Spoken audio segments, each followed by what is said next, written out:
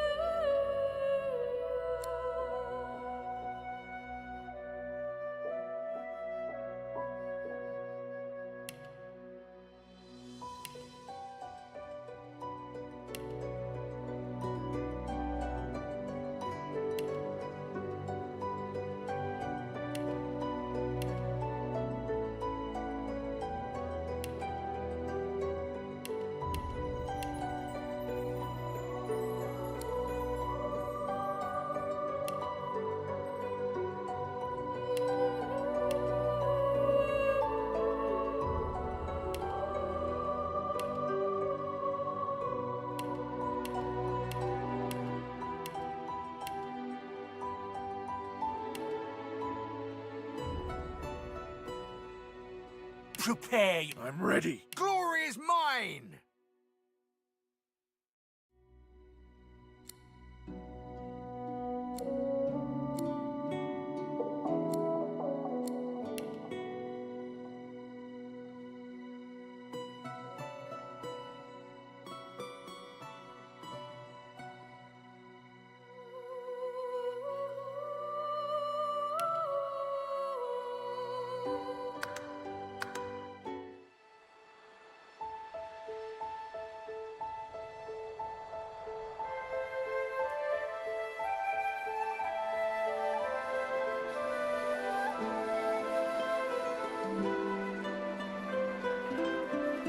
It all happened like I knew it would.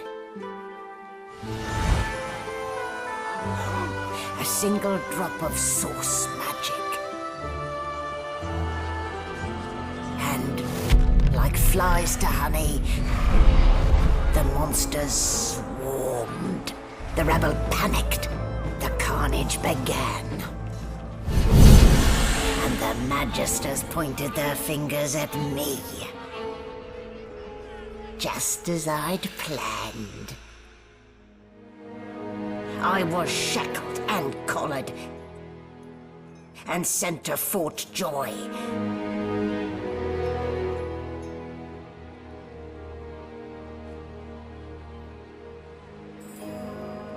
I'd come here to kill Godwoken. But instead I became part of their story.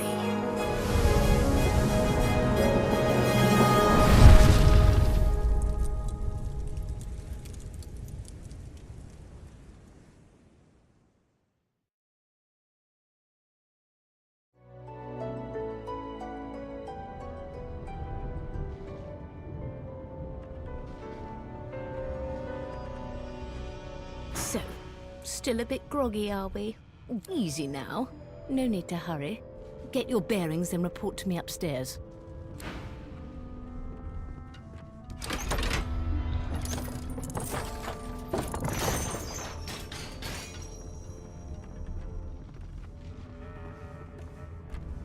Well, look what the dog dug up. You're lucky they didn't notice just how thin you were under those bandages. Although, seeing someone wrapped up like that, they probably thought you had the scabbing plague. Heh? Look, laugh, but don't touch. Better keep that hood down, mind you. The living don't take kindly to seeing their future staring back at them. Playing dead, are you? Probably a good idea. Playing dead, are you? Probably a good idea.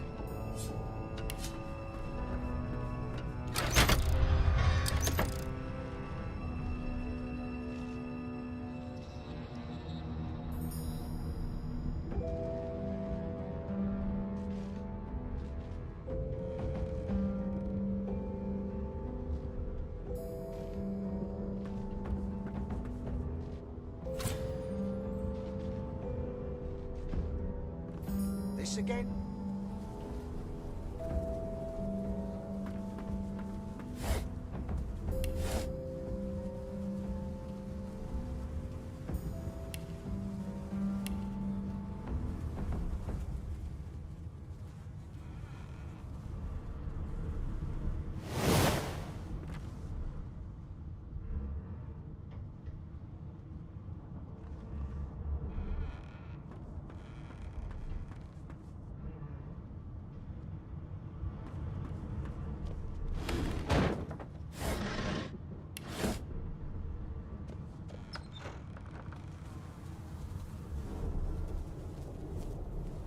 An animal sty.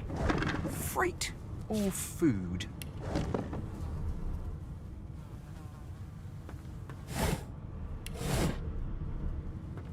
Shaking her fluffy coat, the sheep eyes you balefully, her rectangular eyes like letterboxes to the void. With one sharp hoof, she kicks you right in the shin.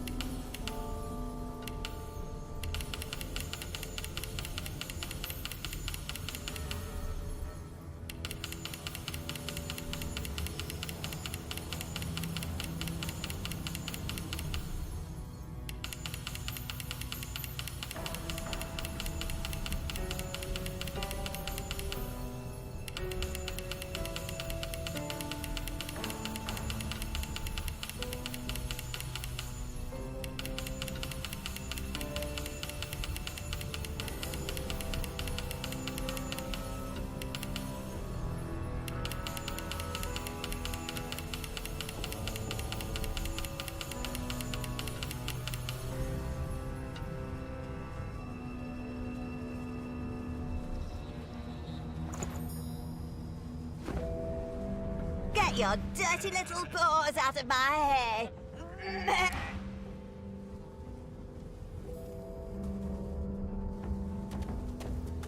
Did you expect a needle? Get your dirty little paws out of my hair.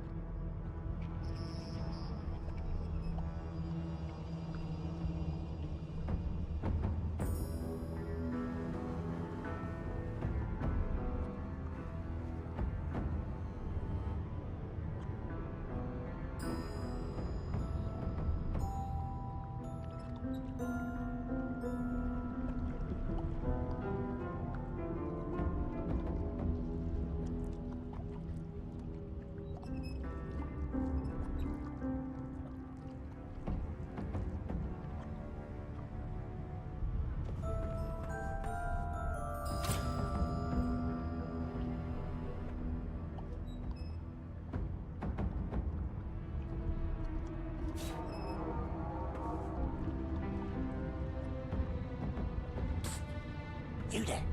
Come here. I'm not one to let sleeping dogs lie.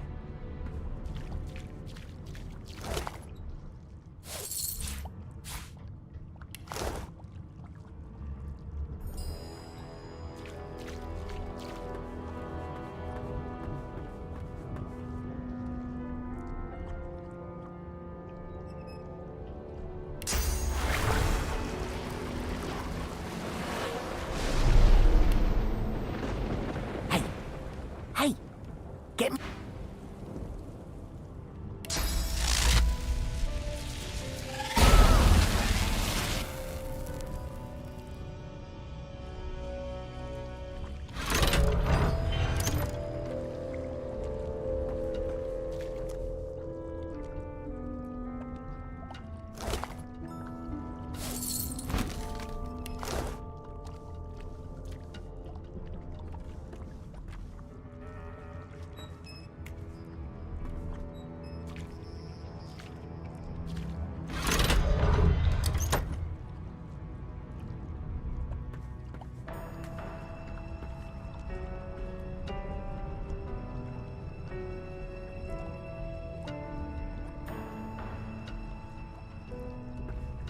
Junk.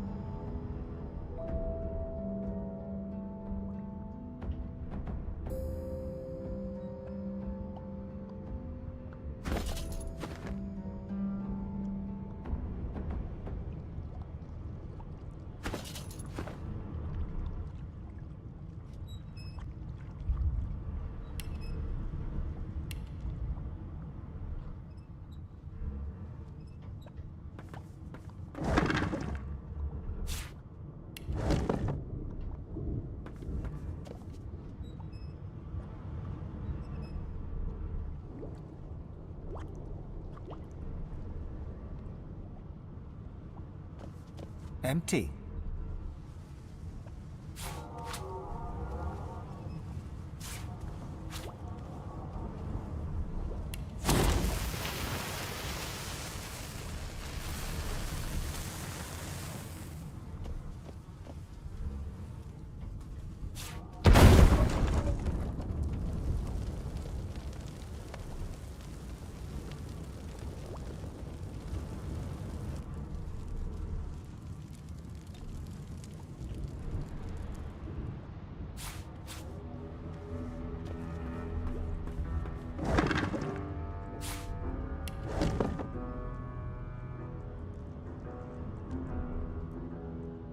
Not the most elegant solution, was it?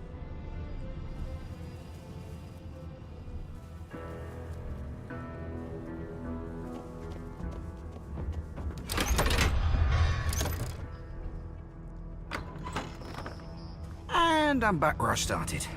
Nowhere to go but up.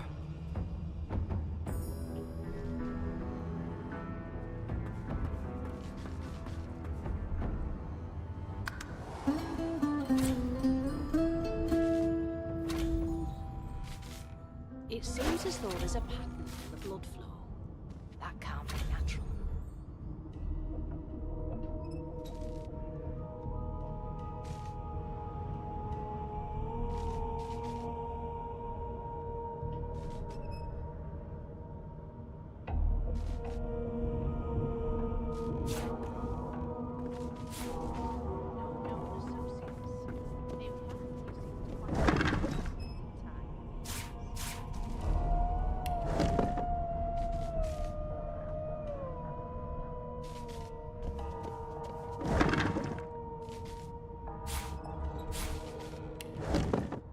No marks, no indications of a stroke.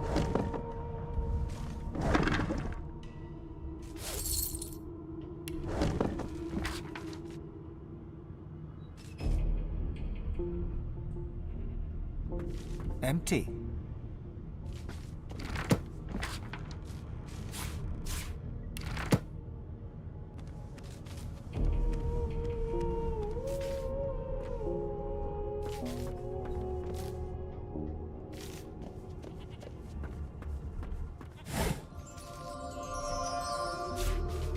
No lesions, no trauma. It was blood magic.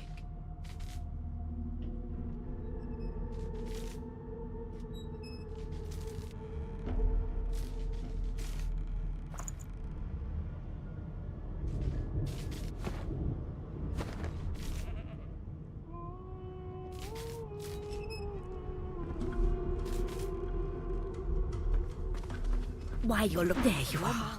Not too tight, I hope. The collar, I mean. In the meantime, your next stop will be Magister William. All passengers have to be registered in the ship's manifest, and he's the chap in charge of the logs. You'll find him on the other side of this deck, in the officers' quarters. Is he? Oh well. Some problems simply sort themselves, don't they? She frowns and peers at you closely, concern clearly etched upon her face.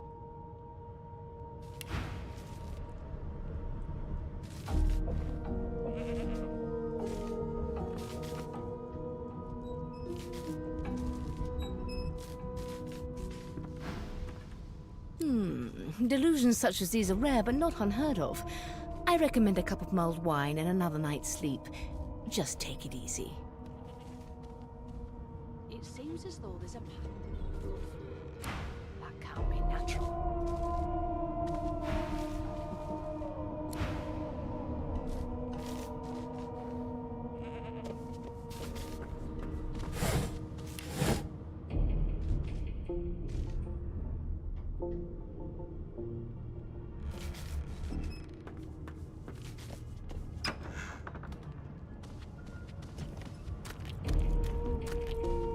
No A marks. young magister stands pale and silent.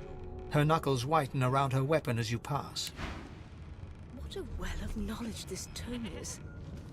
Dallas is such a dear lending it to me.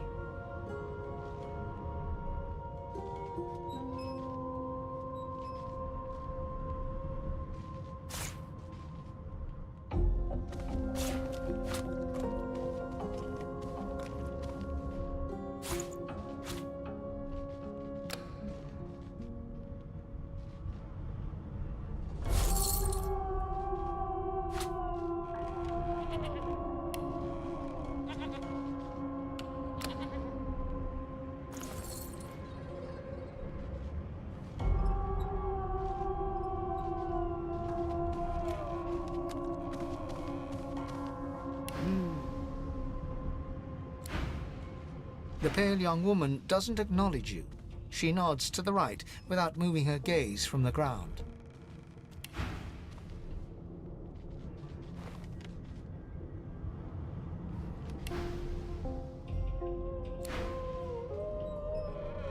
Yes, this is a... Behind the Magister, a bloodied mass lies in a heap. Gore and limbs lie at odd angles. You can't make out a face amid the mess. There's been a murder. A sorcerer was killed by one of your own. Lucky you were busy getting your collar fitted at the time, or you'd be a suspect like the rest of them.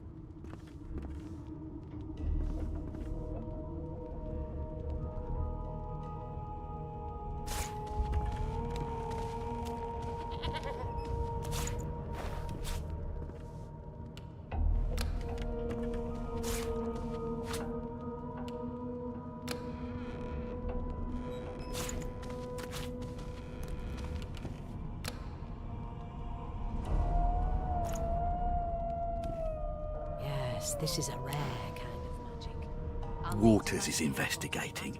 She'll figure out who did it. Always does.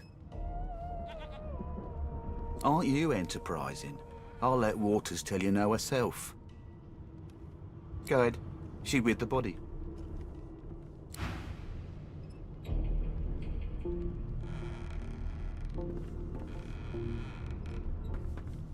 Ugly sight, isn't it? Burns me up this happened under our protection. We're extremely lucky no Voidwoken followed the source that did this.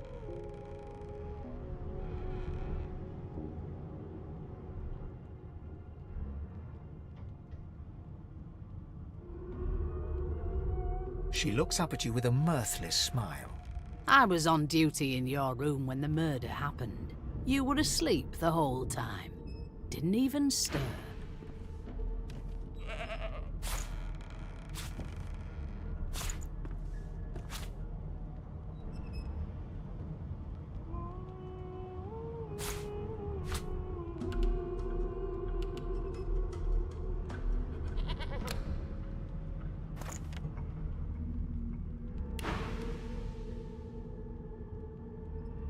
You're one of the only indisputably innocent people on the ship. Unless you can commit murder in your sleep, of course. Not with that collar on you, Aunt. Listen, I could use someone to keep their ears open among the passengers. Sometimes they clam up in front of a uniform. Bring me a good lead, and I'll throw in a shiny gold coin for you. How about that?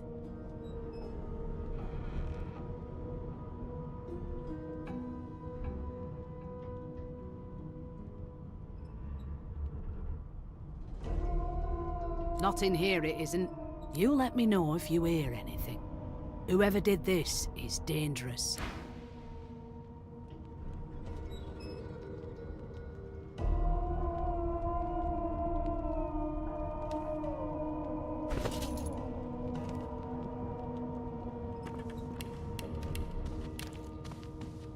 But who?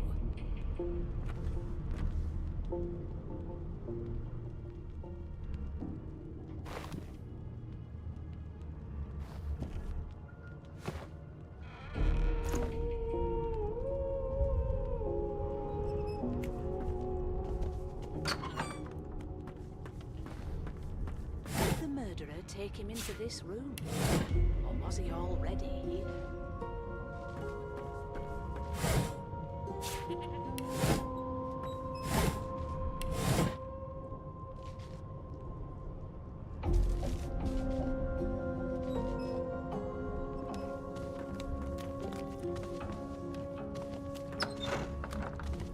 Come on, please, Losa. That's enough now. It was one of them. I know it. Could you put a knuckle in it? I'm trying to concentrate. They don't care about us. Ah, there you are. Husband. Would you please tell this very charming gaggle of not-at-all brat-like babes that I am by no accounts this Losa woman, nor do I sing, in fact. I'm deathly allergical. How very correct you are, spouse of mine. Madame Josephine Gribbles de Peeb refuses to be confused with anyone else. What? What's so funny? Her pinched face cracks into a great grin, and she shoos the children away from her with a laugh. Yeah, okay, you found me out. Go on and git, and maybe I'll sing you something when I'm good and ready. She turns to you, dark-eyed and dirty-haired, and smiles flatly. Gotta keep ourselves entertained, haven't we? You'd presume right. Nope, trying not to find anything out either. Ignorance is bliss. The utterer, the better. Thanks, but I already belong to an elite and exclusive ship gang. We play ball every day after lunch. You're too soft for it. You take care, though. Suddenly, her eyes cloud to an unnatural black. Greyish veins run down her face, and her mouth tightens into a cruel sneer. As quickly as they came, the clouds clear. She smiles as though no change came over her. Good luck, Chief. They don't care about us. We're the I'll give you that knuckle if you keep carrying on. One of us wouldn't kill our own. They're picking us off one by one. Reassure you and you shut up. You think me mad? Mad? Insufferable? An elf Surely. sits tucked away in a dark spot, lazily rolling dice onto the surface of a barrel. Snake eyes. She chuckles. I bet that's just what they'll look like. Rolling dice. Deciding fates. She eyes you suspiciously. Not the future, no, but I can read the past in flesh. Just like you. And I'm quite good at it, too. I could lick your arm and tell you how you spent the night before last. Shall I? She looks at you in surprise when you bare an arm of bone. My. Guess I'll have to find out the memory from Marrow, won't I? She gives your arm a vigorous stroke of the tongue, efficient like a cat grooming. You were in a cellar with other sorcerers, watching, staring at them, hoping that none would stare back. You were thinking of flesh. Or, to be rather more precise, the pleasures of the flesh. Those that have eluded you for so long. She pats you on the shoulder consolingly. There, don't you worry, darling. Your secret's safe with me. I don't lick and tell. Don't worry, honey. It isn't yours. She looks you up and down with the merest hint of a coy smile on her lips. Never say never, though.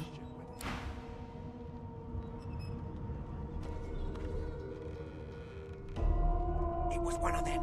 I know it. Would you put a knuckle in it? I'm trying to concentrate. I'm busy watching for clues, sorcerer. Go take your sub-story somewhere else. What? Didn't make it clear the first time. Knuckle if you keep Scram. carrying on. One of us wouldn't kill our own. They're picking us off one by one. Can we just skip to the part where I reassure you and you shut up? You think me mad? Mad? No. Insufferable? Surely. What are you trying to hear anyway? I'll tell you if you can keep it quiet long enough for me to listen.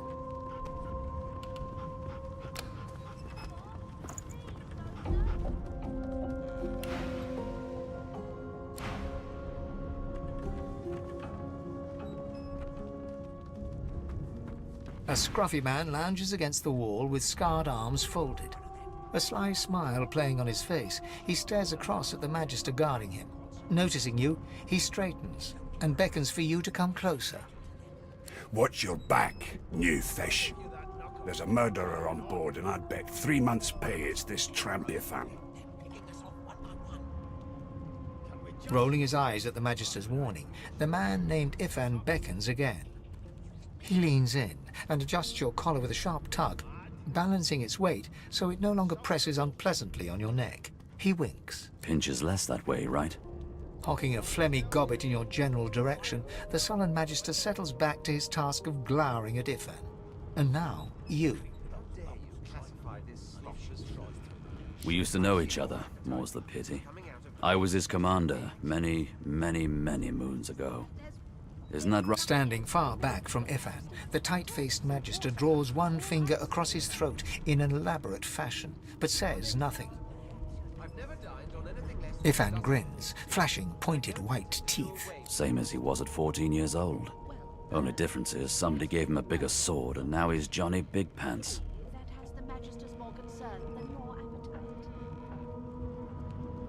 Don't you get saucy with me when you clearly don't know the first thing about sauce. Long story. Maybe I'll tell you about it in the Joy.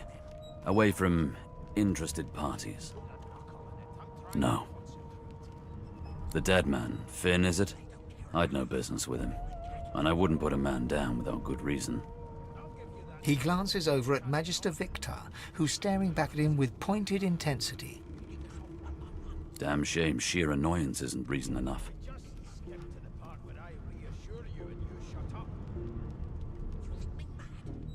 The Joy, I've heard a lot. Nothing good. No surprise there, since Bishop Alexander runs the show.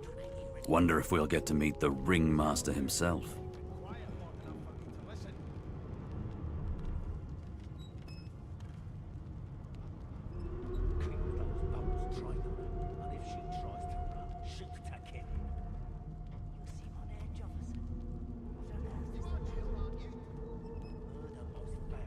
Not interested in the son of the Divine himself? I don't blame you one bit. But Vic here will blow a blood vessel if he hears you talking like that. What are you conspiring about over there? You, elf, what's your name? Oh, don't mind him. Vic's just got a bee in his bonnet.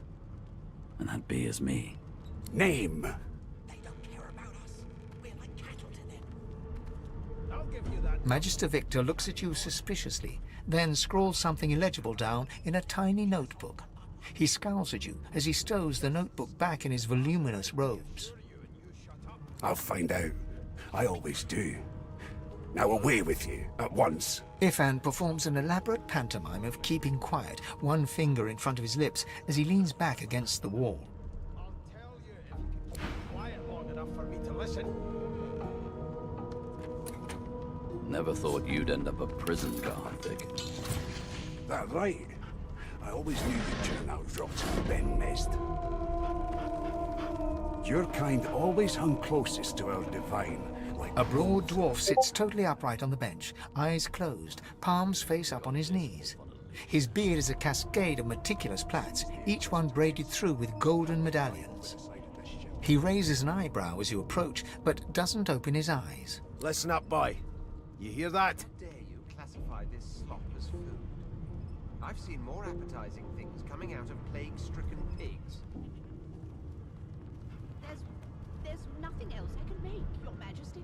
Turnips and water are all I was given. He turns his head toward you, looking you up and down, and smiles before turning his attention to the ship once more. You look like a boy to me.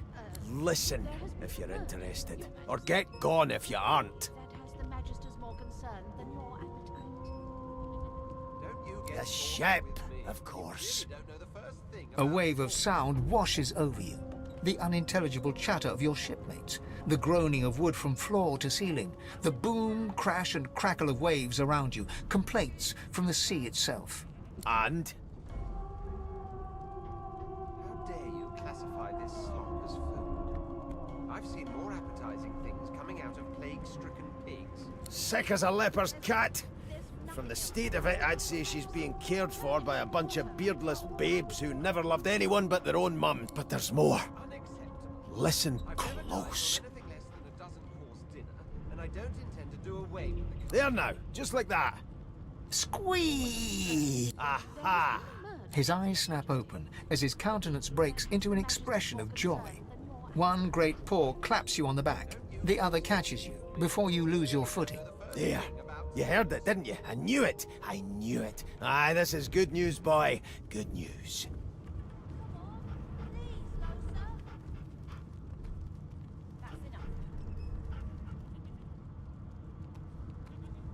It's the wheel, don't you see, you beautiful idiot? Squeaks whenever the helmsman jerks it clockwise, which means we're heading east. Burn my beard. That means if we've been travelling for, yes, only 10.34 nautical miles to Fort Joy. Ah, so you've eyes as well as ears, eh? You'll go far, mate, even here. Unacceptable. I've never dined on anything less than a dozen course dinner, and I don't intend to do away with the custom. Well, there has been a murder, Your Majesty. Maybe that has the Magisters more concerned than your appetite.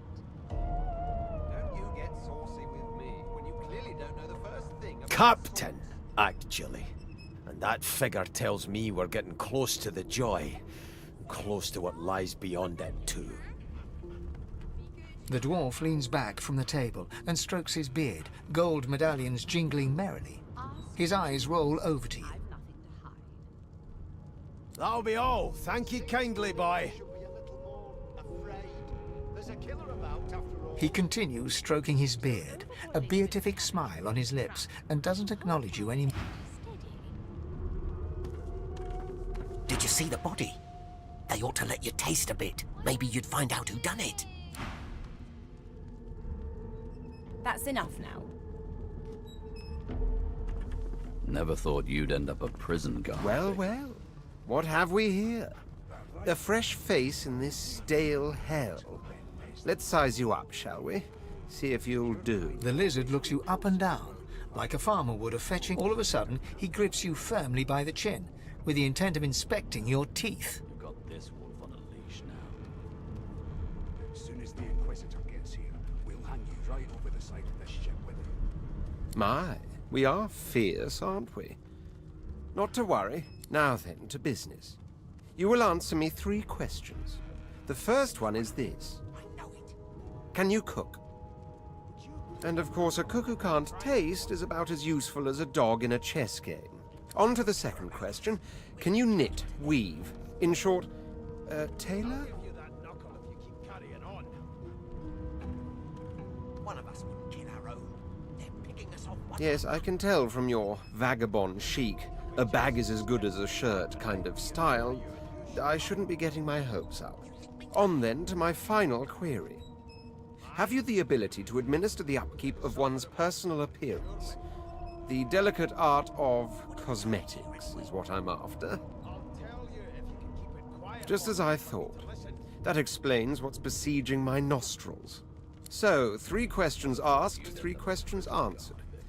As per your own testimony, you have the taste buds of a dung beetle, the fashion sense of a monkey in a clown suit, and your personal hygiene reminds one of a carcass rotting in the sun.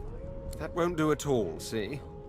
I'm sad to say I must deny you the opportunity to be my slave. Ever so sorry.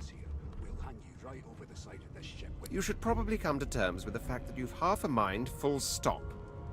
You'll never attain the rank of slave with manners such as that. Still, hone your skills, and one day you may just qualify for a position in a lesser household than mine. You keep dreaming, you hear?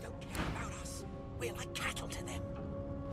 I'll give you that knuckle if you keep carrying on. You know all about it. One of us wouldn't kill our own. They're picking us off one by one. You're right. Just step to the part where I reassure you and you shut up. You think me mad? Mad? Insufferable, surely. What are you trying to hear anyway? I'll tell you if you can keep it quiet long enough for me to listen. How dare you classify this slop as food? I've seen more appetizing things coming out of plague-stricken... Name?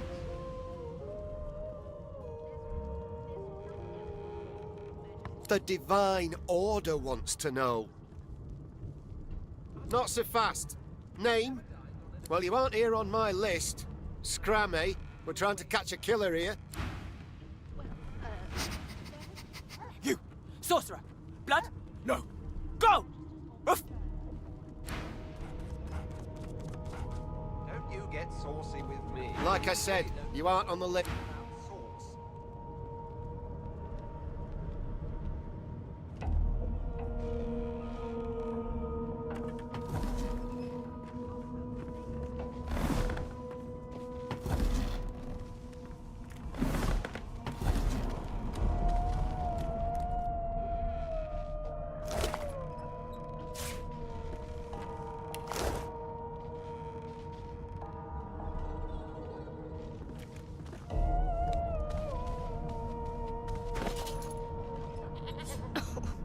As the dead man's flesh slides down your throat, you feel his consciousness enter yours. His memories are yours to experience. You are Finn.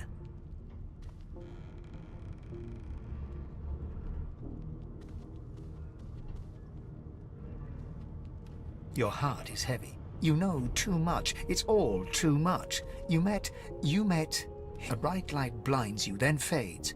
You feel a tremendous power in your hands, but they are shaking so hard you can barely use them. Suddenly you're on this very ship, crouched in a corner, hugging your knees. A figure approaches, an older woman. Her eyes are kind. She comes closer. She says she wants to talk. She reaches a hand toward you. You grasp it. The memories end. You are no longer Finn. You return to yourself with a jolt. So, anything interesting for me? From his memories? You ate something off his corpse? Please, don't tamper with the evidence. Especially not like that. As for the older woman, I'll have to check out the ship's log. If she's aboard, I haven't met her myself. Must avoid us Reds when she sees us. If you meet anyone like that aboard, maybe you could talk to her. Casually. See when she last spoke to Finn. So, anything interesting for me?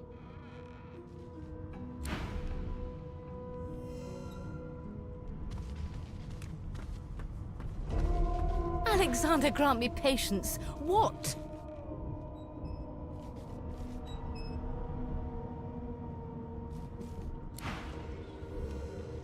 Mad? No. Insufferable? Surely.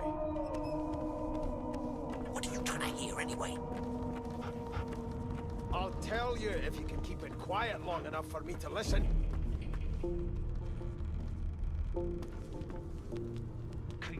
Come on. Try not to. And if she tries... The elf is reading a volume of Cranley Hubert's famous encyclopedia. He looks up, his big round eyes scanning your body, absorbing every detail. He reaches out and examines your bandages, rubbing them between his fingers. Fascinating. He sits back and returns to his book, flicking quickly from page to page, completely oblivious to your presence.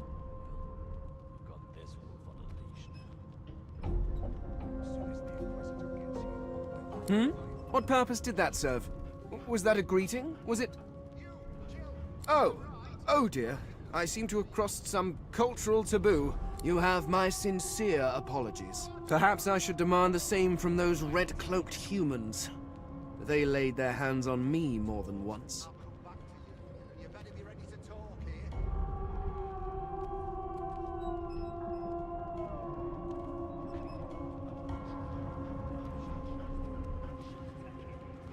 I do not believe I've been drawn anywhere. It is a quaint little read, but it has its faults. It is simultaneously too detailed and insufficient. I know the beginning of this tale and the end, but I am rather missing them. Tell me, what do you know of our world's history?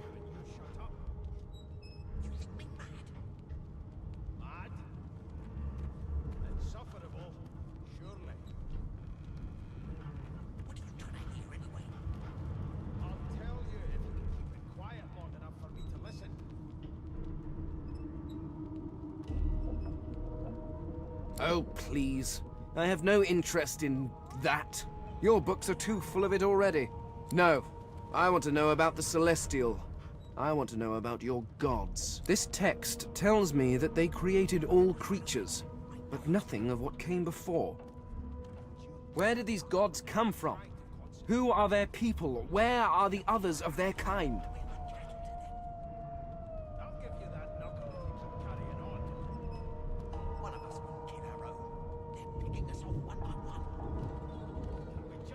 The elf's face freezes for just a second before he waves his hand dismissively. Oh, it's just one of my idle curiosities. We mortals do like to consider these things, do we not? Now please, run along. I have a world to decipher. No amount of pestering will get the elf to take his eyes off his book or respond to your questions. Coming out of plague-stricken pigs. Here to register, sir. Good, good. Magister Williams is just about done with the last passenger. You faring okay so far? I've never died on anything less than a dozen people's dinner, and I don't intend to do away with the custom. Well, there has been a murder. Of course I do. Seems Voidwalk can dog your heels like a shadow. That's no way to live, is it? Don't you get saucy with me when you clearly don't know the first thing about sauce. You'll see. We're gonna help you. You head on in now. Williams will get you sorted fast.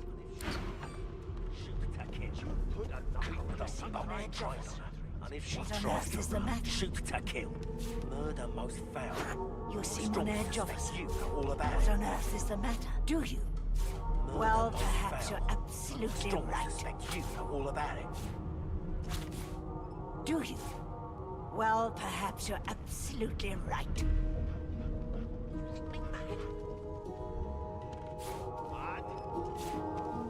Insufferable, surely.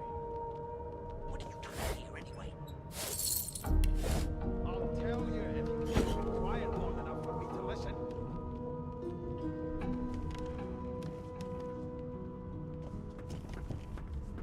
Standing at the center of the room, you spot a sorcerer haughtily eyeing a pair of nervous-looking magisters. They keep their crossbow trained upon her as she's being interrogated by an officer. So you admit it then? You murdered that poor fella? Yes, I did. But of course, that was only the beginning. She turns her head and looks you straight in the eye. There are others whose lives must end. Good God, the woman's mad. You there, sorcerer, go and fetch Magister Siwan. We need to do more than collar this maniac. We need to shackle her, hands and feet.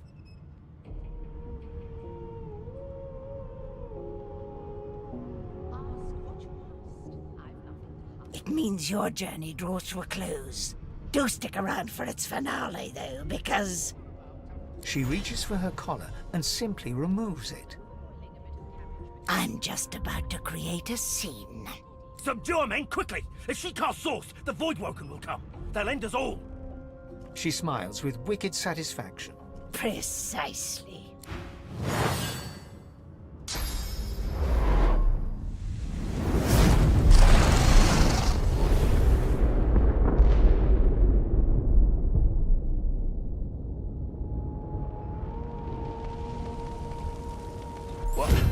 What happened?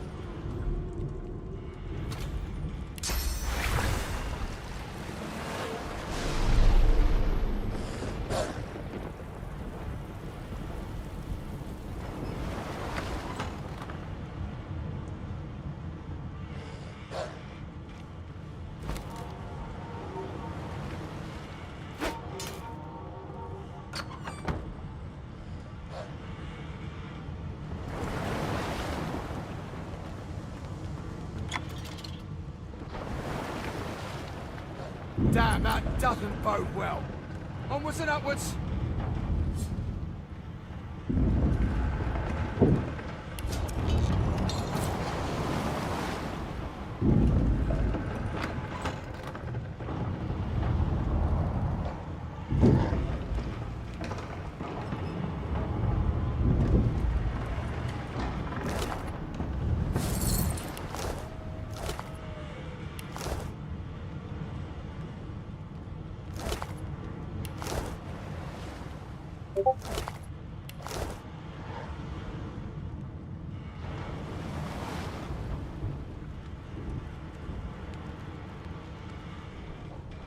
And you thought Rivellon was flat? Bishop Alexander. If Lucian were alive, what would he think of his son's divine order? Bishop Alexander. If Lucian were alive, what would he think of his son's divine order?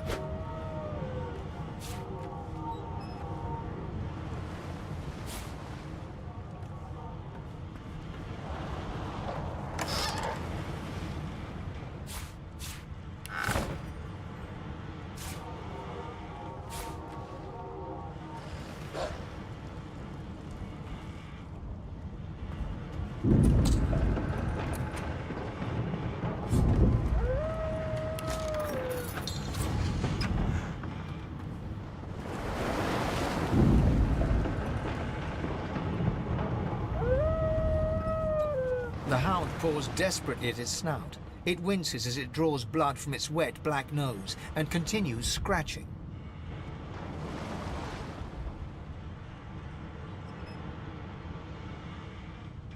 The dog notices you for the first time and snarls, the hairs on its back prickling as it lowers itself into a lunge.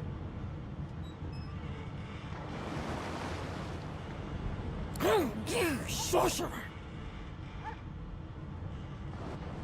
It sneezes suddenly and paws at its nose once more.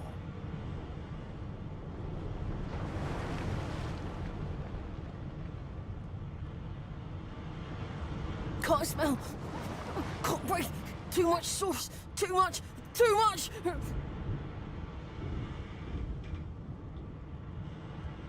Please, make it stop.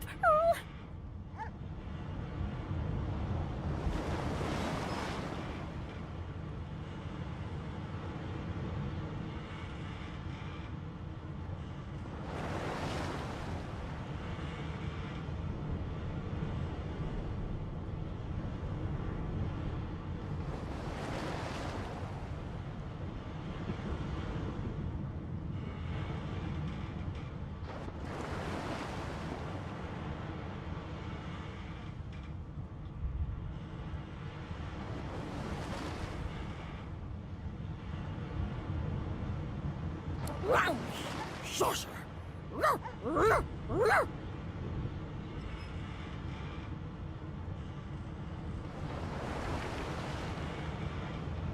The dog whines and continues pawing at its nose.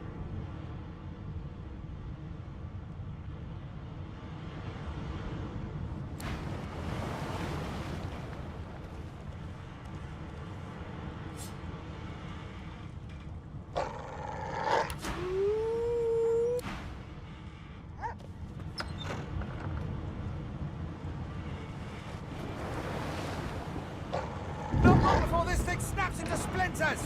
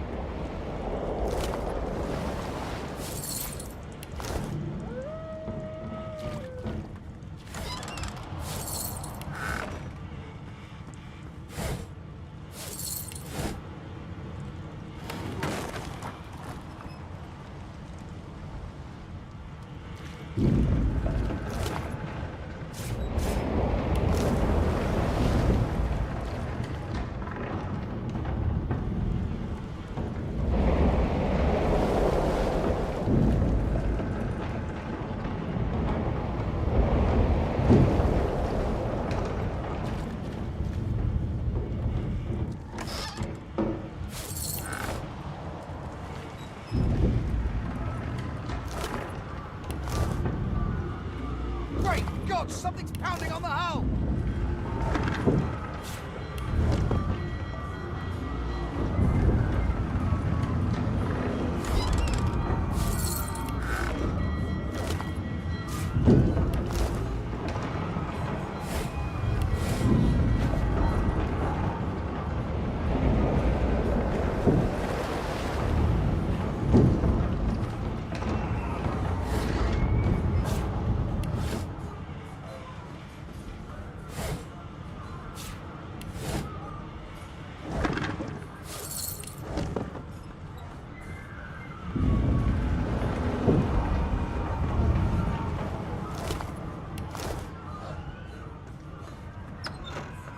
God damn it! We need to get off this wreck, and quick!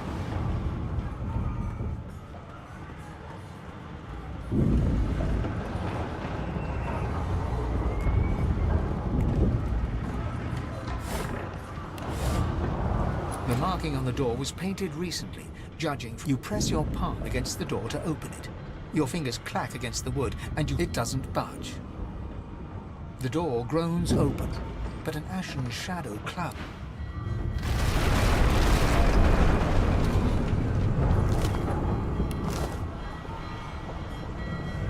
Death fog? Good thing I'm immune. Still, this means trouble.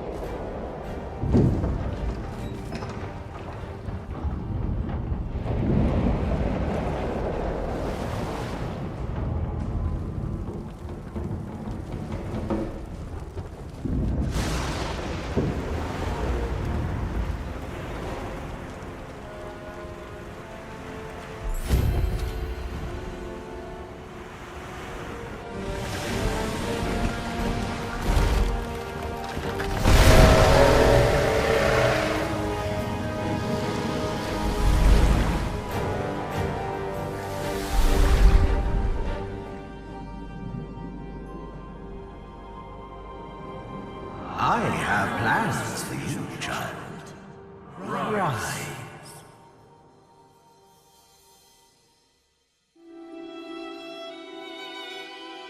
Honorable Dallas, we lost a ship sailing sorcerer prisoners to Fort Joy. We assume some escaped and broke their collars. Their vile magic lured the Voidwoken. All who were aboard are presumed dead. Yours faithfully into eternity, High Judge Oriven.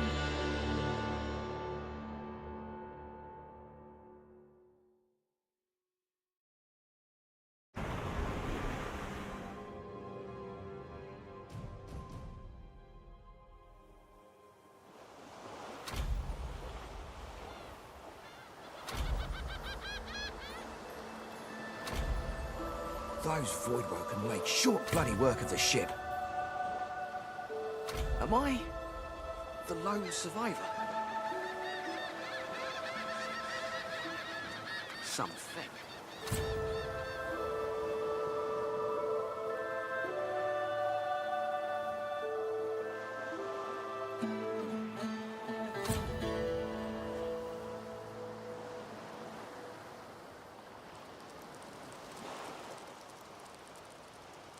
Voidwoken.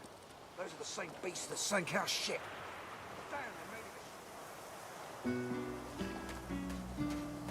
Look here, Quercus. Another giant.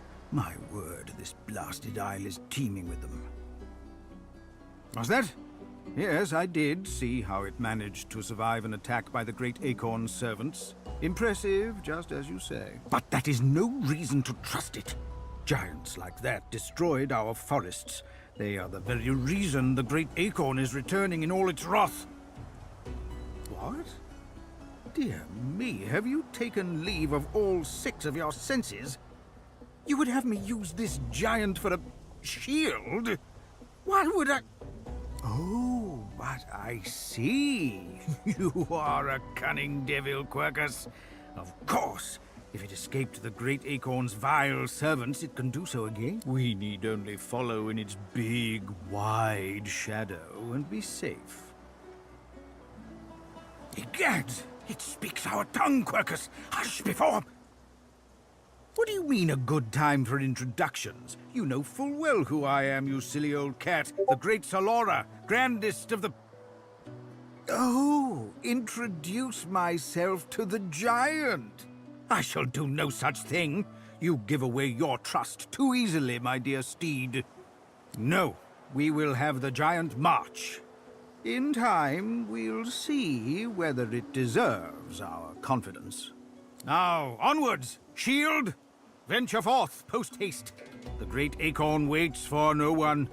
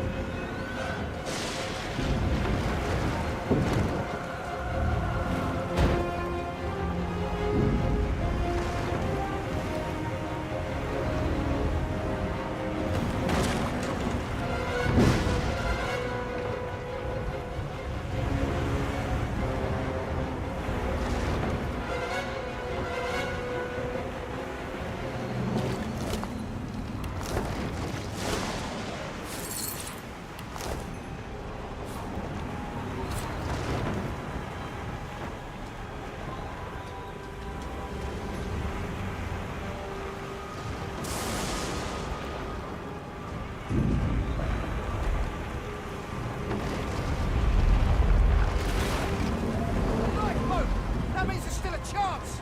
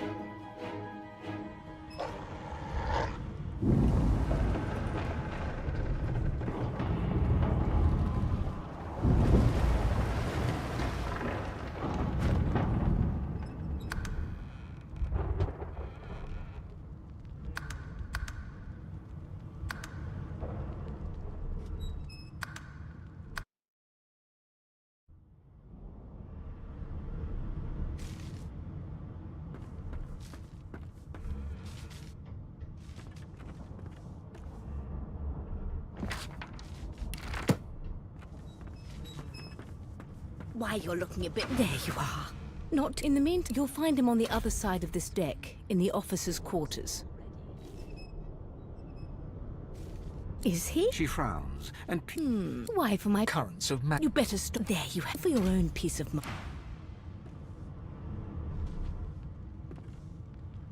Good gods! There's been a murder here. Behind the Magister, a bloodied mass lies in a heap. Gore and limbs lie at odd angles. You can't make out a face amid the mess. My, these smelling salts are strong stuff.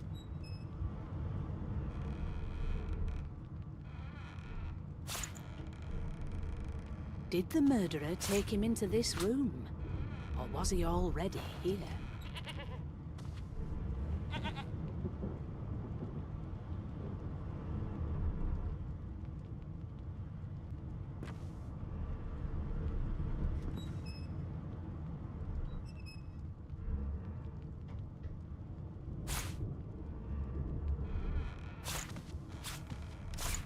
Did the murderer take him into this room? Or was he already here?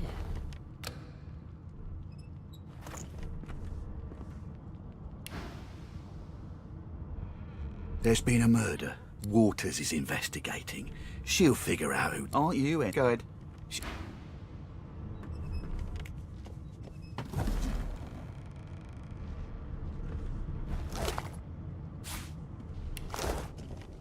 It seems as though there's a pattern in the blood flow. That can't be natural. As the dead man's flesh slides down your throat, you feel his consciousness enter yours. His memories are yours to experience. You are. Your heart is heavy. You know too much. It's a bright light. Sudden, she reached the memory's end. Ugly sight, isn't it? Burns me up this happened under our protection. We're extremely lucky no Voidwoken followed the source that did this. She looks up at you. I was on duty. You're one of the only indisputably innocent people. Not with that. Listen, bring me a good lead, and I'll throw in a shiny gold coin for you. How about that? Thanks. So, anything interesting for me? From his memories, you ate something off his cup. As for the older woman, I'll have to check out the ships. If you meet anyone like that...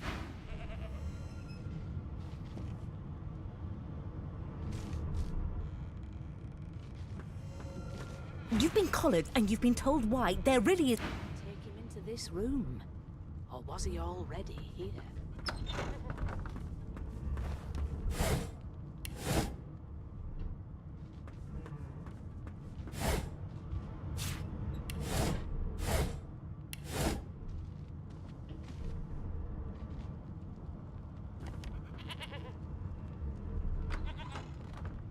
Why won't you sing? How to sing? I did.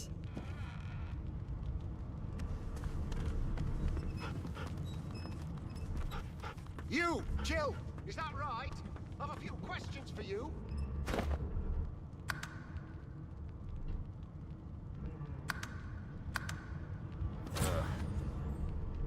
It's a register, sir. You faring okay so far? Of course I do. You'll see. You head on in. Keep those bolts trained on her, and if she tries to run, shoot to kill. You seem on edge, officer. What on earth is the matter? Murder most foul, and I strongly suspect you know all about it. Do you? Well, perhaps you're absolutely right. Standing at the center of the room, you spot... So you would... Yes, I do. She turns... There are other... Good. You there, sorcerer. Go and fetch Magister Siwan. We need... By all means, do... She reaches... I'm just... Subdue me! She smiles. Precisely.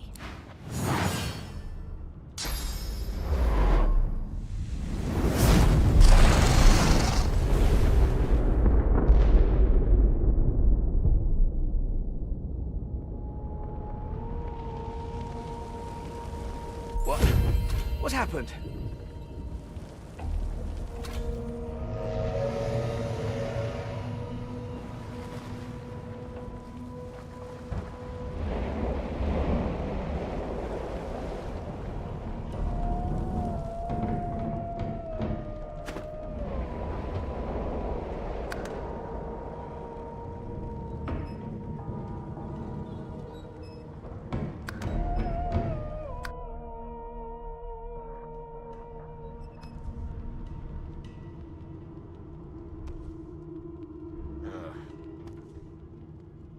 You are Jill, aren't you? I ain't saying nothing. Bloody dwarves. I'll come back to you. And you better be ready to talk here. Come on, please, Losa. I know there's a yes over time.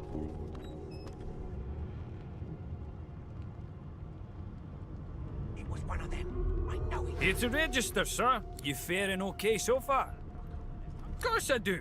You head on in. Keep those bolts trained on her, and if she tries to run, shoot to kill. You seem on edge, officer. What on earth is the matter? Murder most foul, and I strongly suspect you know all about it.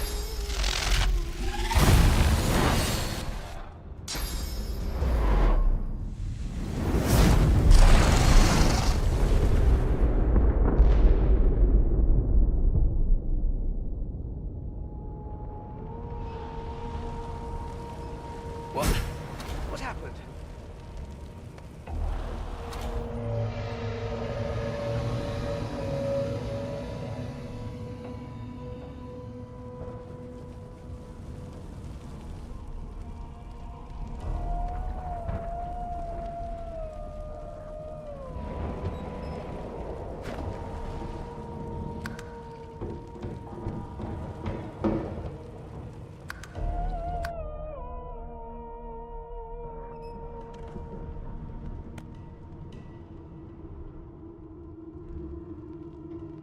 You are Jill, aren't you?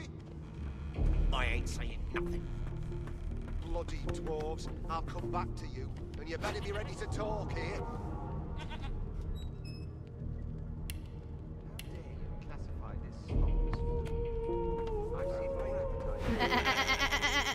I'm not suited for this.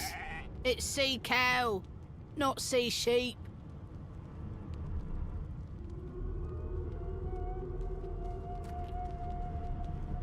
Haven't got any shears, have you? People these days.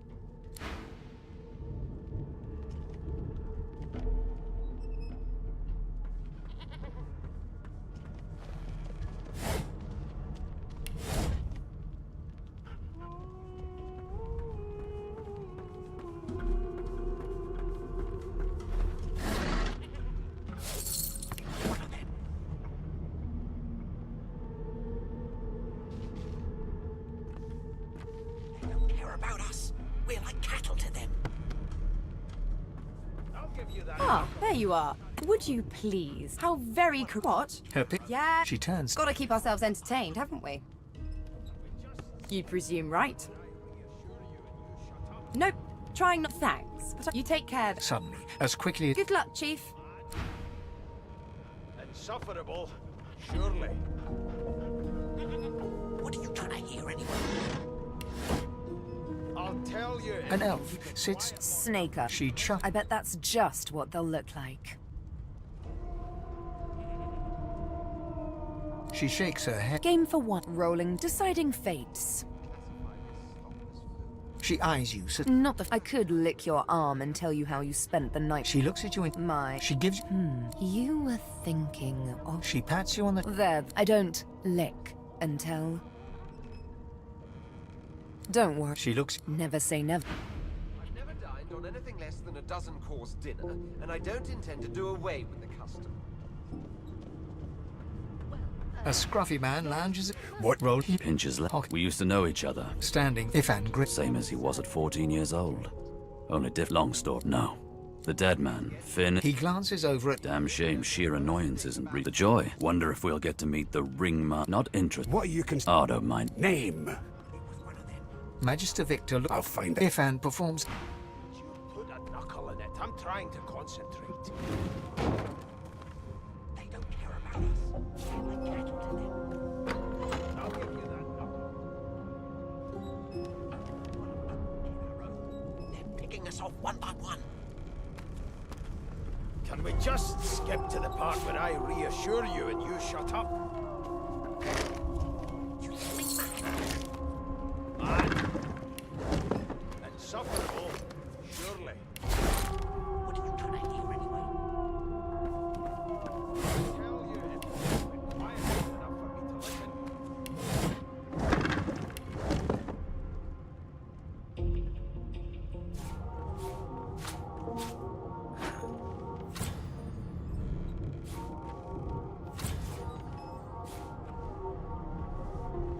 Ask what you must. I've nothing to hide. Seems to me you should be a little more afraid. There's a killer about, after all. Till overboiling a bit of cabbage becomes a crown, I shall hold my head steady. A broad dwarf sits totally upright. He raises... Listen up, boy. You hear that? The ship. A wave of sound. And? Sickers, but there's more. There now. Squeak! Ah, His eyes... there. No, burn my beard.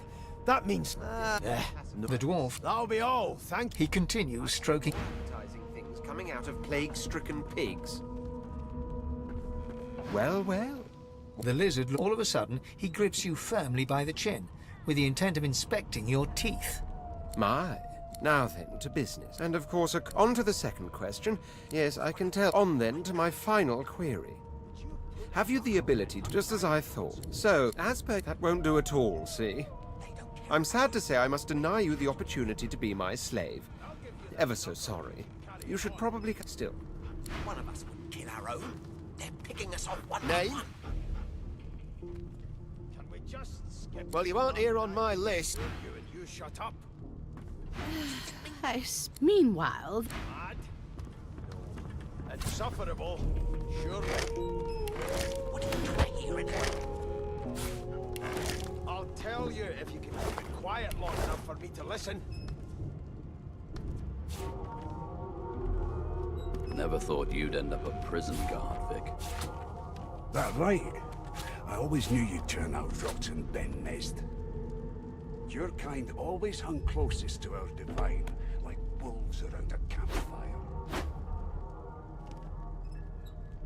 Got this wolf on a leash now. As soon as the Inquisitor gets here, we'll hang you right over the side of this ship with it. The elf is reading a volume. He reaches... He sits back and returns to his book, flicking quickly from page to page, completely oblivious to your presence. There's nothing else I can make, Your Majesty. Turnips and water are all I was... What? Oh, you have... Perhaps I should demand the same from those red cloaks. I do not believe... It is... Tell me, what do you know of your... Oh, no. This text... Where did these gods come from? Who are their people? Where are the others of their kind? The elves... Oh, it's... Now, please, run along. No amount of you get saucy with me when you clearly don't know the first thing about sauce?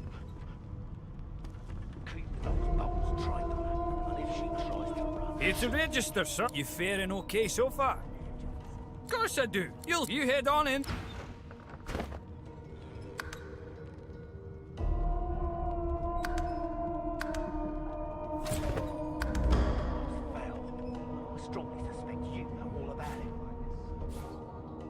Do you?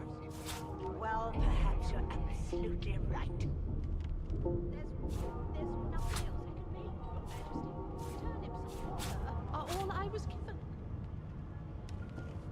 Unacceptable. I've never dined on anything less than a dozen.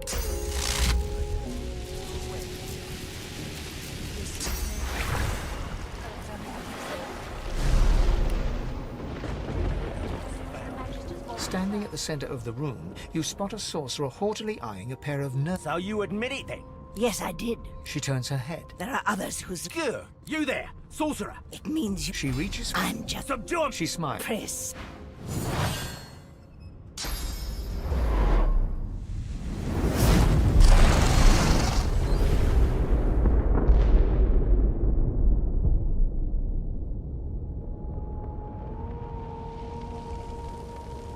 What?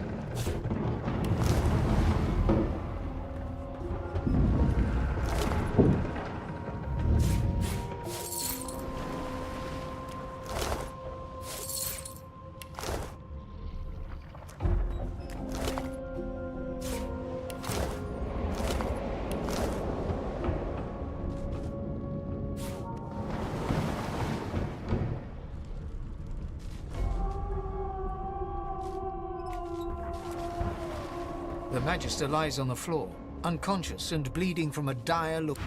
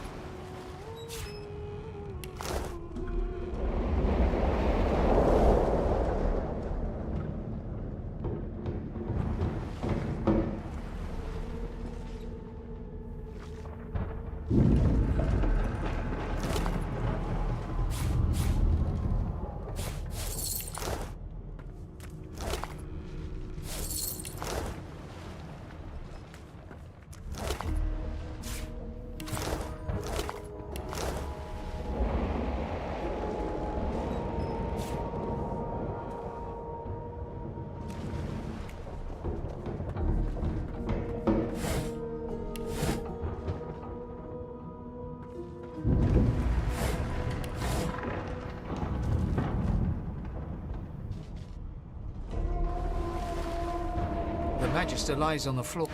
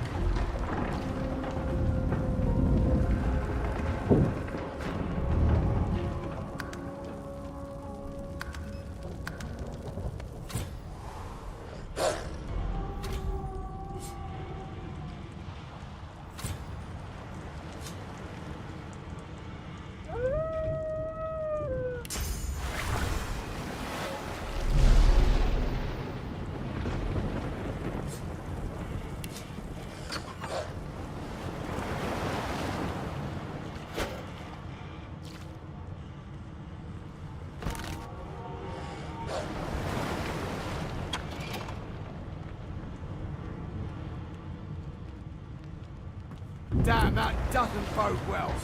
Onwards and upwards.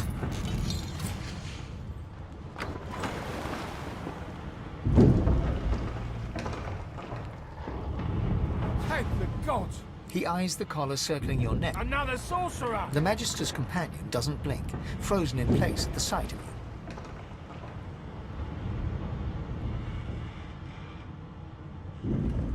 Even if I knew how to... He whispers loudly. Don't just cower there, Rix. Take out... Rix grabs his sword, which shakes in the rhythm of his trembling hand.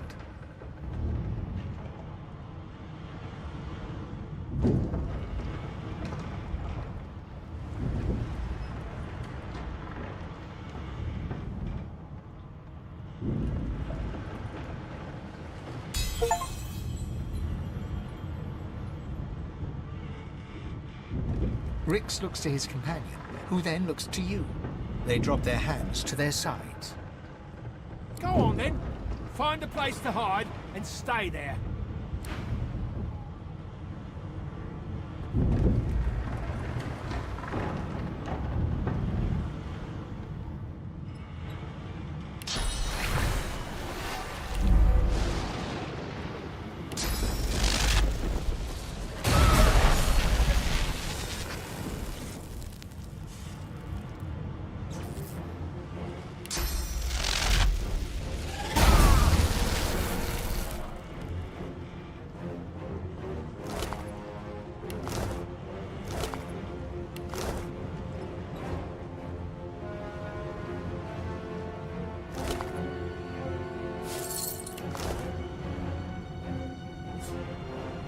Bishop Alexander.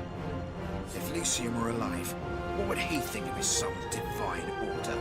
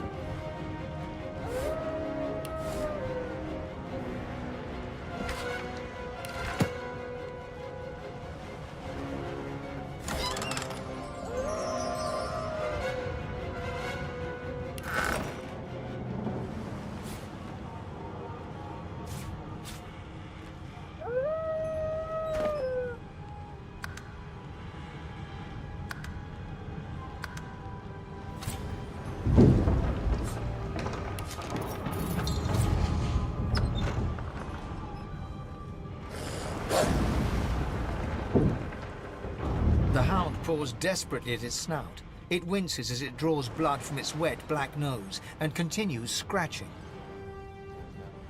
The dog notices you for the first time and snarls, the hairs on its back prickling as it lowers itself in. You sorcerer! It sneezes suddenly and paws at its nose. Can't smell.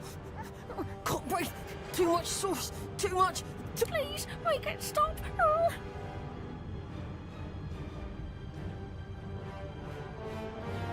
Too much. Too much. Can't smell. The dog whines and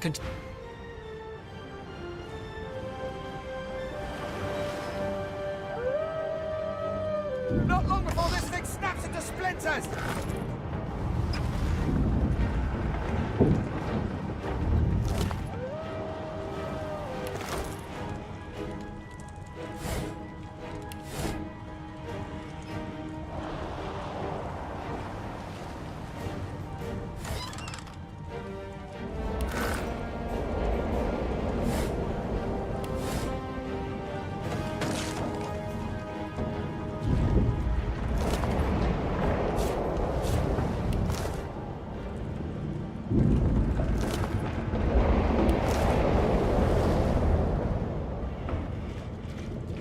You pass through the door and are suddenly face to face with an undead.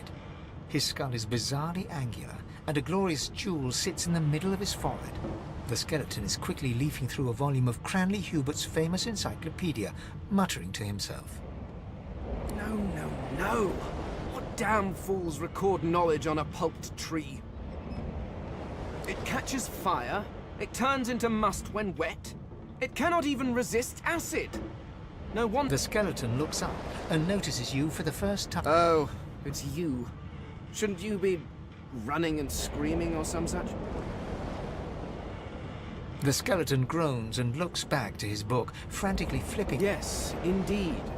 It's the look of someone that wants to read the bloody book he's holding. Now, if you're really quite finished, I believe you have lifeboats to flee to.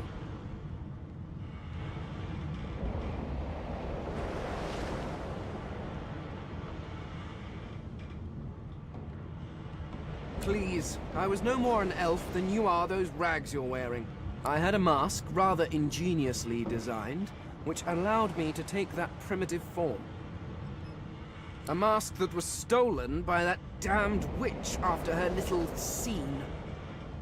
Still, she'll drown with the rest of these fools, and I will simply pluck my mask from her cold, dead hands. Indeed, just as sensible as getting off a sinking ship and leaving a fellow to his business. I would say good day, but it seems quite likely that you're about to die a rather terrible death, so... The skeleton shrugs casually and returns to...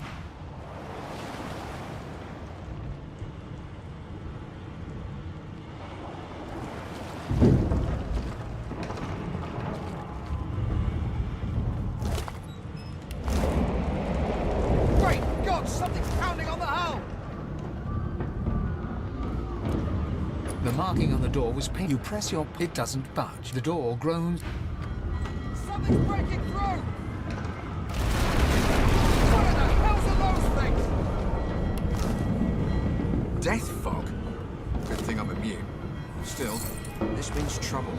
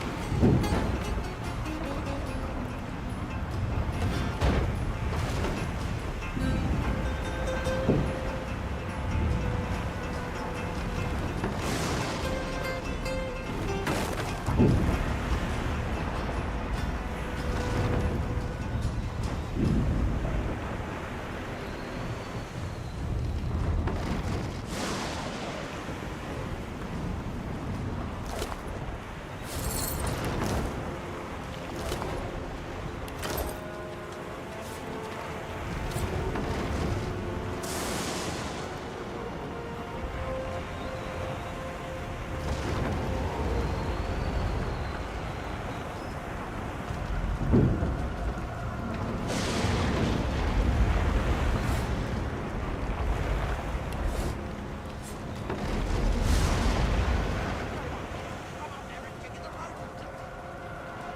ball! You do it! A lifeboat! That means there's still a chance!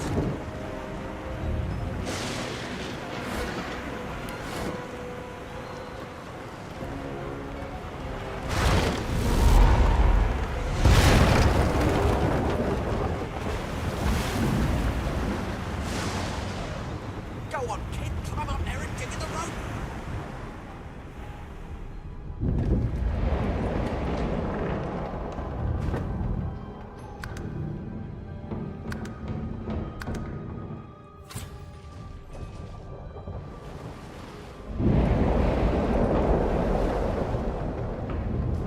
If you can walk, get yourself around. There's a...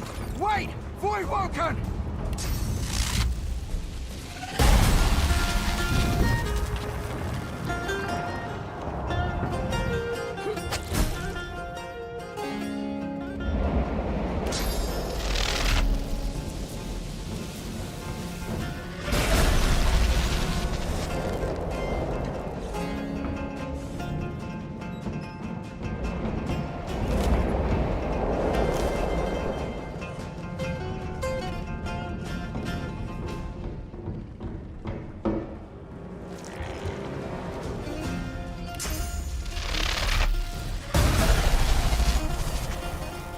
They smell even worse dead than alive. Let's head above decks for some air.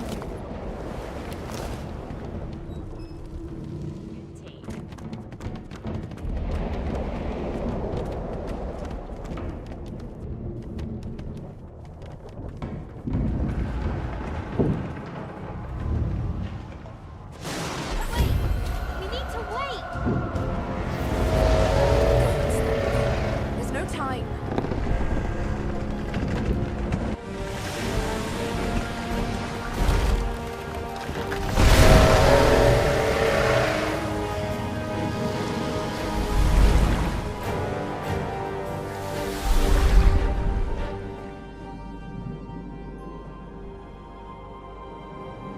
I have plans for you, child.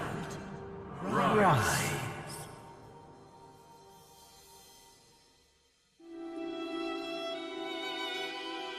Honorable Dallas, we lost a ship sailing sorcerer prisoners to Fort Joy. We assume some escaped and broke their collars. Their vile magic lured the Voidwoken. All who were aboard are presumed dead. Yours faithfully into eternity, High Judge Oriven.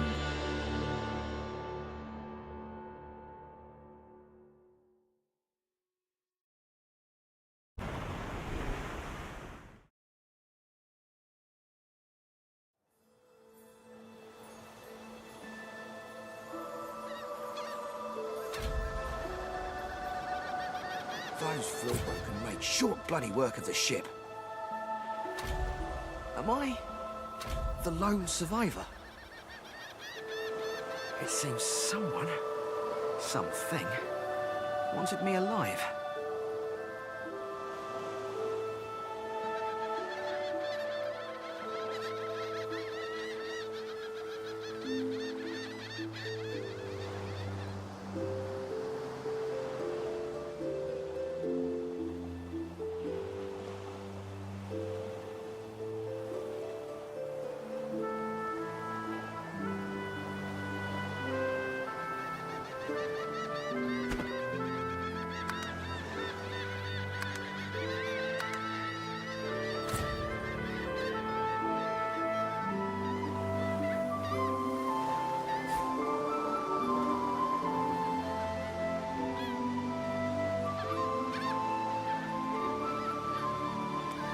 I thought the Order would get rid of any trace of the old Source King.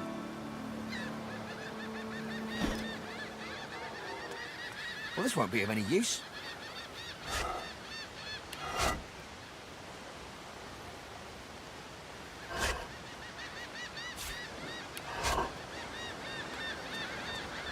The child has a small mirror in his hands. He holds it up at angles, inspecting his eyes, his chin, the crown of his head. He spots you, and his arms snap to his sides. I'm not supposed to talk to elves. The child considers your statement. You're weird.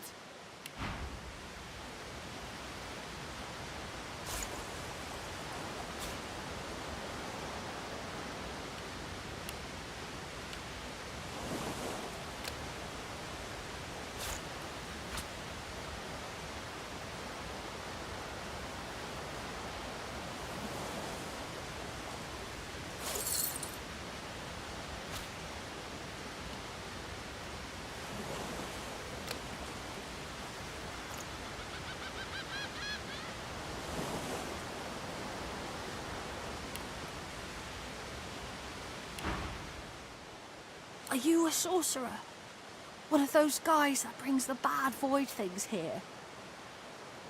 The child looks at you straight on, unafraid, searching the shadows cloaking your face. He lifts his mirror to his nose, closes one eye, and looks at himself again. I don't see any source on you or me. I guess they're wrong. Or crazy. Maybe you're right. At least they don't mind where anyone goes. They know we can't leave the island, and it's a lot nicer out here than outside. But you didn't die.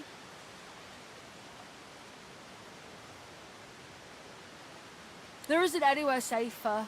That's what I mean. You'll see. I guess I am, but it's just normal to be scared. Nowhere isn't scary.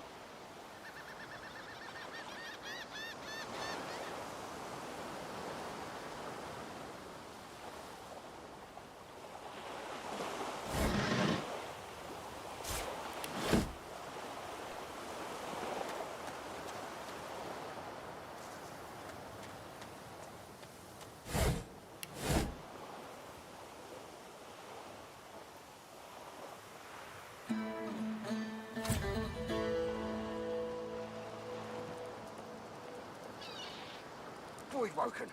Those are the same beasts that sank our ship. Damn, they made it to shore.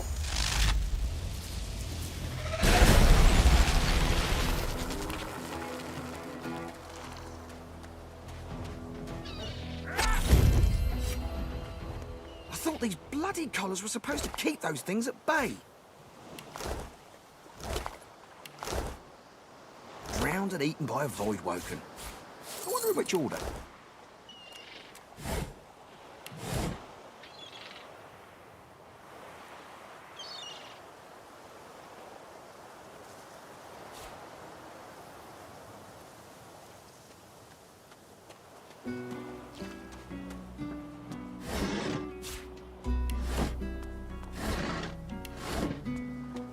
Here, Quercus. Another giant.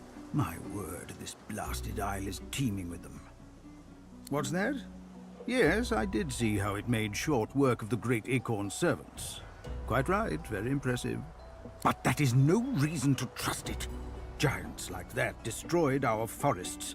They are the very reason the great Acorn is returning in all its wrath. What?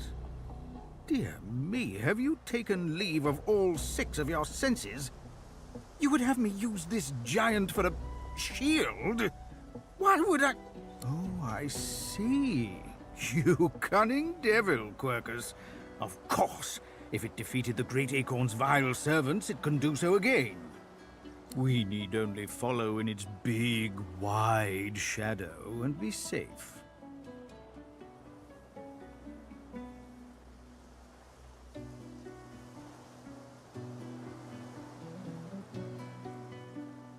Gads! It speaks our tongue, Quercus! Hush before... What do you mean, a good time for introductions? You know full well who I am, you silly old cat. The great Salora, grandest of the... Oh, introduce myself to the giant. I shall do no such thing. You give away your trust too easily, my dear steed. No, we will have the giant march. In time, we'll see whether it deserves our confidence. Now, onwards! Shield! Venture...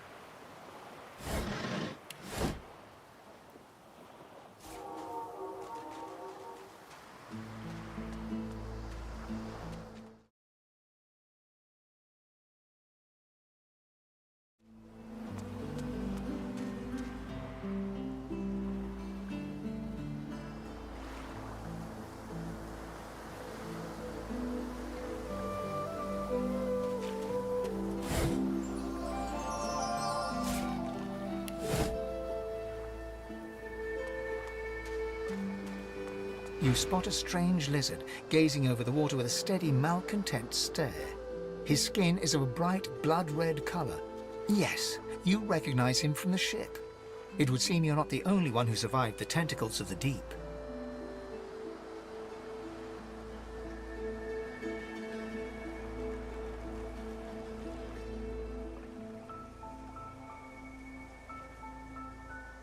The lizard turns about with the graceful ease of a dancer, or a duelist. You lock eyes with his, two smouldering embers that sizzle your... Yes, I imagine you do. You're made of sterner stuff than I first gave you credit for. Chances are I wouldn't have survived the shipwreck had you not returned to the aid of your fellow passengers down in that dreadful hold. You have my gratitude. Hand over heart, he salutes you with a bob of the head. More than a nod, though less than a bow.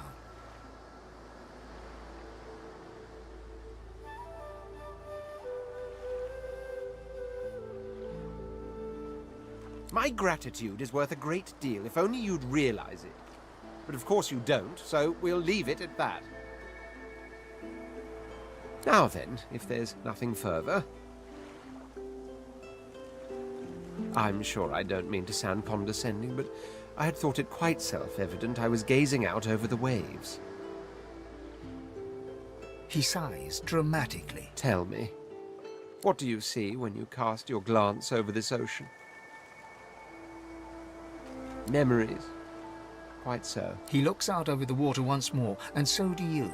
A few tranquil moments pass as the waves lap against your thoughts.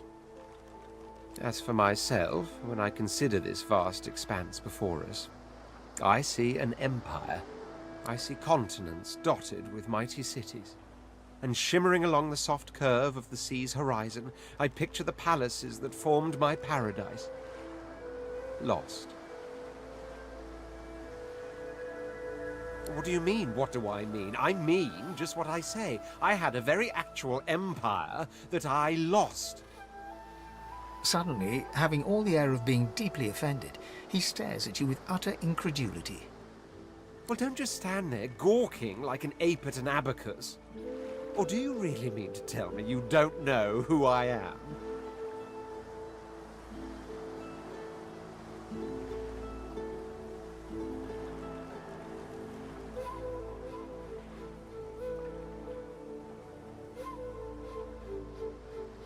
Oh, may the Seven have mercy on their own creation. I am the Red Prince, the All-Conqueror, the world. Of course you know me. There's a brief moment's pause, during which his grandiloquent pose deflates ever so slightly. That said, I suppose I must own up to the fact that I find myself rather in between all-conquering and world-taming opportunities at the moment.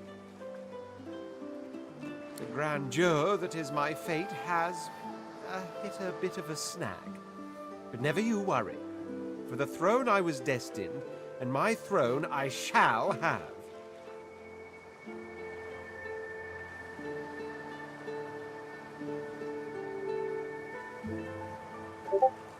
This and that. Tag along.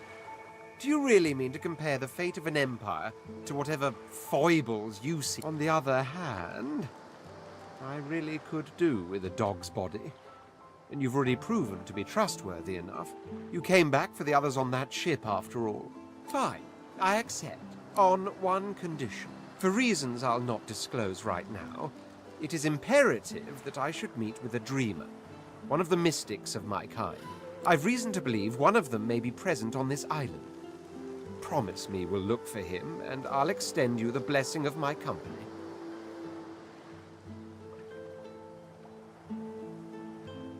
You do tend to beat around the bush, don't you? Oh well, that wishy-washy answer will have to do then. Oh my word. How you do astound me. Come now, did you really think a handful of linen towels can fool me? But don't worry. I have studied the arcane arts for years, including necromancy and demonology. I do not hold the petty prejudices of common folks. In fact, I prefer the exceptional in all things. Your secret is safe with me. So, now that that's settled, first things first.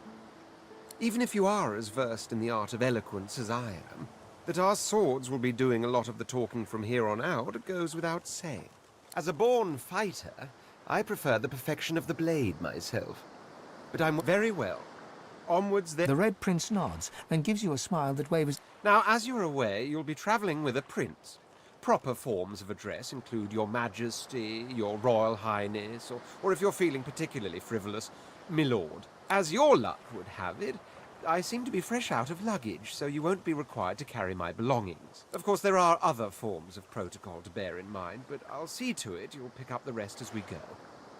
So, without further ado, let us be off.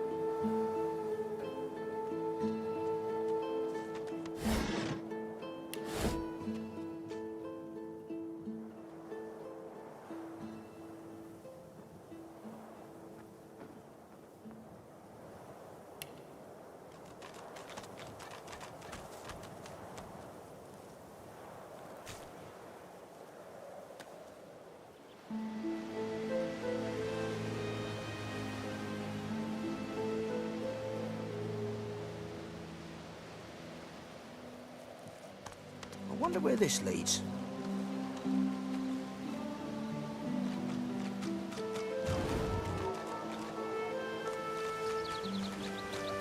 As the alcove opens up, you see the same skeleton that you met on the boat before it sank. He's still not wearing his mask. He's leaning over a corpse, prodding and pulling at the skin of its face. Bugger. How on earth am I supposed to... Skeletal fingers reach down and grip the skin of the dead man's face, pulling sharply upwards. After a few more tugs at the man's cheeks, the skeleton relents, letting the head drop to the ground with a damp thud. Damnation. That stuck fast. I wonder, does the beard act as some form of anchor?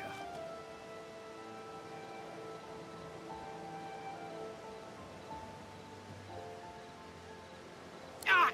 No! Stay back! Oh, it's you. I must admit I'm surprised. Perhaps you're more buoyant than I suspected.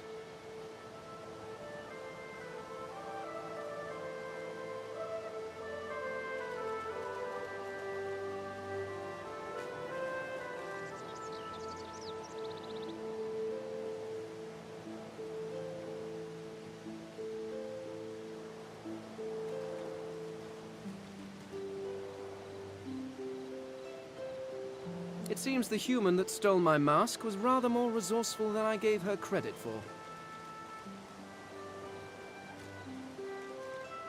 I chased her here, but she rather seems to have given me the slip. Thus...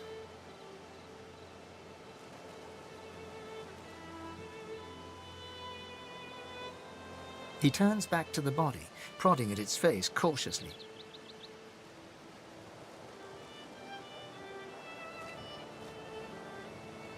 Why, its face, of course.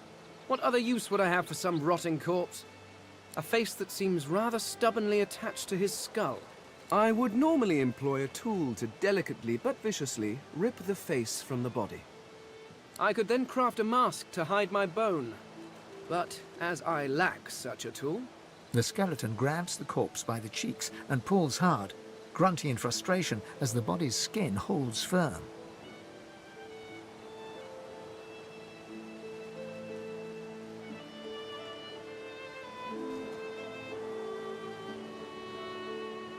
Carved?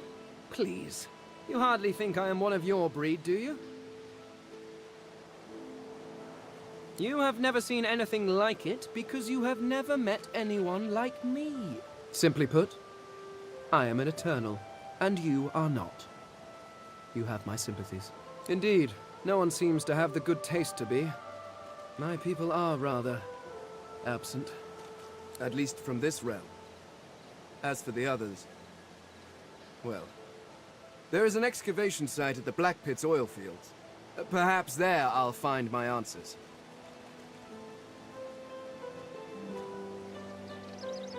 Ah, well, that is the curious thing. They are clearly absent from this world, and yet they are everywhere.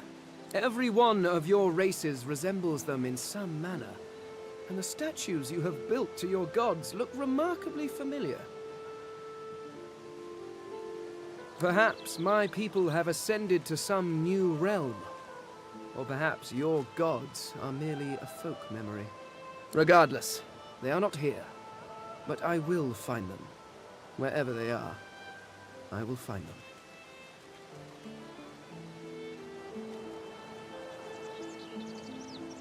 I suppose, circumstances being what they are, it could be advantageous. You seem more at ease in this world than I. A guide would certainly be useful.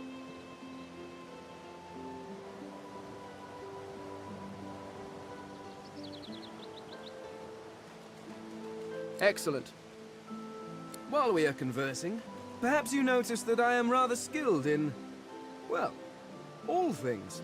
Of course, the arcane arts are my little speciality, but being a brilliant wizard does not mean I cannot handle blade or bow. So, which do you require for this enterprise of yours? I could do that with one hand behind my spine. Splendid. Very well.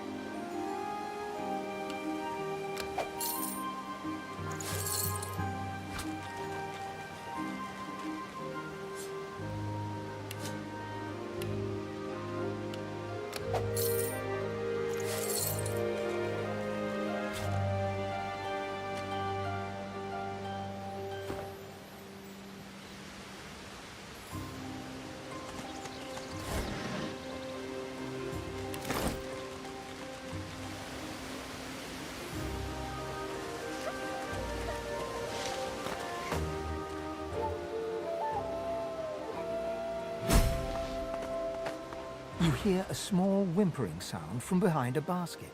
You peer behind it and find a small human child holding her knees and trembling.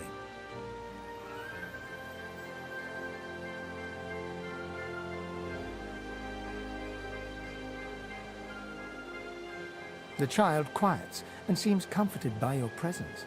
She looks up at you with curious eyes. The child nods and reaches up to you. As you hold her, her breathing grows slow and calm. Her wet face is damp on your neck. She lets go and looks up at you with a small smile. Thanks. You're nice. You can have this. I found it outside, but I can't read it yet. That's next year, and then I'll learn it. She nestles back into her spot on the ground and starts tracing figures. A little family in front of a house in the dirt.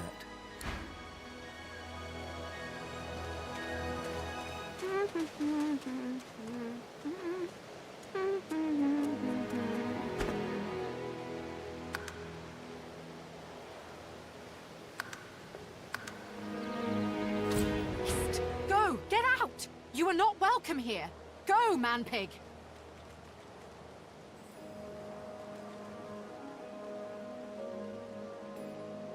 She eyes you suspiciously. Please, please, just...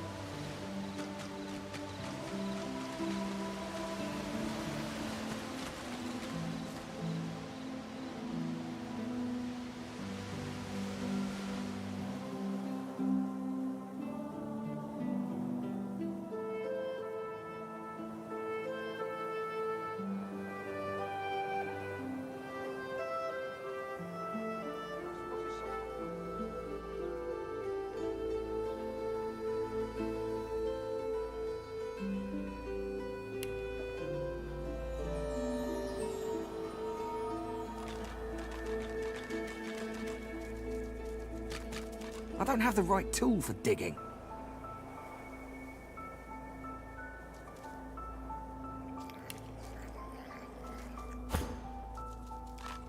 One must put in due effort if one is to reap the proper reward.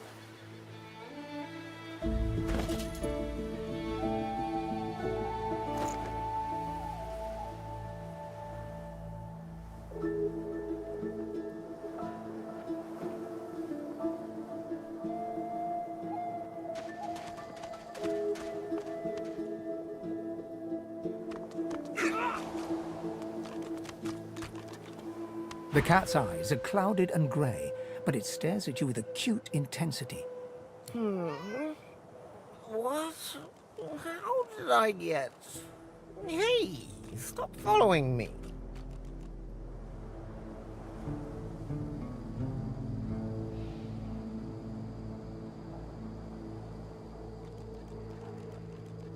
Me? I know who I am. Well, at least I think I do. Sometimes it feels like... No, I know who I am. Who are you?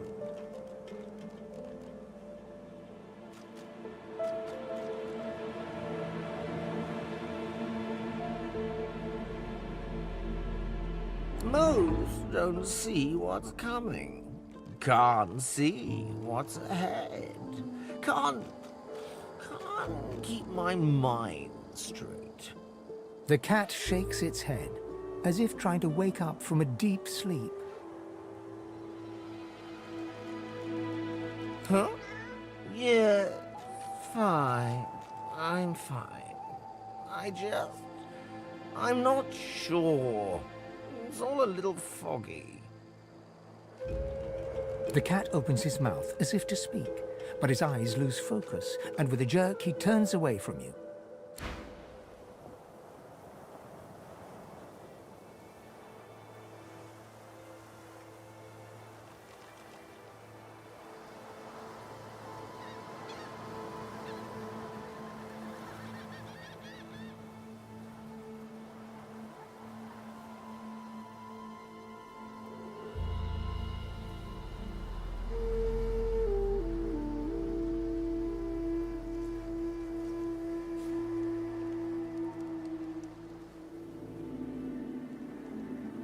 Where should I put this one?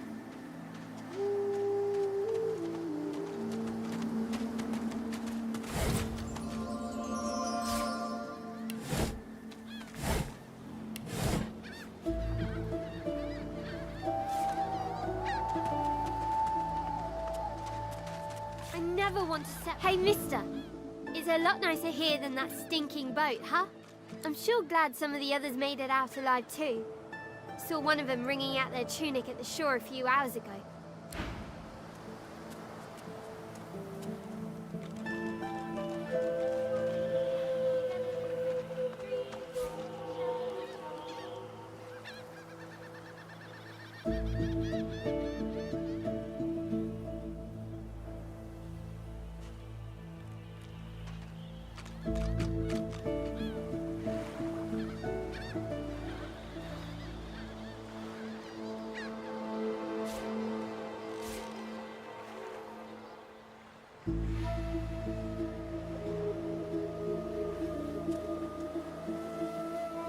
Your Godwoken has asked you a question. Answer him. Need I repeat myself? It's time to accept reality. I know nothing of any Verdus. I told him at noon exactly. We all stay back, sorcerer, and stay silent. Our Godwoken speaks. We know you've been helping sorcerers escape, Atusa. We have proof. I'd sooner cut my tongue out than lie to you, Alexander. I know nothing of any escapee. If you can tell the Godwoken no more, your tongue is of no use. Cut it out. This can't be serious, Alexander. Come! You should know by now to obey your superior, Magister, whatever she may ask.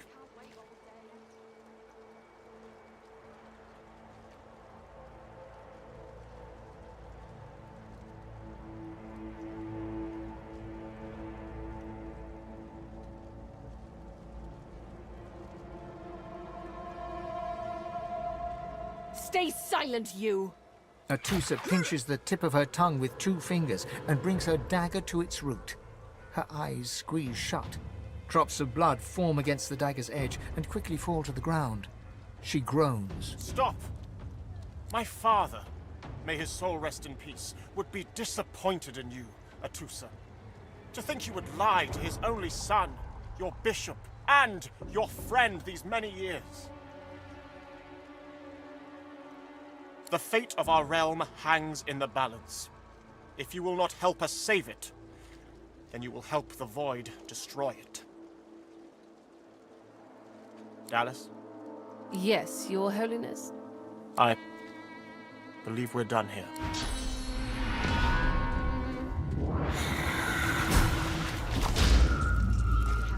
What a waste. Always late. Come.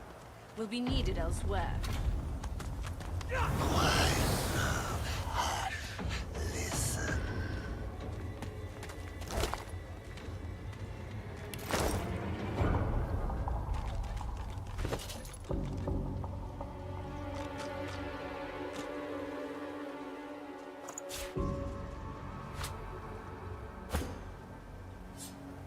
A single name throbs across your brain. Verdas, Verdas, Verdas! He must escape. He cannot die here. He cannot!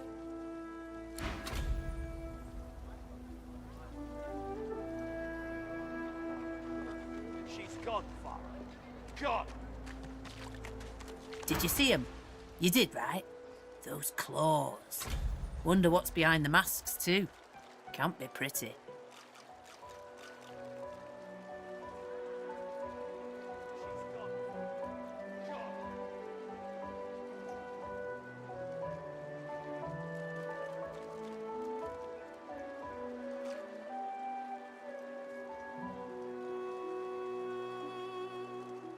The Geists, dummy. The Hammer and Alexander had 2 in tow just a moment ago. Ugh. Thought you lot would be interested in a thing like that.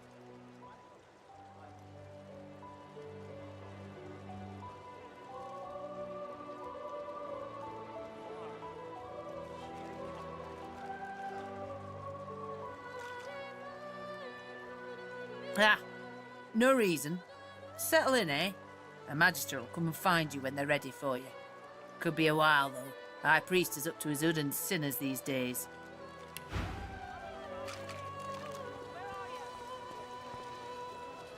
Pipe down, Farah.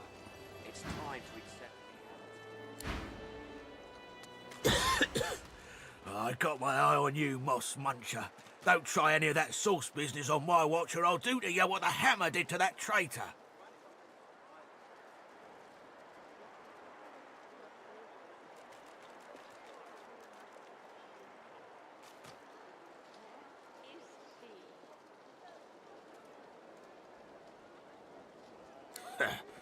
Peace is more than she deserves.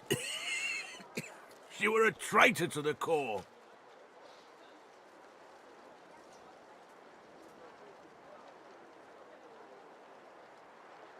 Bishop's a son of the dead divine. Don't know when we'll get a new one, but Alexander's looking after us in the meantime all the same. And the Hammer's a solid sort. Don't take no guff and don't stand for no idling. Earned that name for a reason, she did.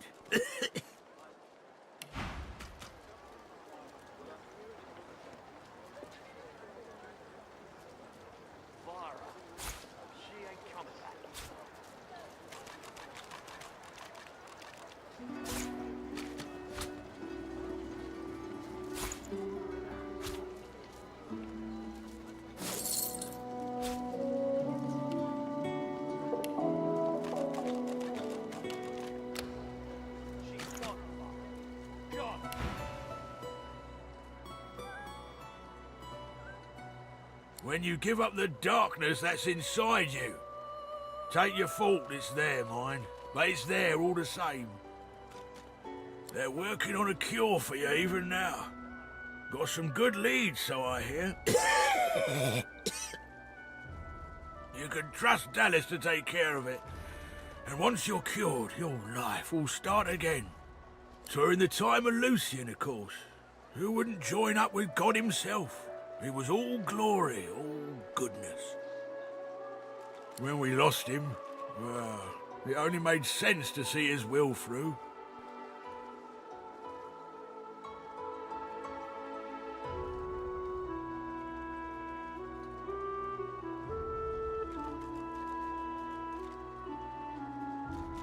Lucian gave his life to protect Rivellon. If we let the Voidwoken get to it now, well, we'd have lost him for nothing. Fort Joy ain't no summer camp. No one said it were, but it's the best we've got to protect the realm. Can't for certain, but I reckon when God himself gives his life to protect you, you don't waste the gift. You protect it with everything you've got. So that's what we do.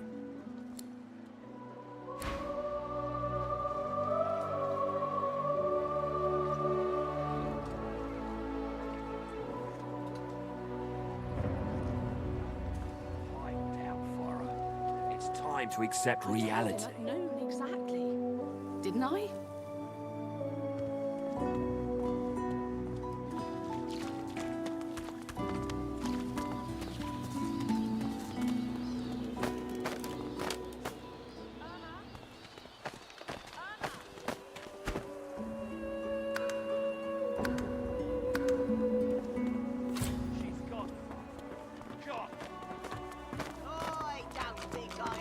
You there, elf? I'm looking for an inmate. A smallish man, thick spectacles, prone to somewhat eccentric chatter. He wears a large bronze pendant with a dragon stamped into it. come back.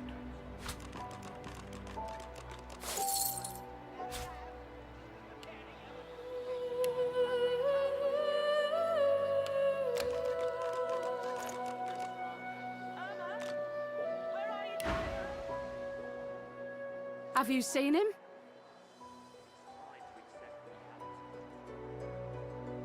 None of your business, inmate. Find me if you hear of a me go. Otherwise, don't waste my time. I told him at noon exactly, didn't I?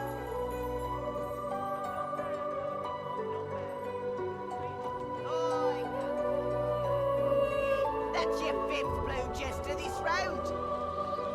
What of it?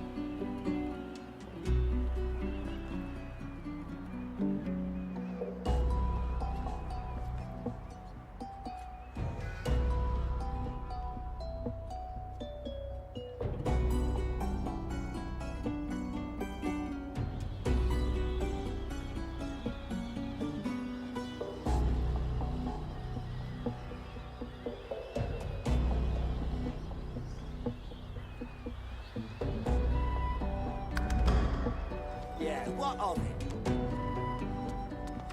Ah, grab it in your gobblers, the both of you! If you don't like the game, Topsy, you can fold. No, just because the pair of you are filthy cheating liars don't mean I can't Looky here, mates. A fresh face. We love fresh faces, don't we? Oh, yes, we do.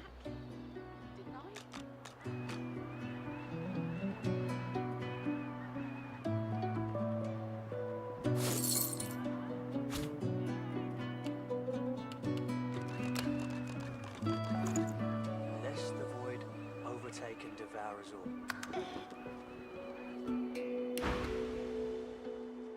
Why don't you join us in a round of cards? First hands on the house. Chuff to You glance at your hand. 2 purple monarchs. Quite the hand, Freshy. Unfortunately, 2 is less than 5, and that's how many purples I've got.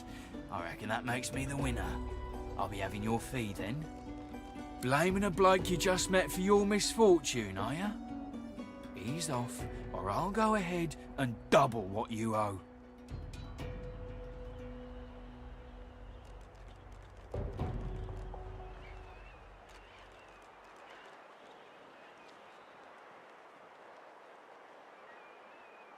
Are you really gonna make this so hard, Freshy?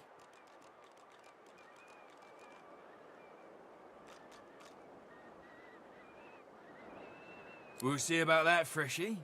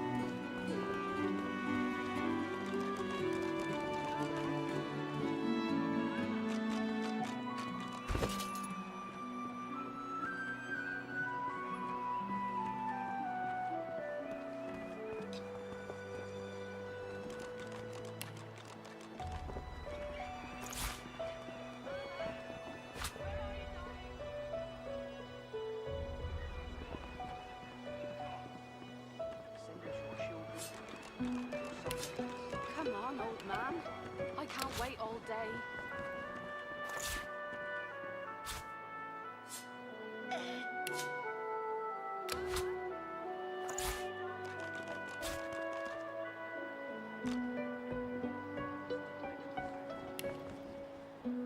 He hasn't changed a bit.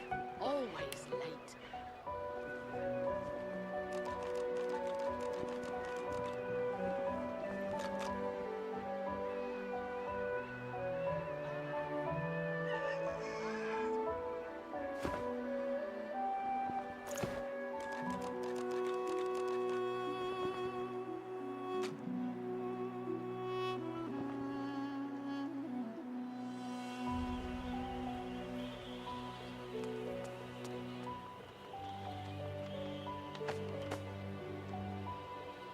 Greetings, child. You must be very far from your homelands indeed. Hurts to be so far from your loved ones, eh? I know the feeling. No one's truly fine alone, my friend. People need each other, just as we need a divine. Go well, my child. Perhaps the divine will return to us yet. Perhaps he'll come home in time.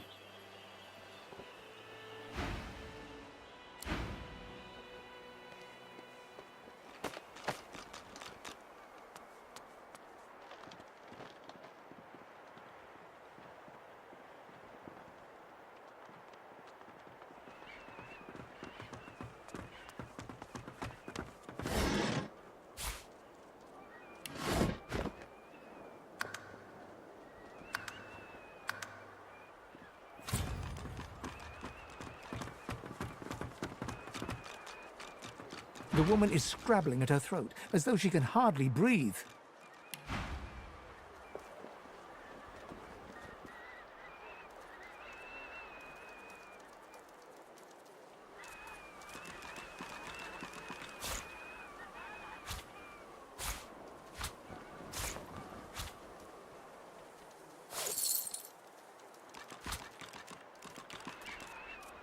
When another divine arises, will source change back? What if there are no source?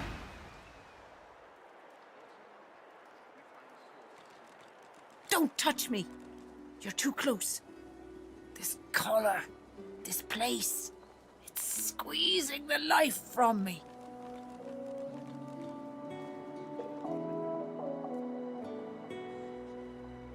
I can't. How is it possible? 1 minute you're in the garden in the sun, the next you're here, and they've put this thing around your neck. Her hands move again to her throat. She seems to try to make space between her neck and the collar, but there's no space to be made.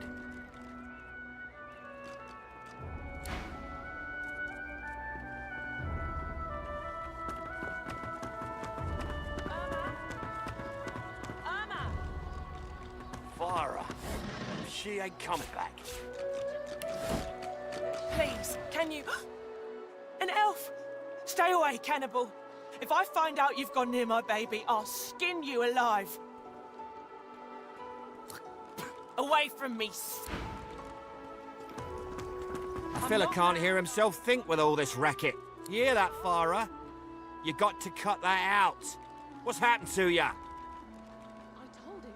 Known her all my life. Her little girl Irma, too. Farah was a straight-shooting woman in those days, but now she's madder than a cuckoo and twice as loud.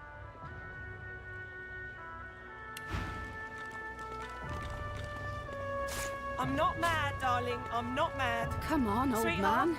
I can't wait all day.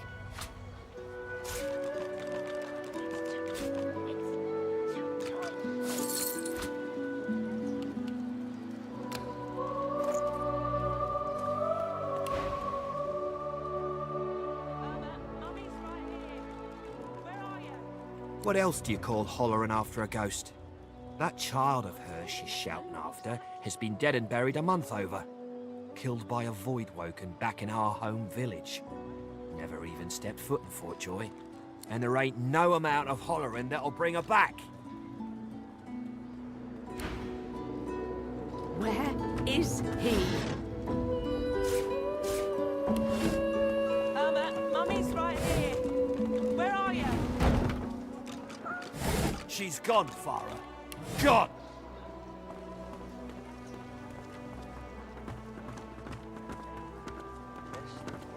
Overtaken devours all. She's gone, Farah. Gone!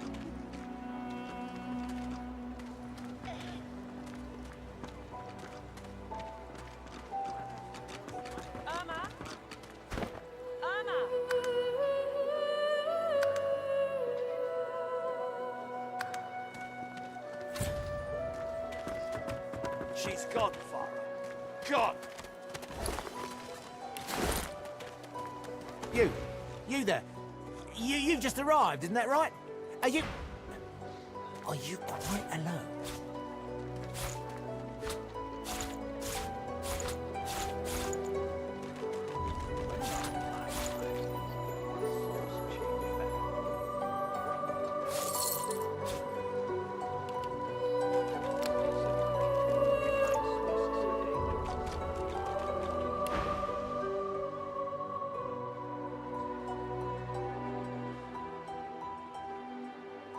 In that case, listen up. You must think me mad to approach a stranger, but this camp is full of cowards and I'm running out of time. Fast. Too fast. Way too fast.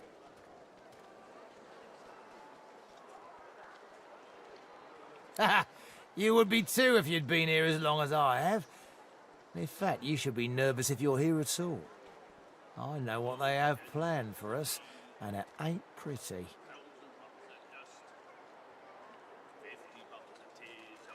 I've been here a long time. Longer than anyone else. People get taken sometimes. Some folks say they get cured. I don't know if I believe it, and I don't want to wait and find out. I have a way out of here. It won't be easy, and I need a partner. Just one. Are you interested?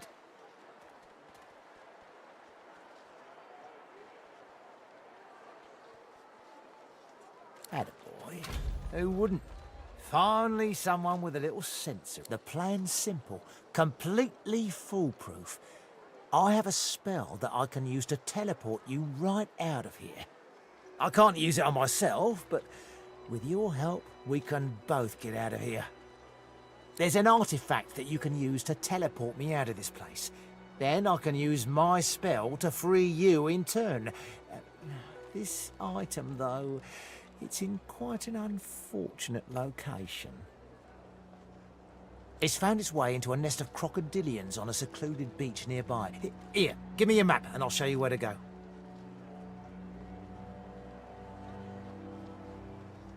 Get that artifact, and you and I are as good as free. Go give those...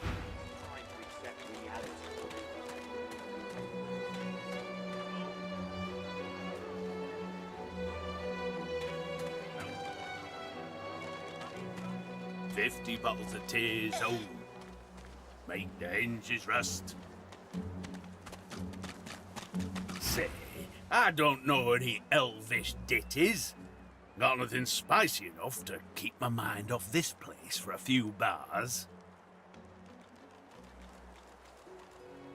The dwarf hums the tune back to you and breaks into a huge smile. He shakes your hand, unwilling to interrupt the song, and keeps humming.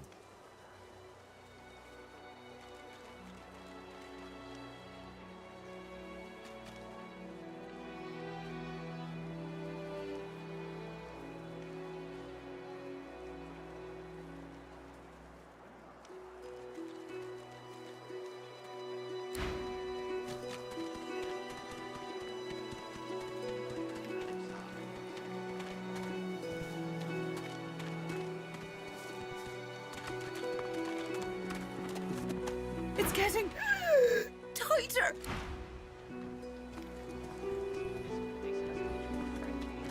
Look up, old chap.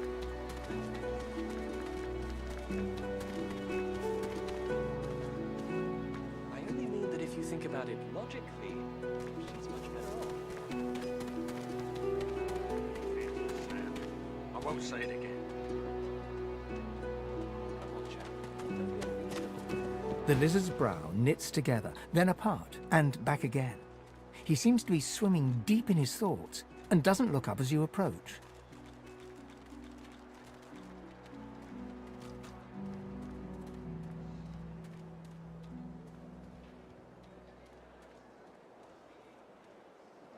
Hmm?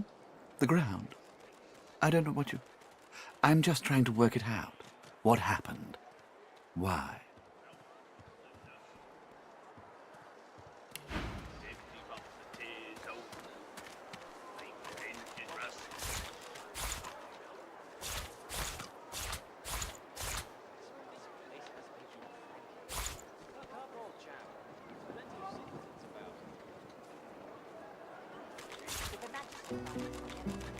You can get my name here. Give it, don't it?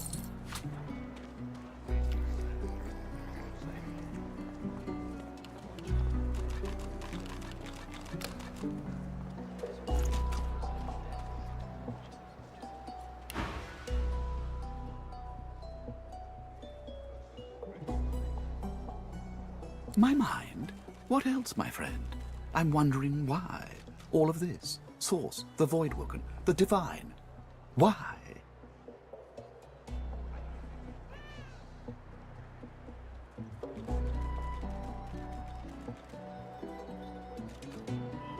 Naturally. How could one not? We've used Source for thousands of years. We have used it to heal, to grow. How can it be that it suddenly summons these horrors from the void? And when will Alexander ascend to divinity? We cannot continue like this. When another divine arises, will Source change back? What if there are no sources? Logically, she's much better off. Leave it, Sam. I won't say it again. Come on, chap. Don't be unreasonable. Please, excuse us. You're talking to me, not him, Sam. Oh, for the love of Lucian, Balladeer. You're acting like a madman. Say it again. What you said about my wife. Go on.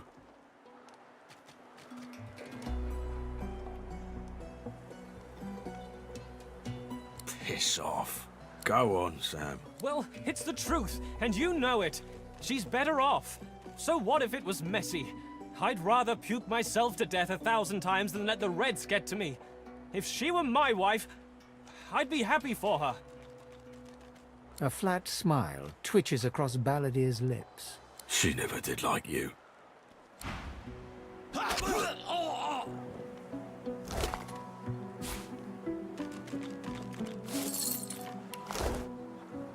The man looks for a moment at the corpse at his feet, then turns back toward the nearly finished coffin, bloodied hammer in hand.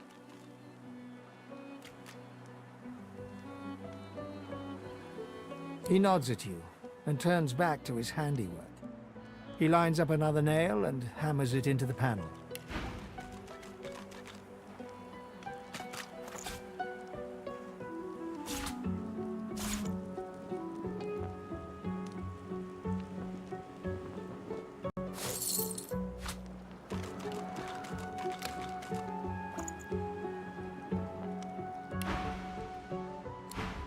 I'll be with you soon, love.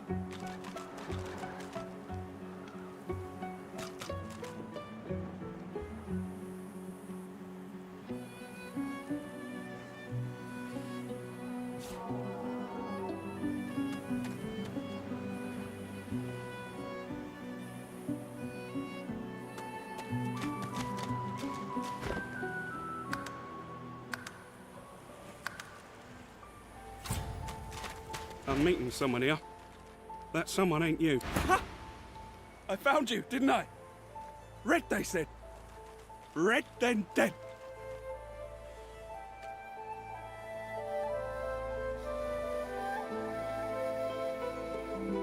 Not an attempt, mate.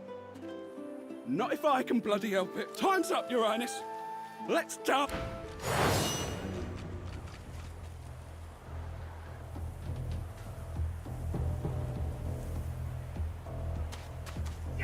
Damned nuisance these assassins are. It's their frightful manners I mind the most, really.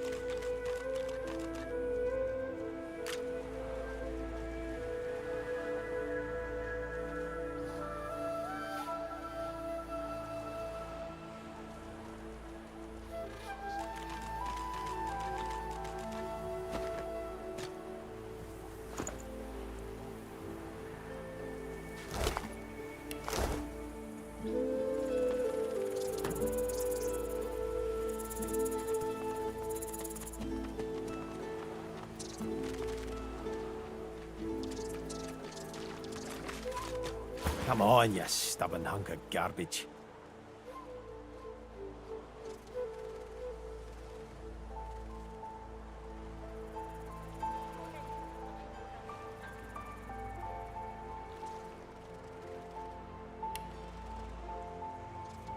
The dwarf's fingers clamp around a splintered chunk of wood nailed to the skeleton of an old ship. His whole body strains with the effort of wrenching the plank free, to no avail. Ah!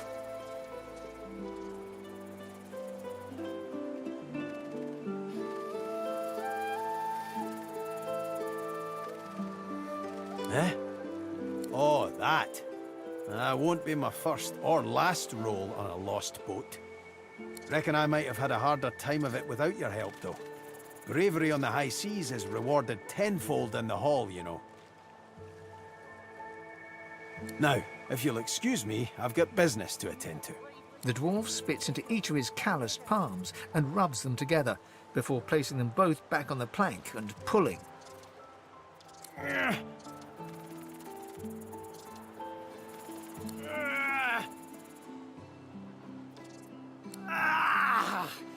Bleeding nail must be charmed or something.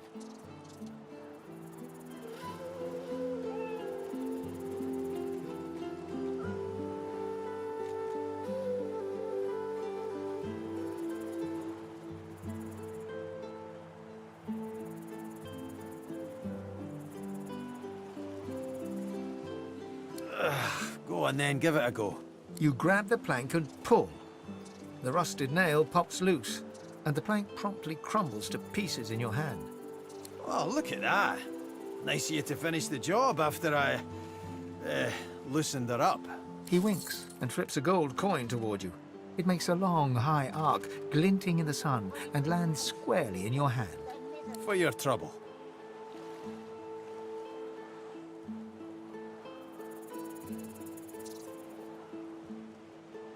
No, but I'd hoped to build something with it that would be worth 1,000.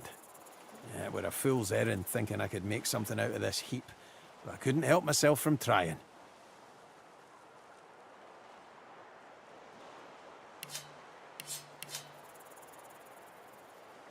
He sucks a finger and holds it up to the wind, testing the breeze. Winds like these, she would have capsized before she reached the break. Well, on to plan B. He gives you a wry look, as though deciding whether to trust you. Aye, was planning to build me a raft and paddle off. I've got business north of here, in a town called Driftwood. Far be it from me to miss an appointment.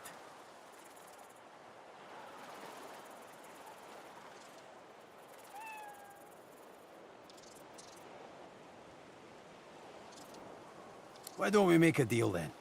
You help me get out of this place, and I'll do the same for you. That's the spirit. He lifts an invisible cap and bows with grace. Pleased to make your acquaintance. The name's... well, the name's dead and buried. What matters is what they call me. beast. Well, that's quite the story now. Let's save it for a better day. Say when we finally make it off this damn island. Suffice to say, I'd at least be Captain Beast in better times. I'm out of a ship at the moment, though. Even a salty old dog like me's got to sweat on dry land now and then. Anyhow, we're a team now, so the me is not half as important as the us. Let's get down to brass tacks. Fighting, I mean. I've been up and down the realm so often it'd make your cabbage spin, and I picked up a few tricks along the way. Truth be told, I've grown fond of crushing and casting. A battle me, then it's settled. Capital! Well, that's that sorted. Onward then. I've got to get out of here. And well, my best mate's son is undead. Nothing to be ashamed of. Now, onward!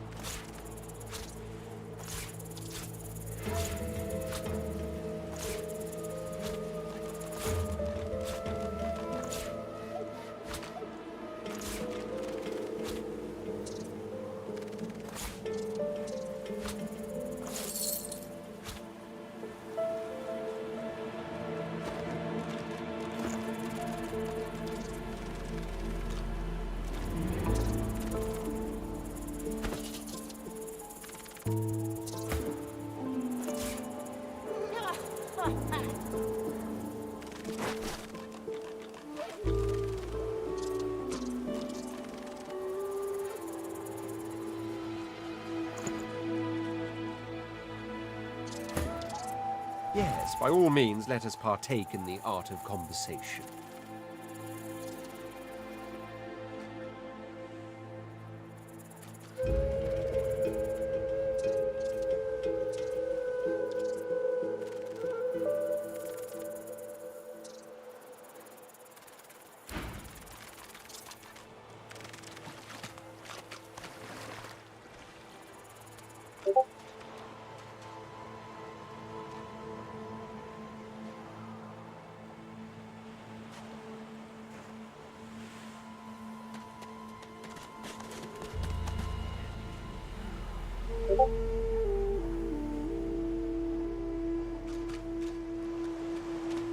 The woman looks out on the gently lapping waves. She seems totally at peace, but as you approach, she turns to you with a cheerful smile.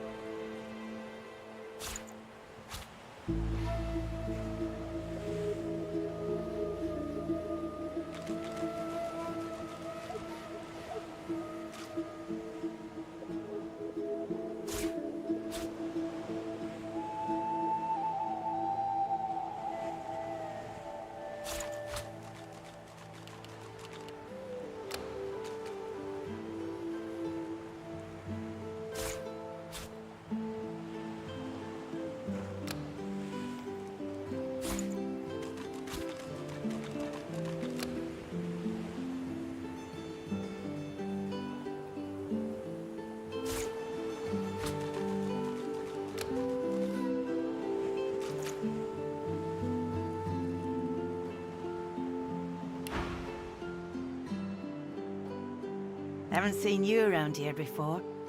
New?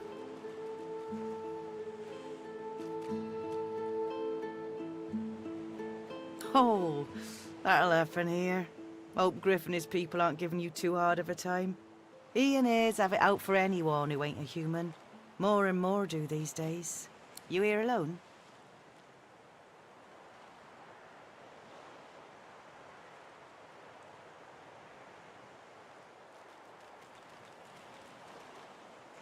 She gives you a long look. You keep them friends of yours close, eh? Some of us haven't got anyone at all anymore. Not much in this world someone you love can't make better.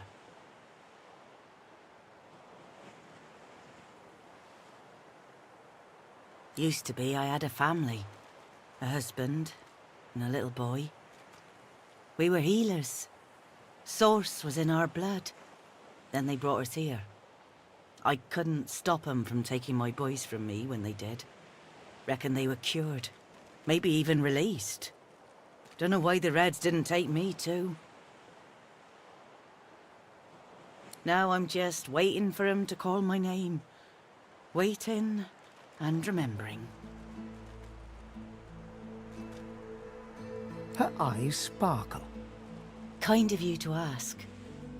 Stefan, he was my little one. Smart as a whip and no less wicked. And my husband, he was called Felix. He was an expert healer. Could fix a broken bone in a short minute. She talks for some time about birthdays, about Felix's prickly beard, about the skunk Stefan once dragged home for a pet. Joy radiates from her as she remembers. She places a warm hand on your shoulder. What a gift to think of them. I'd like to give something to you too. A family recipe. One of Felix's best. He'd be happy to know it went to such a warm soul. Take care of yourself. You hear? You're a sweet one.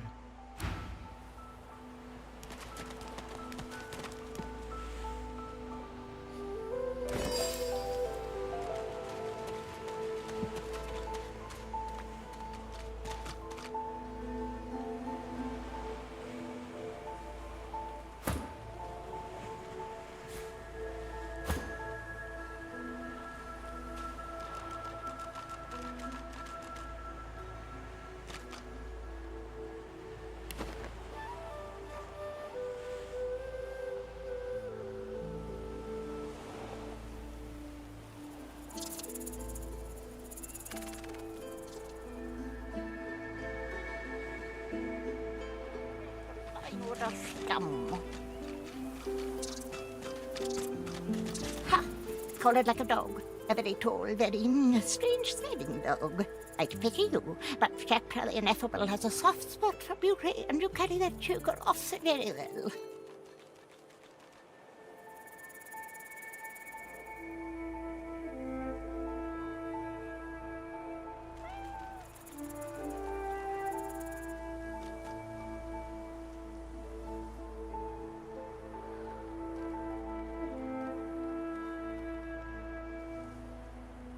Laughing in the faces of my enemies, of course.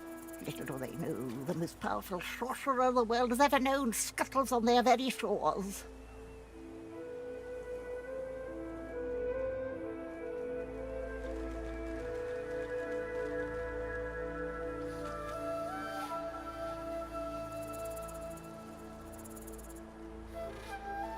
This power is my birthright, same as yours, but one of us has grown to astounding heights and the other has sunken to depths too humiliating to describe. Pity. But of course, they'll happily dump your meager bony corpse into the sea when they're through with you. Oh, the tragedy of it.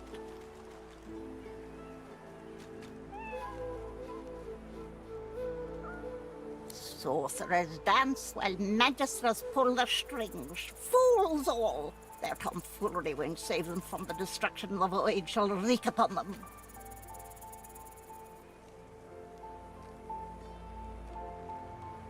Ha! Of course, precious. But which is worse, the cure or the disease?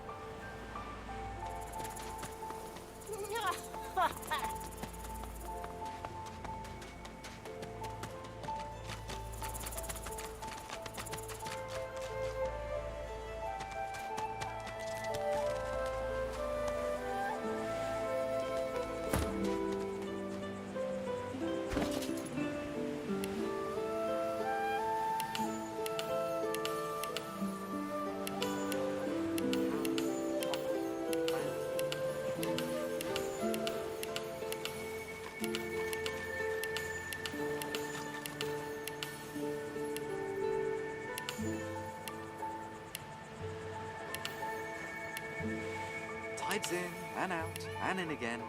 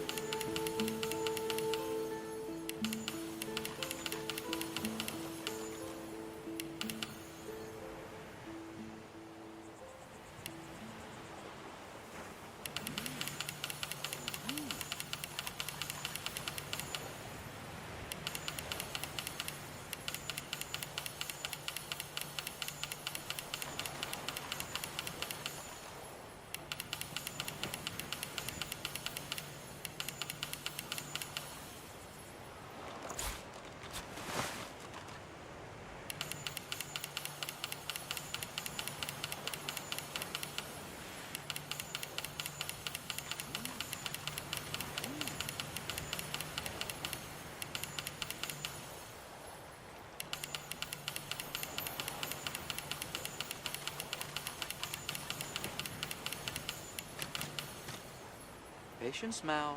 Patience. Patience.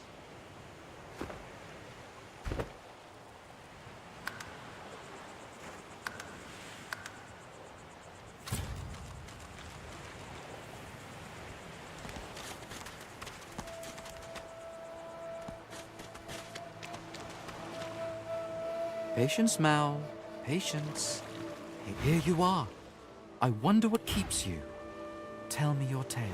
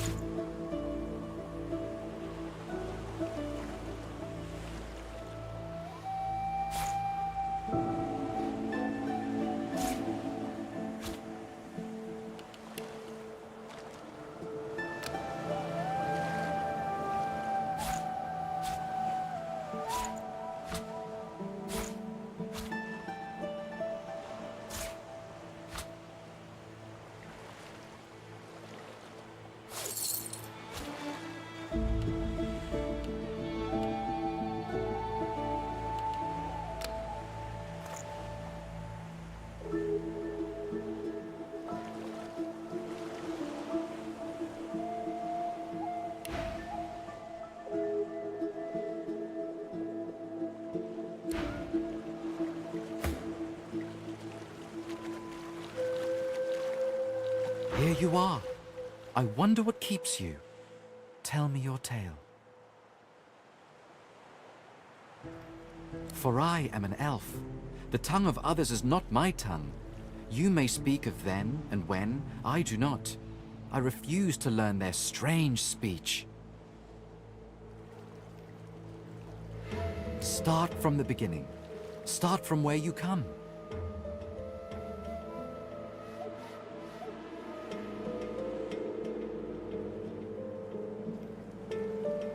I see, I see. Now tell me more. Tell me what you do. Tell me what you find. I understand. Now tell me how your story ends. Ah, you want reunion. Life is lonesome. Yes, life is lonesome. The thing you love is gone. I have something for you, my friend. A gift. We can see the things we lose, not with our eyes, but with our hearts. This ruby does the trick. It is nothing. Many fragments swirl on my shore. See what I gather.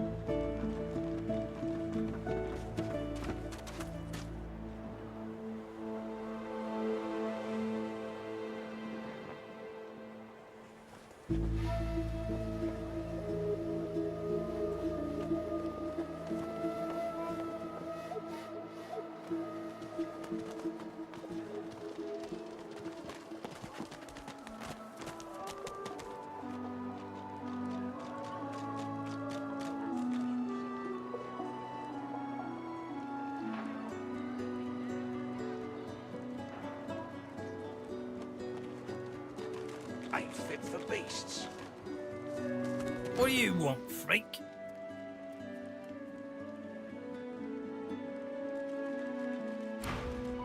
Easy, eh?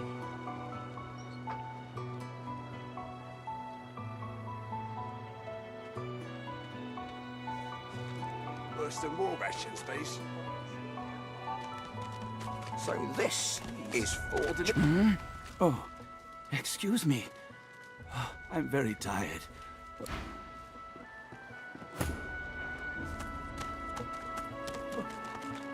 Excuse me, ever so tired. Perhaps he might...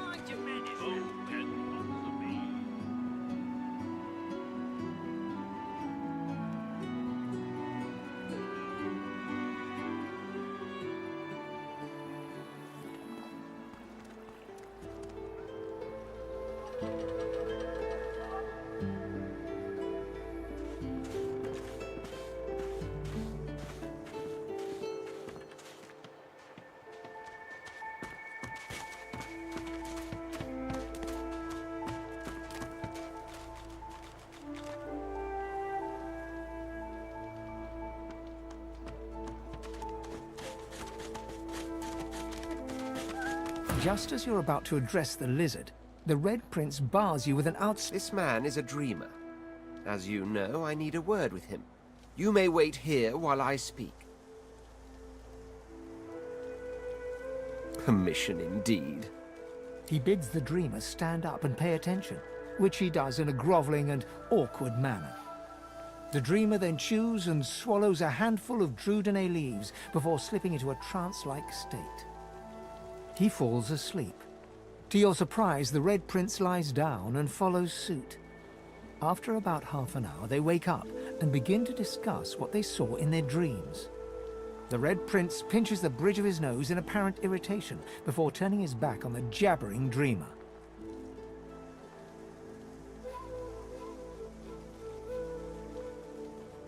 You receive a withering glance in response. A deserved bit of sarcasm, I suppose. But though this stingtail fellow may be a less than stellar specimen in the firmament of dreamers, The dreams themselves proved to be quite elucidating. Turns out I'm being hunted by an enemy I didn't know actually existed. The myth-shrouded House of Shadows. The dreamers, though, they're on my side. And they've visions of me on the throne.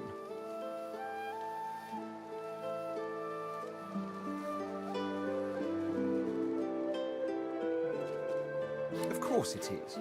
I was born with the promise of an empire, and that promise will be kept. But to keep it, I must find a second dreamer.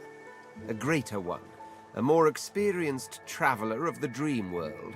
Bahara is her name, and she resides in the swamplands east of the fort. So, let us make our escape and... You know, I could tell you all about swamp dreamers too, if I chewed that much Drudinate. Quite right. Do seek my counsel. I highly recommend it. Are you certain you want to dismiss your companion?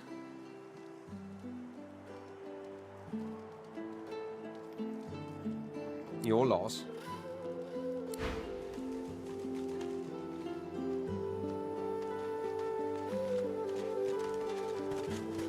Amid the squalor of Fort Joy, you suddenly spot an elf with diamond features, regal and radiant, but cold too, and sharp. She was the one who sat rolling dice in the ship that went under, deciding fates with every roll, or so she said.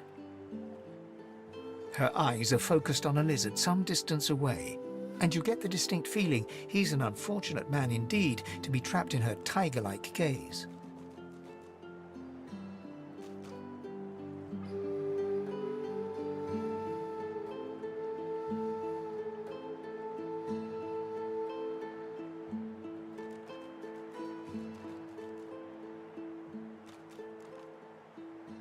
No sooner have these words left your mouth than she turns about and grabs you in a stranglehold.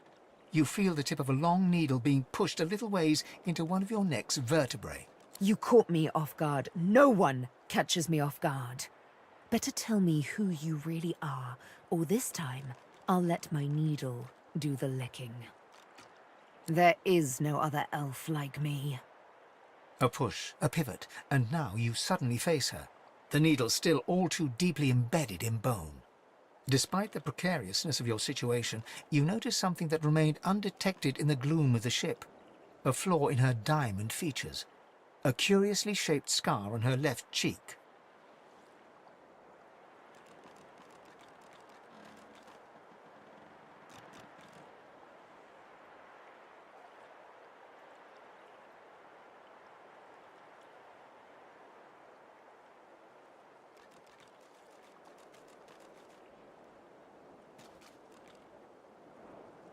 Because it is my desire to question him intensely. As for the reason, you're staring at it.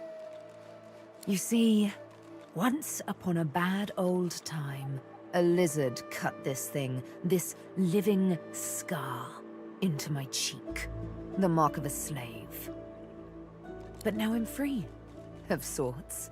And I've traced that lizard here, to Fort Joy. I intend to raise the subject with him.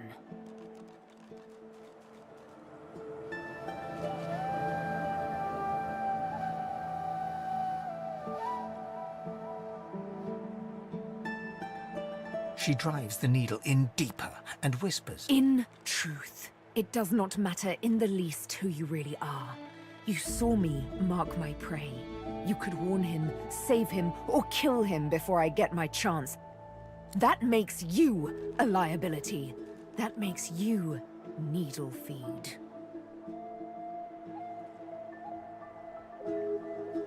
A bright sparkle of laughter follows your proposal. Ha! How amusing. I admit I had not seen that twist coming. I was certain the pitiful begging was about to begin. Make your case and do it quickly.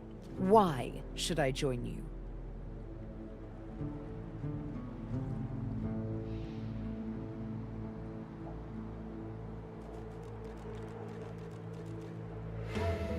Escape?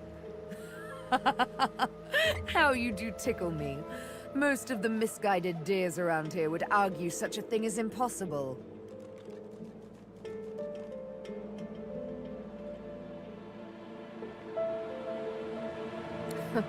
Well played. Oh, little needle mine, what should I do? Push or pull? The agony of choice. You know what? Today is a rather fine day. Sunshine and an easy breeze. Yes, I'll let you live. I'll even agree to travel with you, provided we talk to that lizard. I'm not quite sure the weather will save him. With a casual flick of the wrist, she withdraws the needle from your neck and smiles, as if she just invited you to sit down for tea.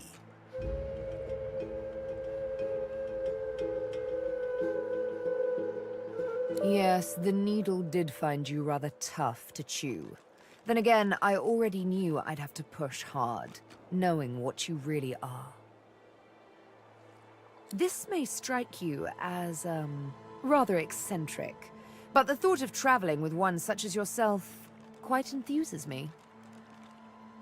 She tilts her head ever so slightly and looks at you almost mockingly. You can't help but contemplate with both dread and delight the absolute darkness at the heart of her cat's eyes. Yes, this will be jolly good fun. Let's discuss our respective roles then, shall we? You, me, and Death will be playing many a round of hide and seek.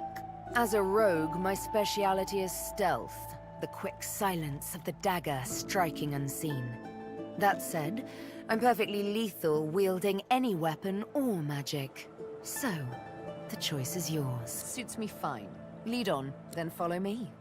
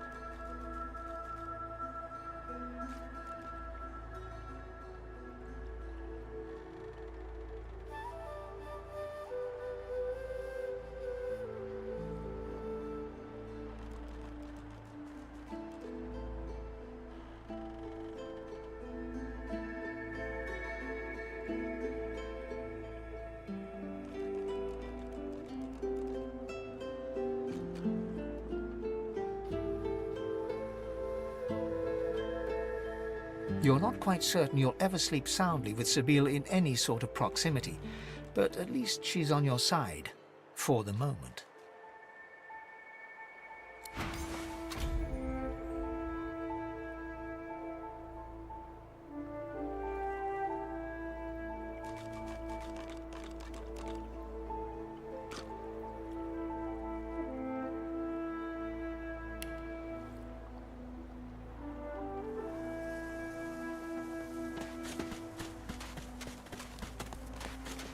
As you're about to approach the lizard, Sabine cups your chin between thumb and index finger, then guides your eyes to hers. Listen, I need to have a chat with this here morsel of flesh. He has wronged me once, but may just do right by me this time. To your surprise, Sabine proceeds to throttle the unsuspecting lizard with one hand as she drives the tip of her needle into his lower belly with the other.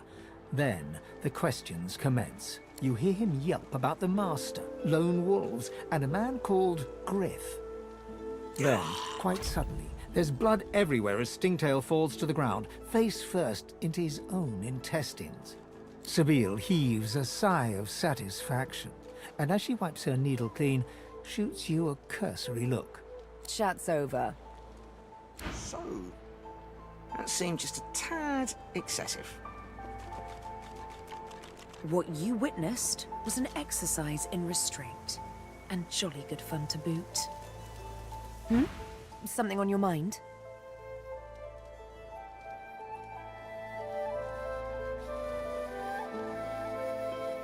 It's simple. He scarred me, so I scarred him.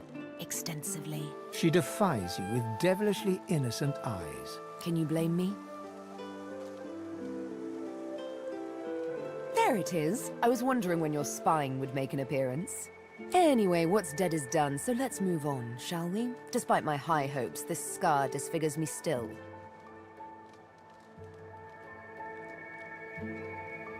The search for the master continues, of course. Hungry work, the hunt. And you know what? I'm feeling a bit peckish. Stingtail mentioned a cook, as it happens. Fellow named Griff. 2 birds, 1 stone. How about it?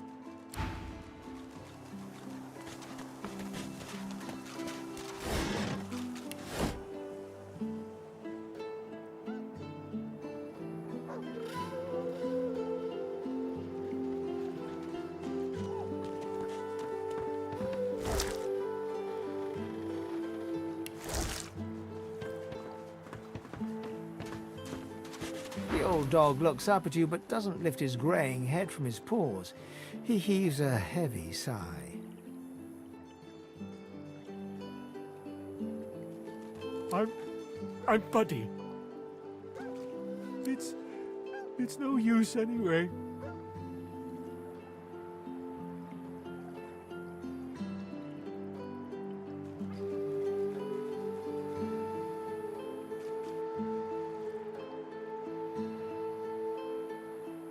The dog tentatively sniffs the offering, then grabs it between its teeth and swallows it.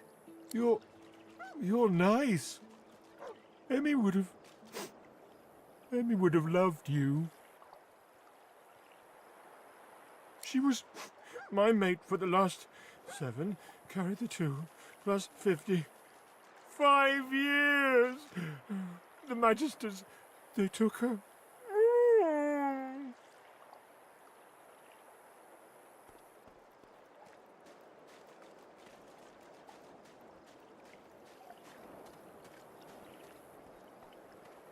Nope, haven't smelled her either. She was real bright, you know. Had the best sniffer you've ever seen. I guess that's why they wanted her, and not me. Say, let me show you something.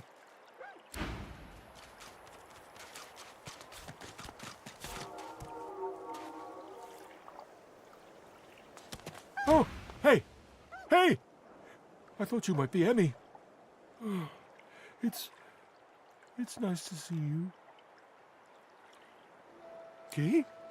What key? Oh, the key! The Magister who took Emmy dropped it when he was walking away. Did someone say Emmy? If you find out where it leads, if you see Emmy, tell her I miss her. I think I love you. not too far from here. But she was taken by a guy in a white robe who smelled horrible. Like lots and lots and lots and lots and lots and lots of dogs. And also a little like dead people. He dragged her into the big castle just there. I'm so worried about her.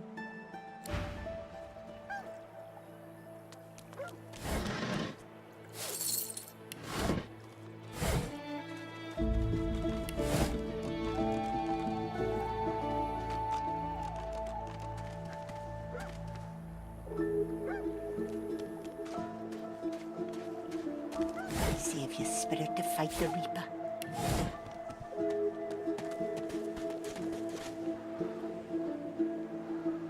Frightfully busy at the moment, love. Haven't got any liquor on hand, have you? This fella could use a little comfort.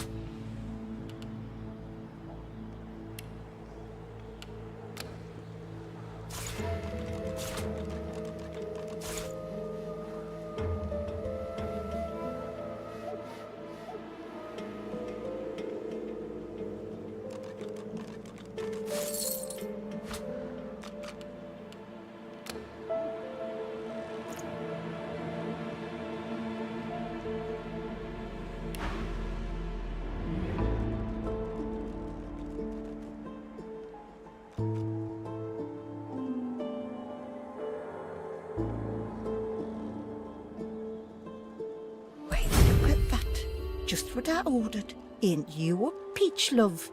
An old Dean here'd thank you too if he could. Poor fella over there crossed one of Griff's card sharks and got a club to the skull. Dumb to be sure, but I'd like to ease his way out. Lucky you came out of it at all. Plenty of folks around of here haven't, and it's me who ends up wrist deep in the gore.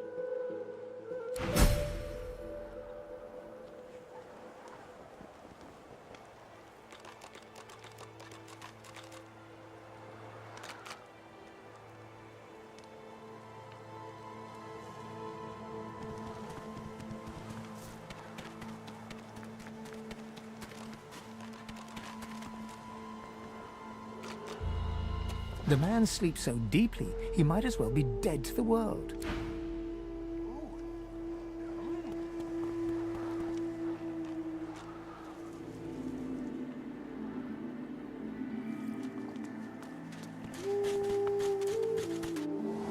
A little reprieve from the din outside.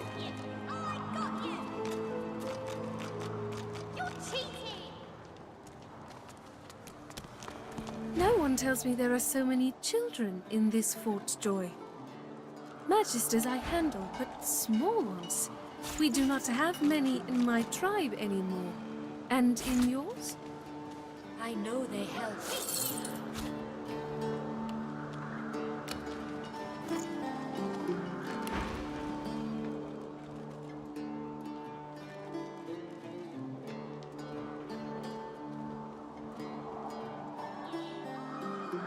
It is a strange moment. Elves travel far from home, or they are taken. I hope you are well, dear one. I feel him, but I do not see him. The young girl's eyes are covered, but she turns towards you when you approach. She smiles as though she recognizes you, though she couldn't have seen your face.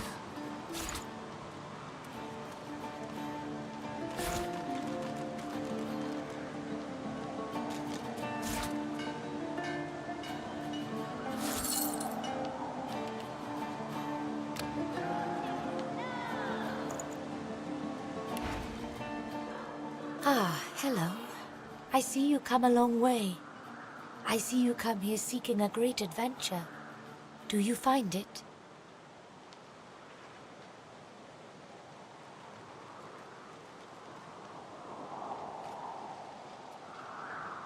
I see it before my eyes.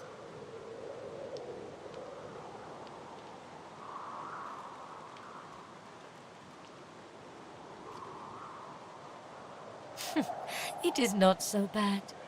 I know which days have bread and which days have none. I know more bread comes someday. It helps.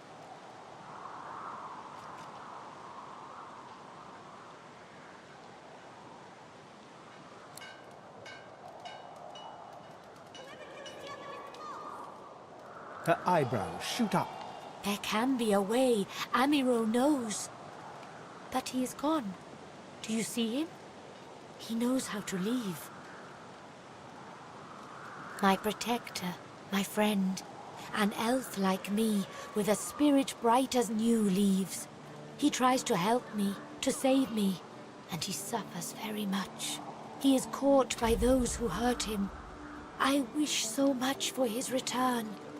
And he tells you what you seek, a way out.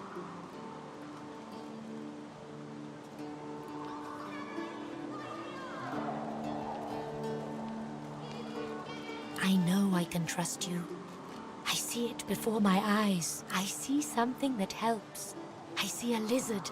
He is a lizard of many dreams, of far feeling. You do not free Amiro without him.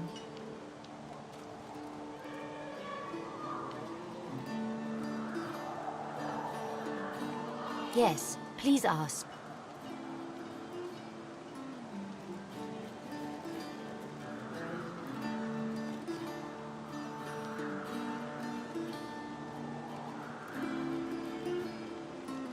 It is safer here. We make no trouble for Griff. He makes no trouble for us. Oh, I do not cover my eyes. I cover the place they used to be. They are gone now, taken, but I see all the same.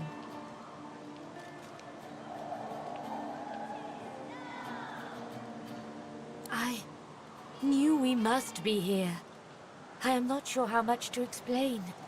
You are here, and so we are here. He is a very blind man. He sees things, but not truth, not love or joy. I feel very sorry for him. You understand when you meet him, after you escape.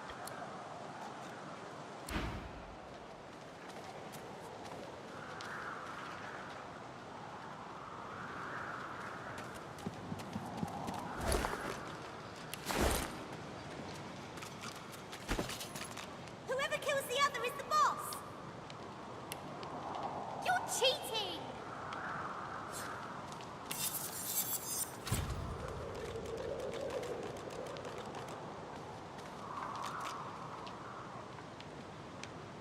I know they help. I'll stab you right in the eye! Shut, shut, shut! Got you!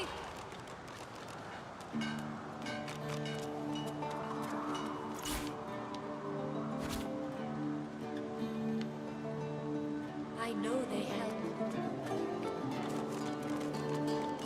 Whoever kills the other is the boss! You're cheating!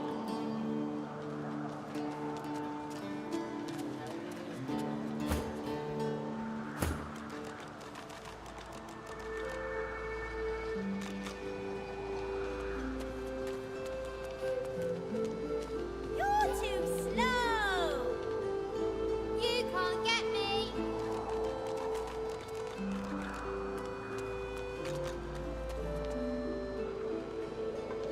I feel him, but I do not see him.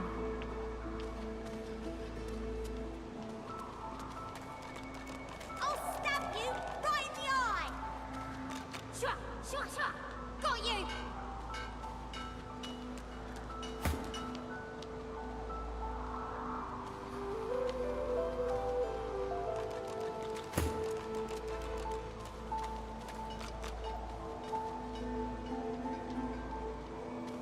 Wait! I call a timeout! I know they help.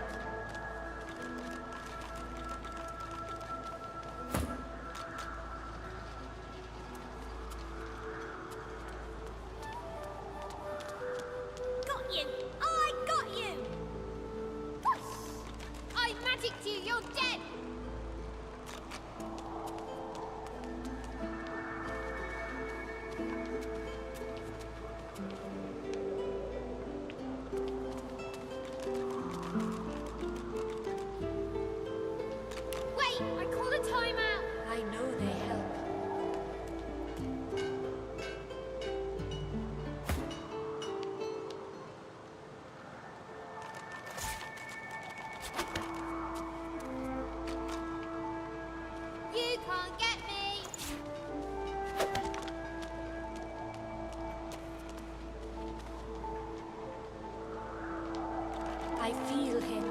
but I do not see him.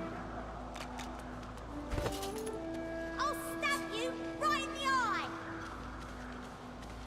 Shua! Shua! Shua! Got you!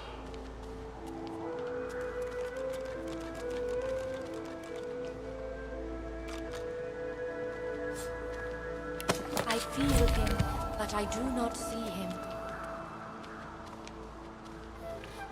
Shua! Shua! Shua! Got you!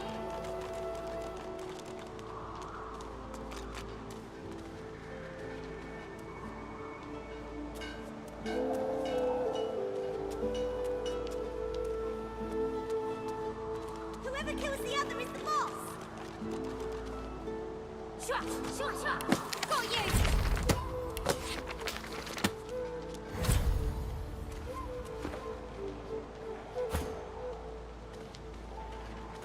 I feel him, but I do not see The him. child ignores you and continues with her game. I'm playing Helene, hero of the whole world. That was my mum's name. She died when the Voidwoken came.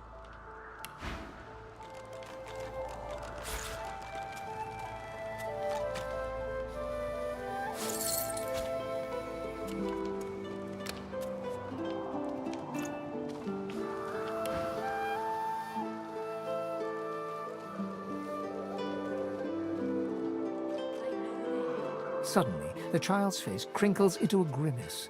She seems on the verge of sobbing when her face suddenly goes still and blank. She smiles at you and continues her game. Got you! I got whack! Back, evil ogre, or I'll get you with my sword!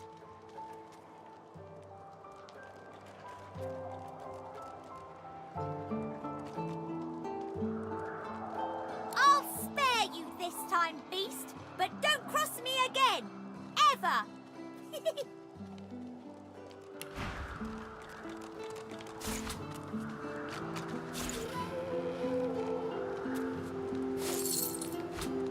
I know they help.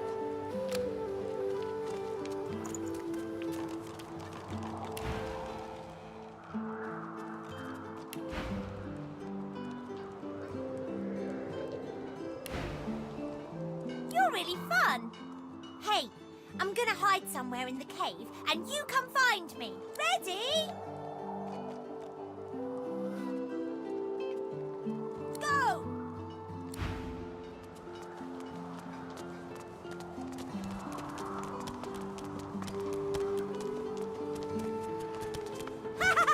You found me! Okay, wait. Let me hide again. Ready? Go!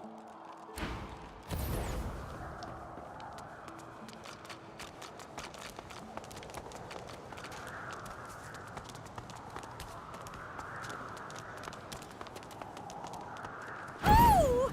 Wow! You're really smart. I bet. You know what? I bet my best friend would really like you. Come on, I'll introduce you. I know how to spell introduce. I've spotted something. My way is too small for you. You'll have to find another. Hope you brought a shovel.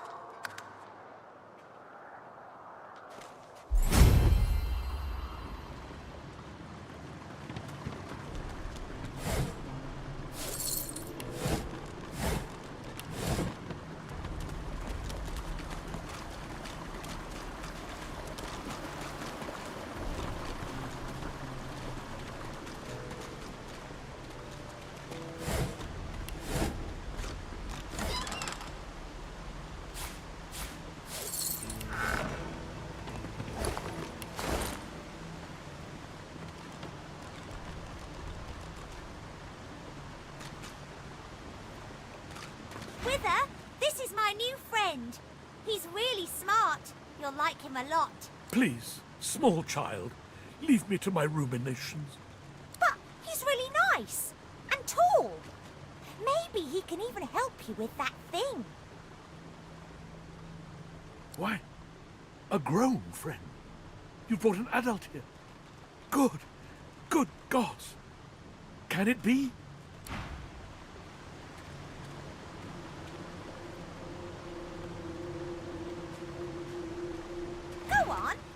be shy. Talk to Wither. You, dead walker, tell me true. Stand you with the Source Hunters, or do you serve the tyrant Bracchus Rex?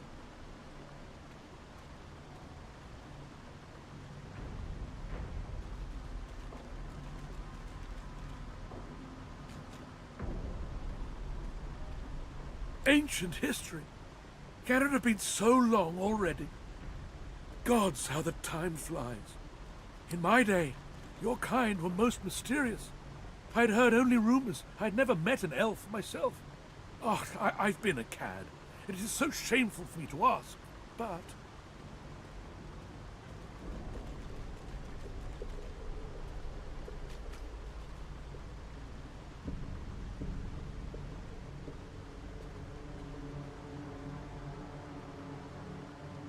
A child may technically be alive, but so is a potato, if you understand me. No, Morty cannot help with what I ask. A wicked king it was, Bracchus Rex by name. The Order of the Source Hunters discovered a great horror upon this prison isle, and I was sent to stop it. Yet my failure was absolute. I am not fit to bear the insignia of the Source Hunters any longer. Please, good sir, you must free me. Prise this spear from my chest, where it has been stuck fast for the last 1,000 years. Seize the spear.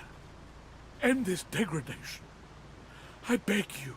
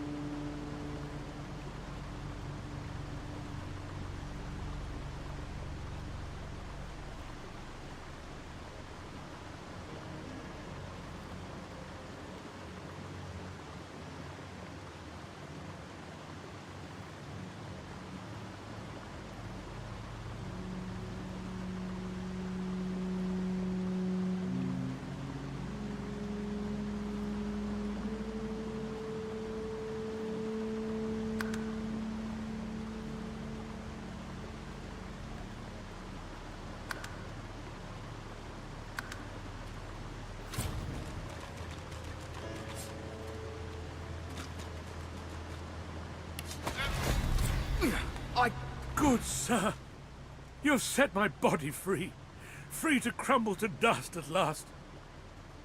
But my spirit, blast! I remain trapped in this mouldering skeleton yet.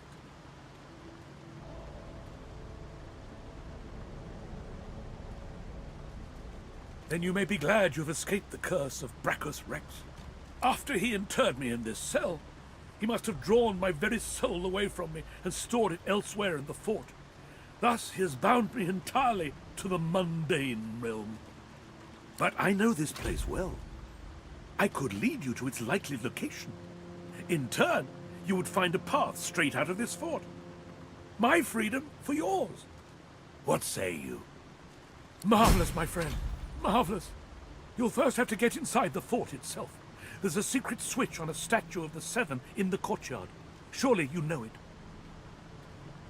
The switch will open a hatch, and you'll be led into the prison's main floor. I suspect that within Brachus's phylactery room, you will find the container which ensnares my soul. He has likely disguised it well, but search there for another hidden switch. Brachus would have made me a supplicant, a slave to these walls. With your help, I'll die. At last. With dignity. Death without your soul is no death at all, my friend.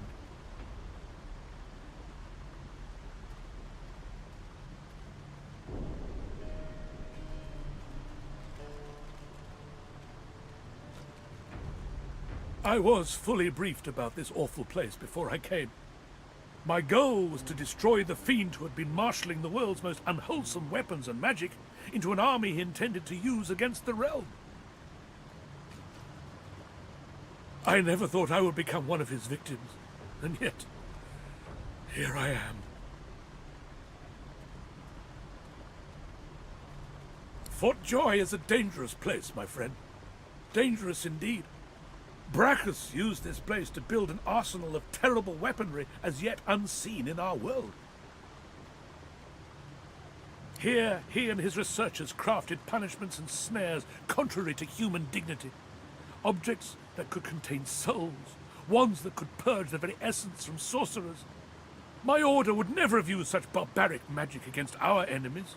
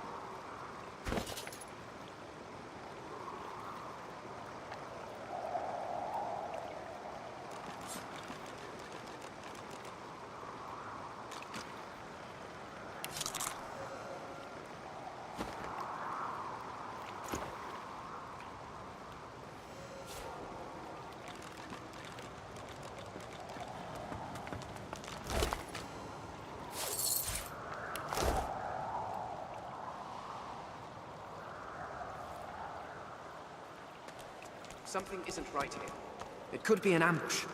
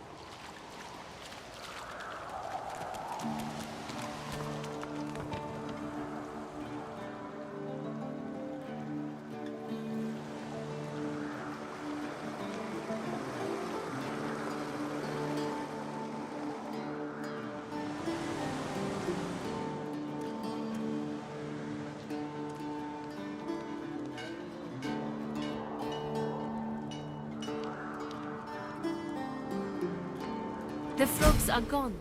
The children shall be safer. I see the good in you. I see all of you. Go well, dear one. Remember, we are far from home, but we are close to each other.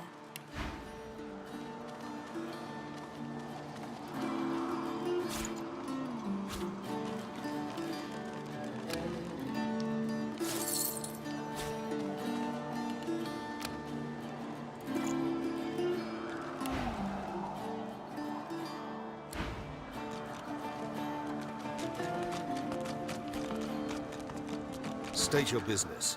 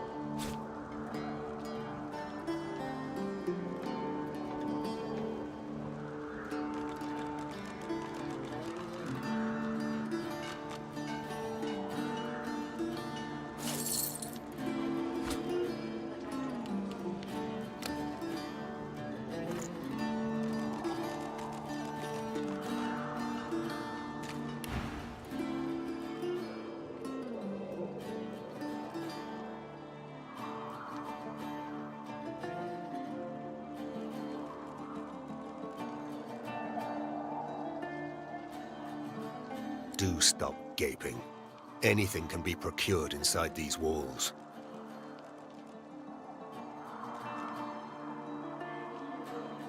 That's for you to decide.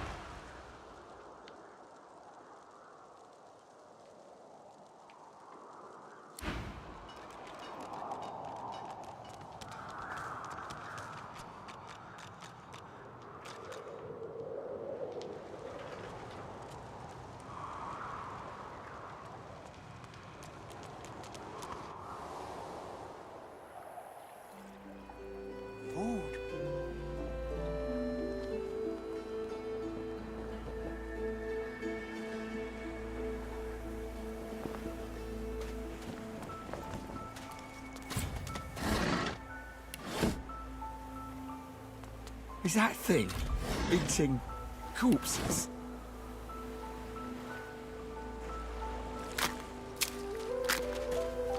The creature heaves through lips gummed with human gore. It turns to you with great effort, pain apparent in every movement, and madness screams from its wide, bloodshot eyes. You. Quite lost. Quite lost. Careful, or they'll cross your wires. Now, a little query. Where grows the yarrow? Quickly now, for I haven't much time.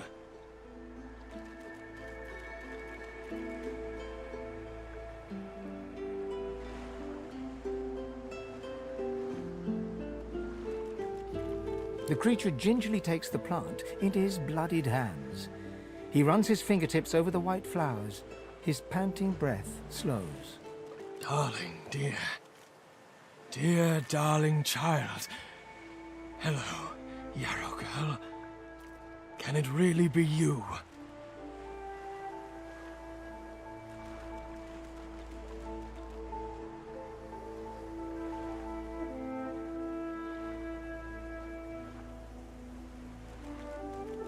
The creature begins to weep.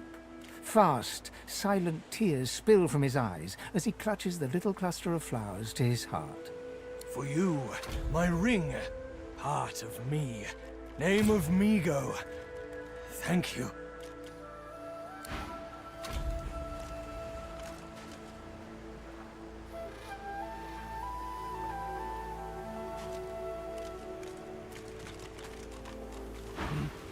You.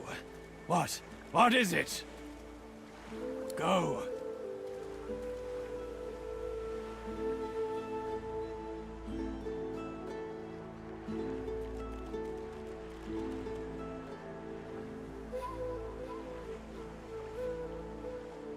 Told you, didn't I? They crossed my wires, hammer goes clang, and then the worms crawl in.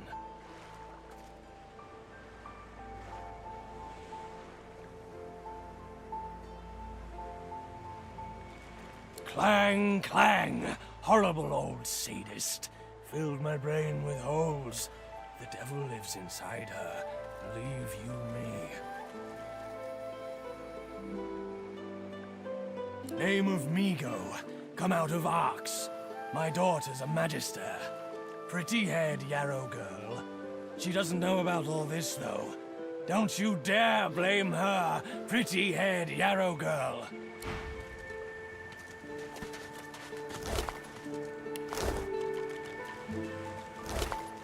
Yarrow girl, you've ground, you have.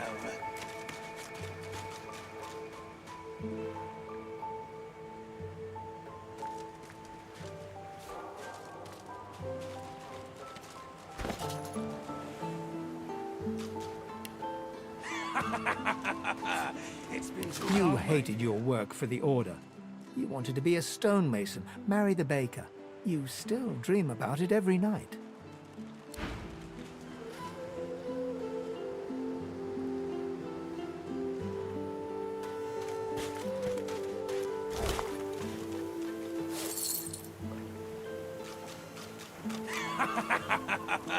It's been too long, my dear.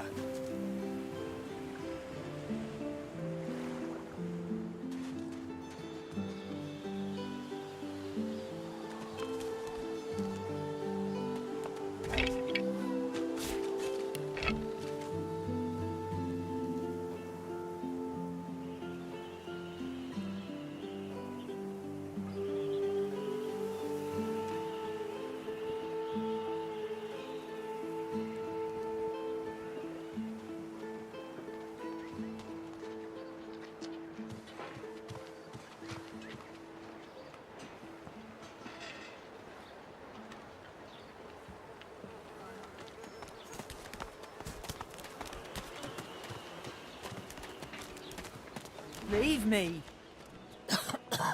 Go.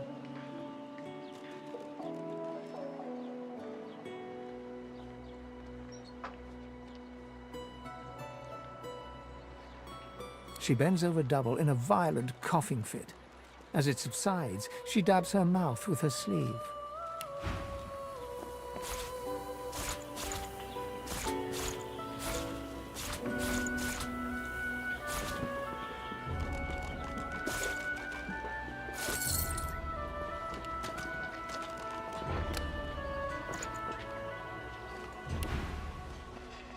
Mercy. I hope that it is. Can't stay here. Leave me. You. She groans in pain, refusing. She groans in.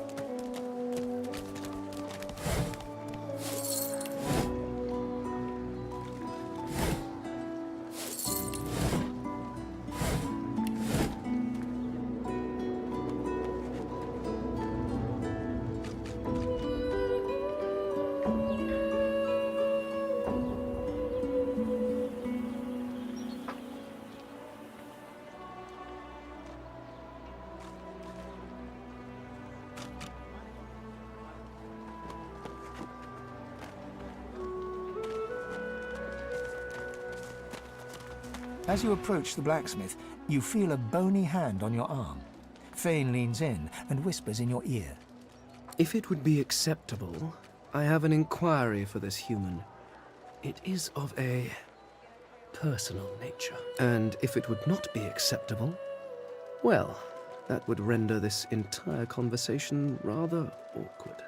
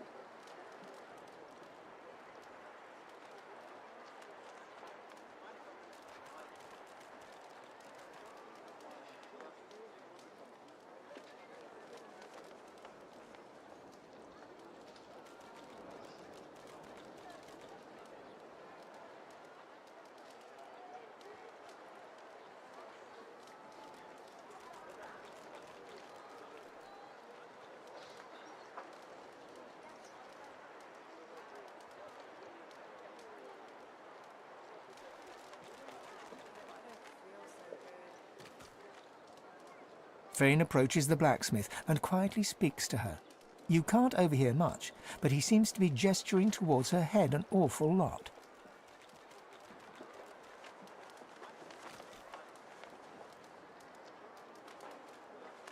You lean in to see if you can make out anything else. You've heard about such devices. The first step in making a shape-shifting mask. What is it with creeps like you and Master Niles? I told him to slither back to his dungeon, and you can get too, freak!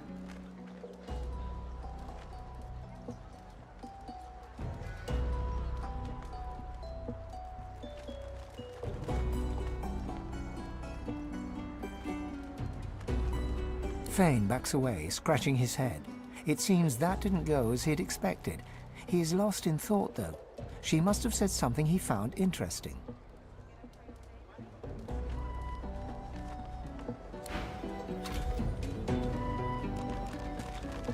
Amidst a crowd of screws, bolts, and scraps of metal, The woman is manipulating a glove-like contraption fitted with 5 long metal skewers. She doesn't look up as you approach.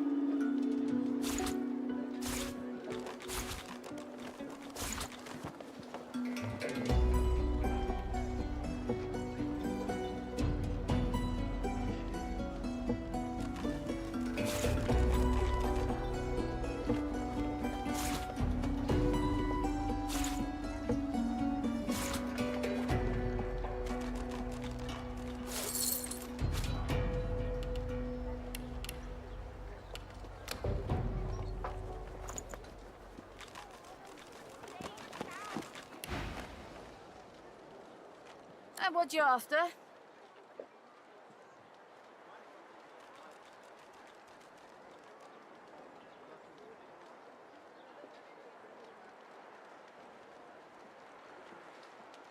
I ain't. Just seeing how it's made. She's clever, Dallas. Made these herself, for those bodyguards of hers. Boy, they're sharp. She looks up. You looking to buy something?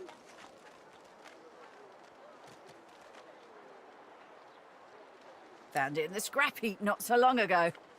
We used to know each other back in the day, you know. Dallas and I. Never knew her to be much of a wrench head back in the day, but once she joined the Order, she started turning out all manner of oddities.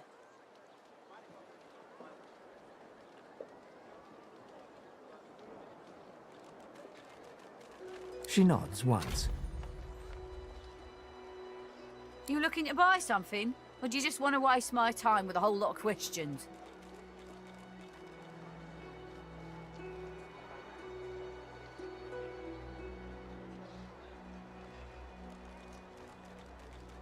For you?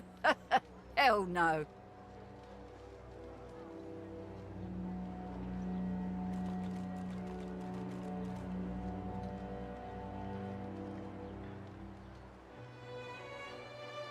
That's for me to know, and you to get out of my face. Buy or shove off. All manner of things. Have a look.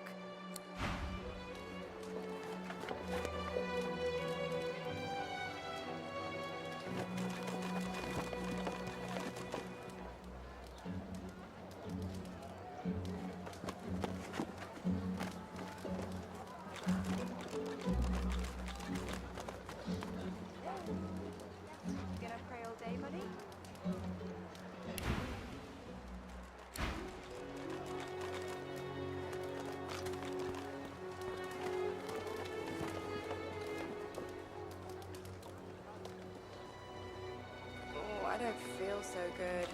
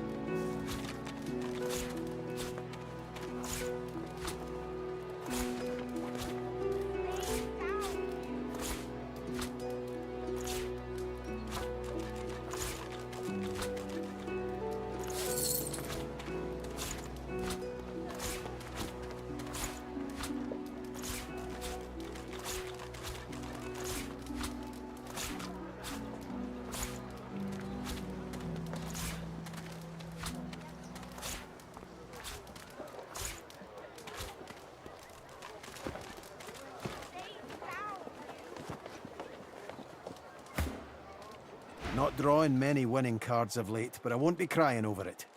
Sailed away from my last... Are you certain you want to dismiss your companion? If we have different paths to take, you and I, so be it.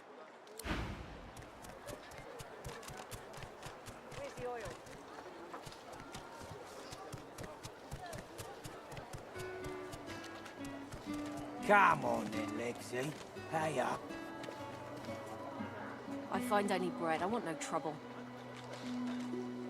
Bread or a brisket, toll's the same.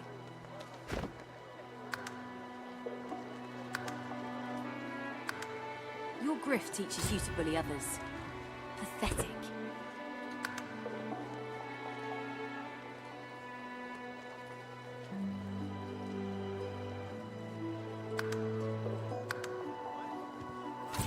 Oh, I don't feel You keep so his name good. out of your mouth, you filthy cunt. Dear one, help me teach this beast. He must respect. Respect? Huh. Someone's got to keep this place running. Griff can't do it for free. Why'd you gotta make this so hard? An intense-looking man steps between the thug and the elf and rolls up his sleeves, revealing well-muscled and heavily scarred arms. You recognize him. It's Ifan, who you met aboard the ship on the way here. Just stand aside, won't you, mate? This is no business of yours. Lone wolves decide their own business. The thug freezes in fear for a moment before shuffling back to the protection of his crony.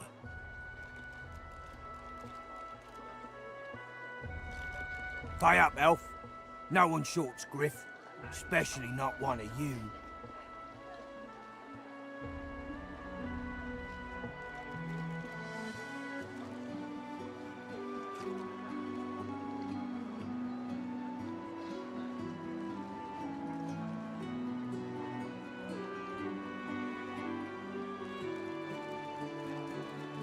Runs the kitchen. Means he runs me, you, and everyone else in camp.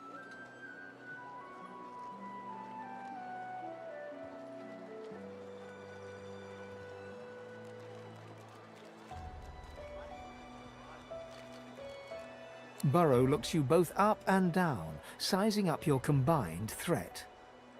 Ah, get out of here. The both of you. You ain't worth the sweat of my brow any... The elf smiles and bows to you in thanks. Follow me, before more of them trouble us.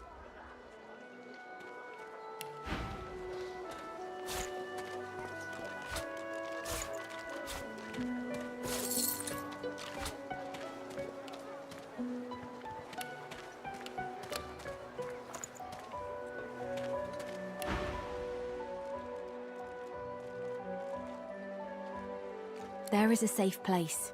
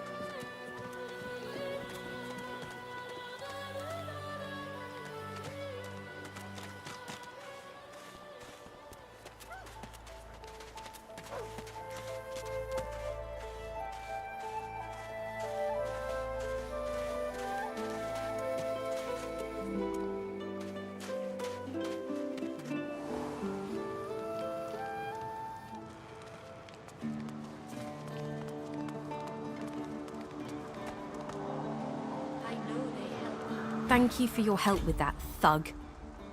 Our kind of few here. We must help each other.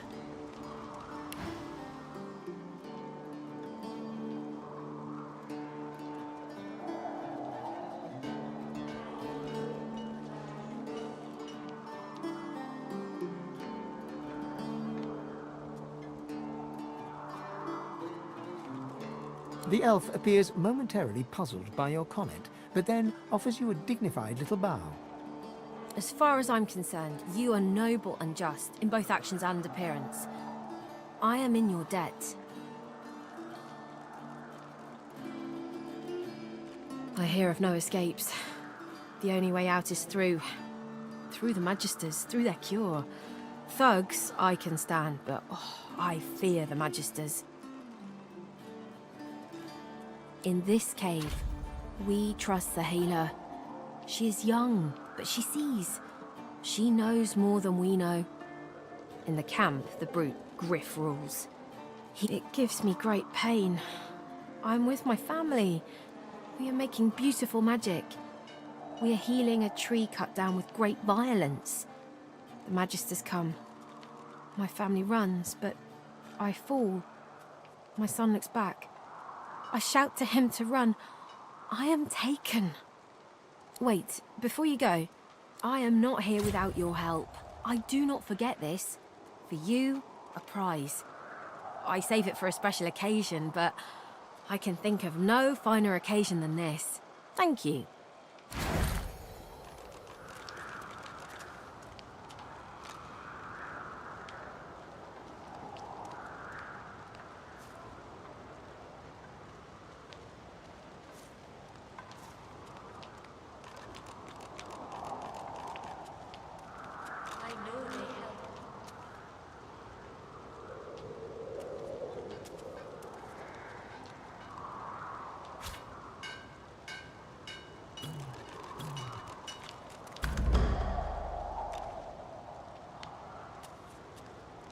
Friend, what do you need?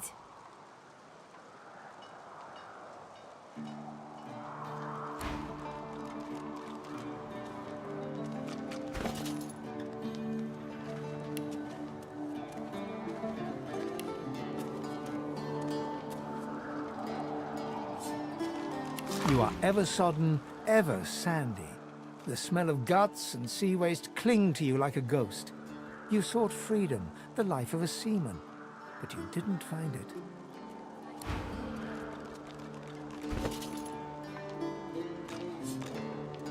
You cover your face with your hands.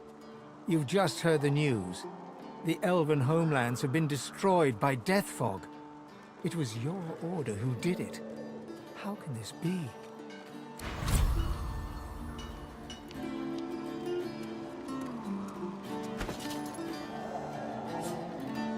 Early memories are overshadowed by a terrifying death, a tempest of teeth, scales, and snarls.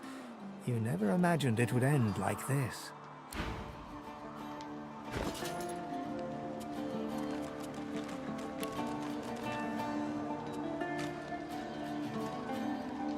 I feel him, but I do not see him.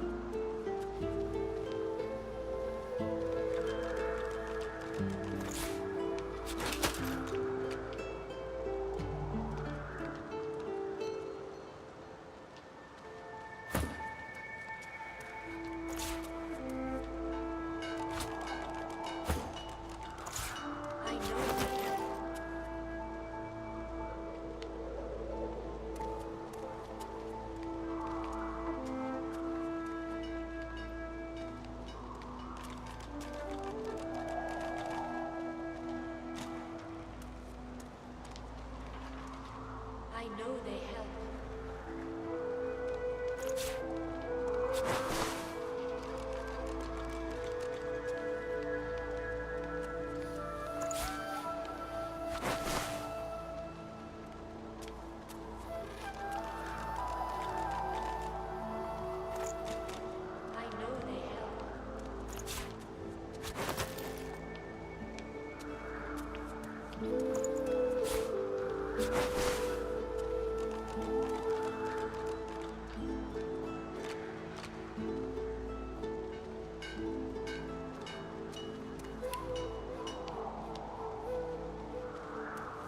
I feel him, but I do not see him.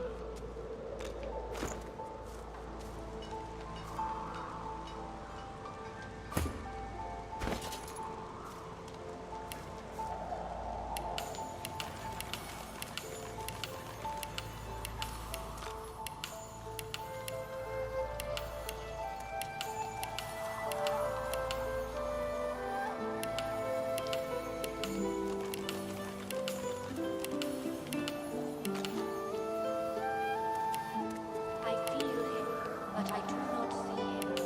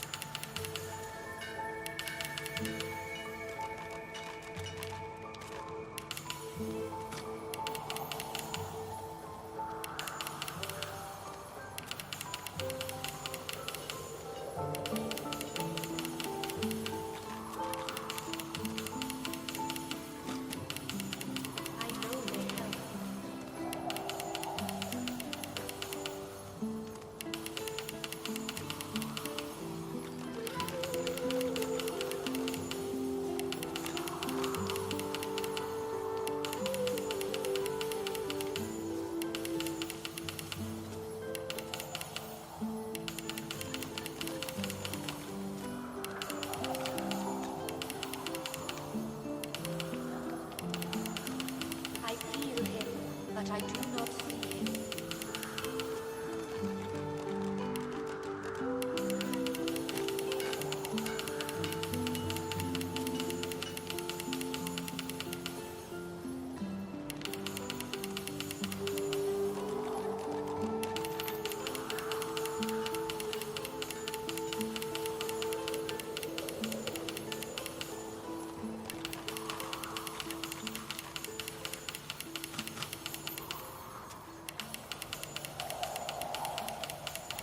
I feel him, but I do not see him.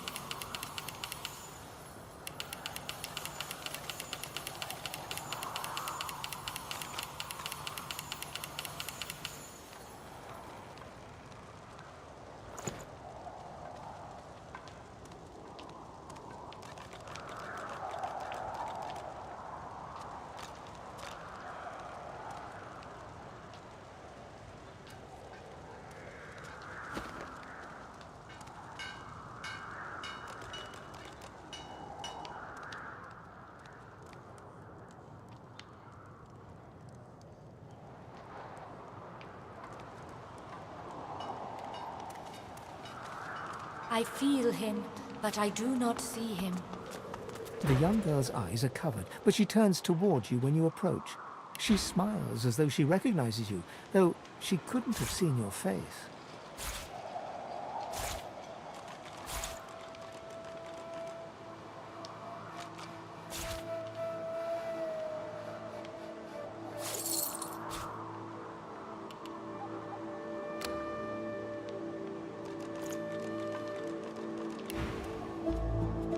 Ah, hello.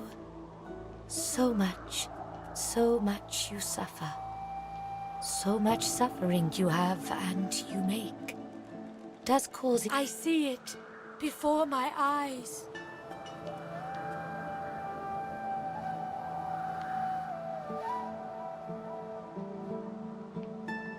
Dear one, no. Your anger. No, I should not say. You must discover for yourself. She takes your hand. I wish you only healing. It looks like she wants to speak further, but she hesitates, shakes her head. No, surely it cannot be.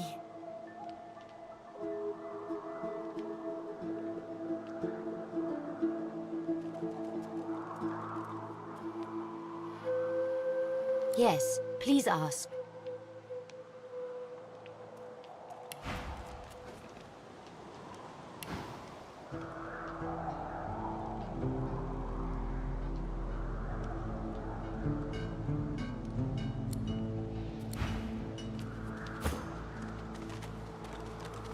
I am glad to see you. You feel... Yes, please ask.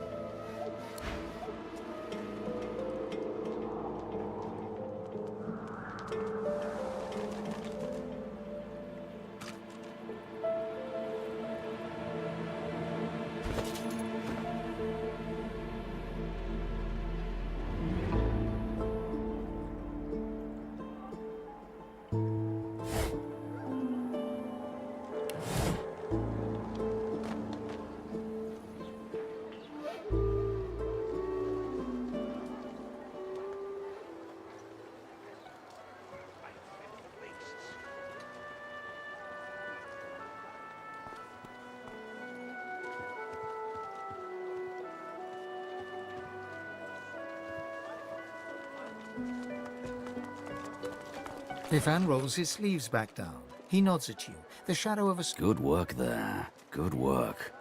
I can tell you've got chops. Say, you were on the ship here with me, weren't you? He stretches out one rough hand to shake yours.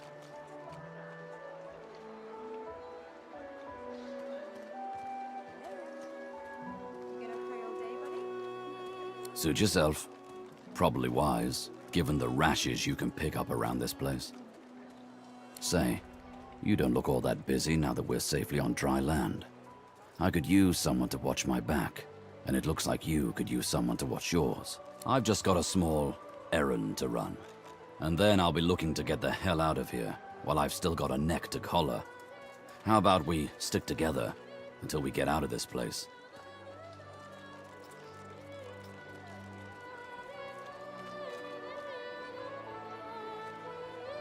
He shrugs, looking off to the side.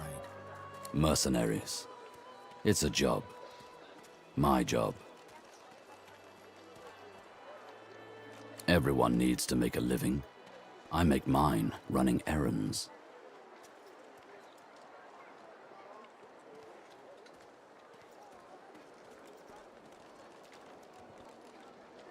That's the truth. For me, for you, for everyone in this place. Why not help each other get out of here?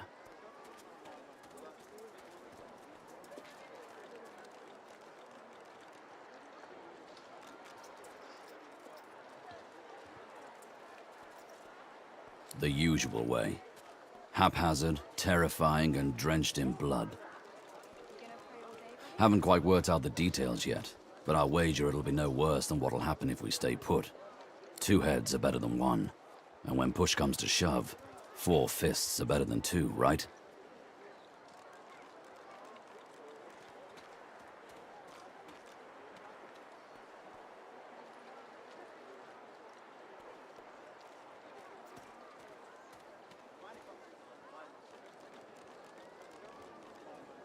He grins, sharp teeth glittering in the mid... So, before we hit the road, it's best if we decide battle strategies up front. Should keep more of our blood in. Survival's my main priority. I'll use every trick in the book to keep us alive. But if a wayfarer's not what you're after, I've got other skills. Can do. Onwards. He scans the horizon for threats with one green eye, then nods back at you. Right you are. Lead the way. You gonna pray all day, buddy?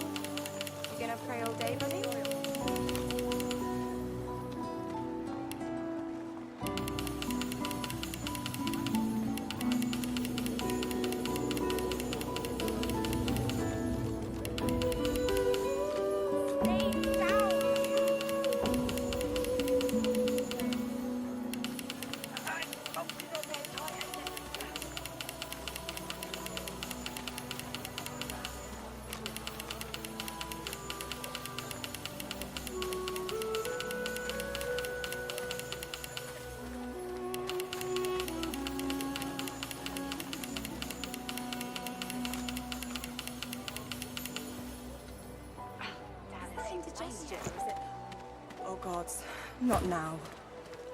Tired of the view in here yet? Are you certain you want to dismiss your companion? His eyebrows shoot up, and a wry smile crosses his lips. Can't say I'm not sorry to see you go, but you'll be all right. You seem to have the hang of this place. Good luck out there. Might be we'll see each other further down the road.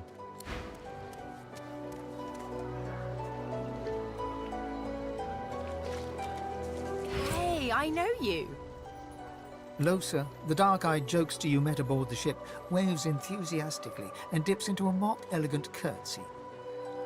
Back then, I was Madame Josephine Gribbles de Pube, and you were you. Glad to see you made it. Nothing like a nice tentacle slap across the moor to set the tone for the week, eh? How'd you escape? Me too. Did you hear something? When you were in the water, I mean.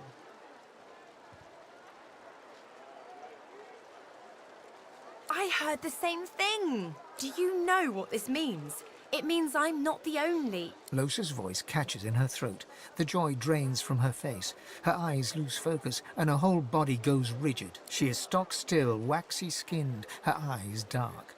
Greyish-black veins run from her eyes down her cheeks.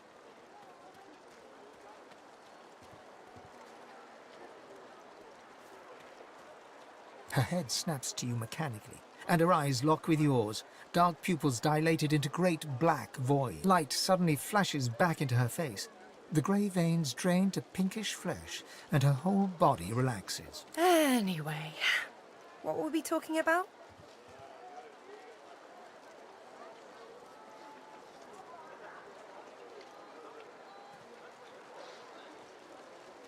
Oh, yeah.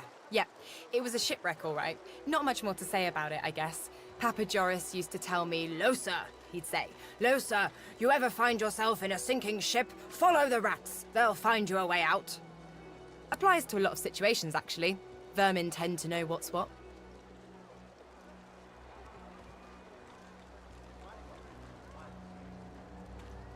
I've given a few shows around Reaper's Coast.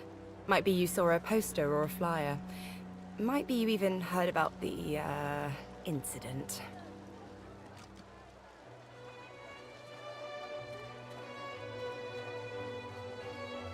Well, I was giving this concert up on Overlook Hill. There was a great crowd. They were really feeling it. But I guess it was too good. I had me a little sauce flare-up. Everyone went a bit, I don't know, wild, rabid. I snapped out of it before anyone got hurt, but the Magisters caught me backstage afterwards.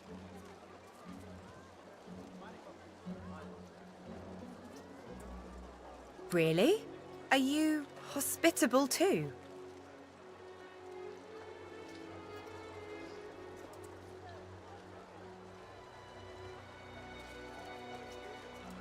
Ha! What I mean is, look, you've never been a host, right? That's because you're like a clump of leaves on the side of the road. That ain't bad, though. I'd give just about anything to be like you. But I'm a roadside inn. Red door, flowers out front, friendly lady at the door beckoning you in for half price. Like a goddamn gold star inn for the disembodied.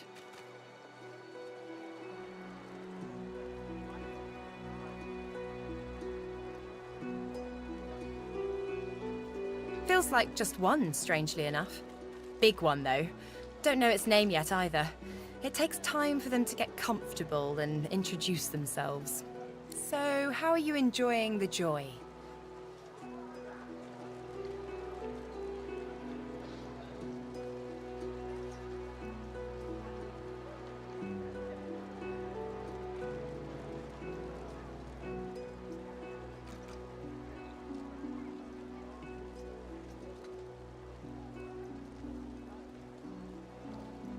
Yeah? I was just thinking the same sort of thing. So, you want to check this place out together? Strength in numbers and all that.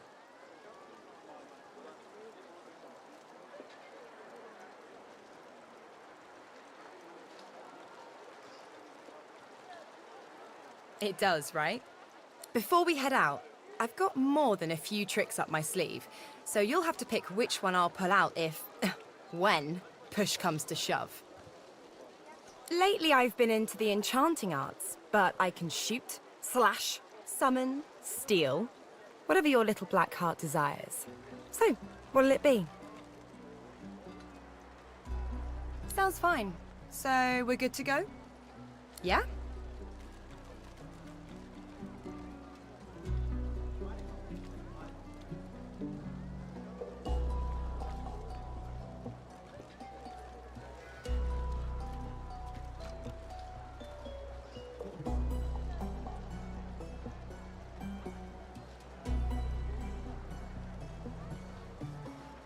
Well, that was easier than I thought. And I'll do my best to stay myself. Lead the way. Well, duh. Most fleshy folks aren't really alive anyway. Don't sweat it. Or whatever it is you do. Now, let's go. Hey. Hi.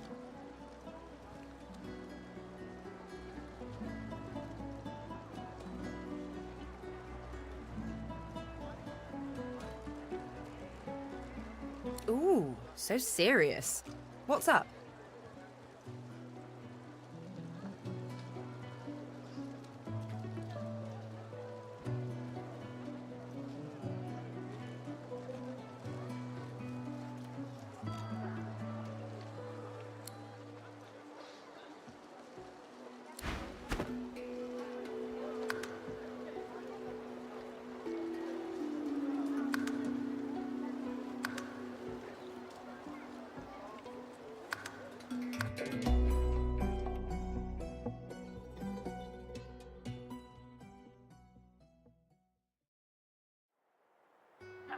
Bolted on there tight, ain't it?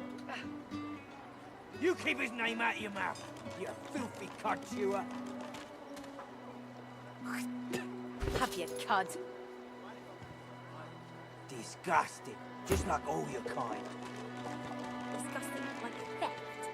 Disgusting like threats. Grave God, will you quit dragging this on? Playing that hard, Nexley. Just hand over the gold. I will not.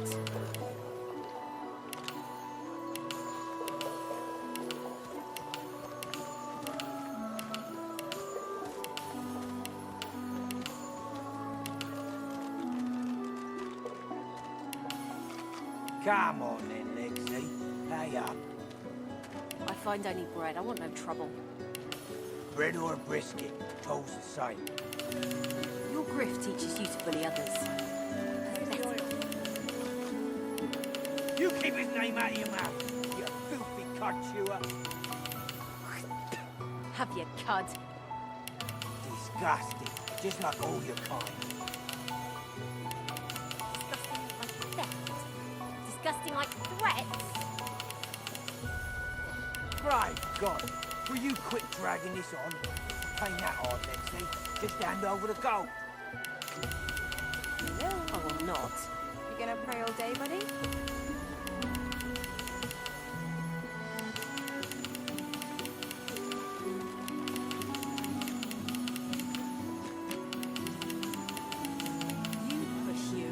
I want only bread. Come on then, Lexi. Hey up. I find only bread. I want no trouble. Bread or a brisket, toll's the same. Your grift teaches you to bully others. Pathetic. Is that indigestion, or is it... You keep his name out of your mouth. Not now. You filthy cud chewer. Have your cud. Disgusting, just like all your kind. Disgusting like theft. Disgusting like threats. Great God, will you quit dragging this on?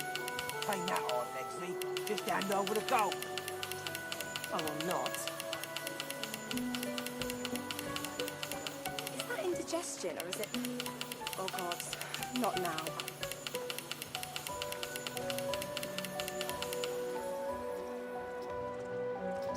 Come on then, Lexi. Hey up. I find only bread. I want no trouble. Bread or a brisket, toll's the same. Your grift teaches you to bully others. Pathetic. You keep his name out of your mouth, you filthy cud chewer. Have your cud. Disgusting, just like all your kind. Disgusting like theft? Disgusting like threats? Great God, will you quit dragging this on? Ain't that hard, Lexi. Just hand over the gold. I will not.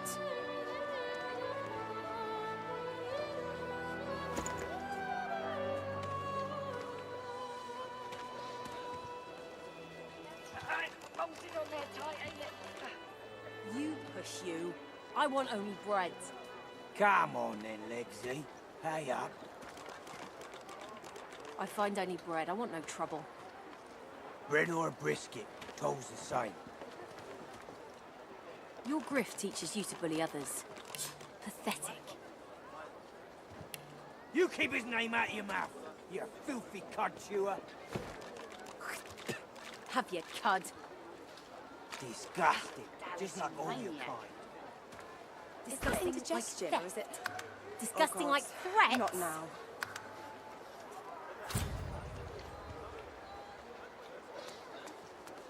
Dear one. Respect. An intense-looking man steps between. Just stand aside. Lone wolves decide. The thug. Pay up, elf. Burrow looks you both. Ah, get out of here. The elf smiles. Follow me, before more of them trouble us. There is a safe place.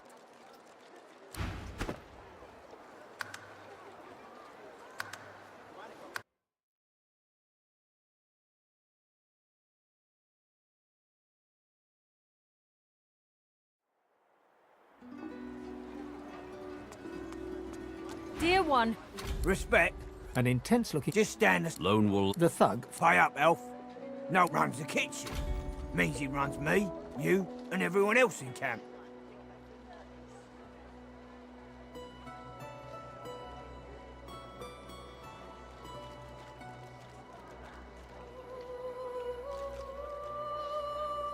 You two ought to be thanking your lucky gods it's us, and not the Magisters enforcing round here. A fool never knows what they've got. Now come on, elf. If you make me say it again, there's gonna be trouble.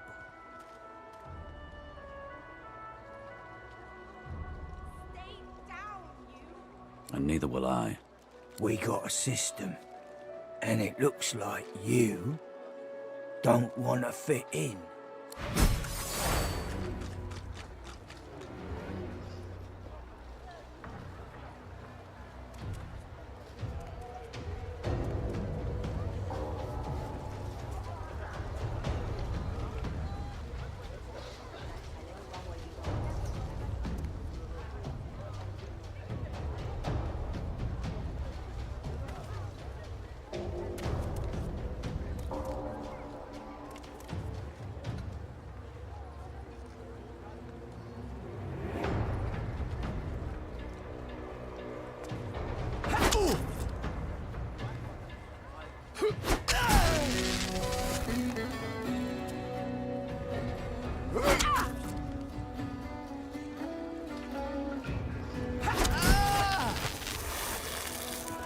Follow me, before more of them trouble us. I've an errand to run around here first. I'll catch up with you there. Remember, past the kitchens, down to the beach, inside the caves there.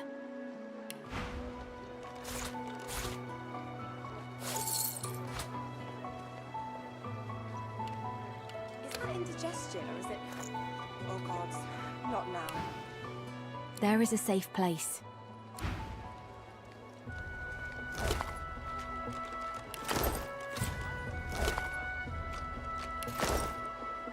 Ifan rolls his sleeves back. Good work. He stretches out one rough hand. Suit yourself. Say, I've just got a small errand to run.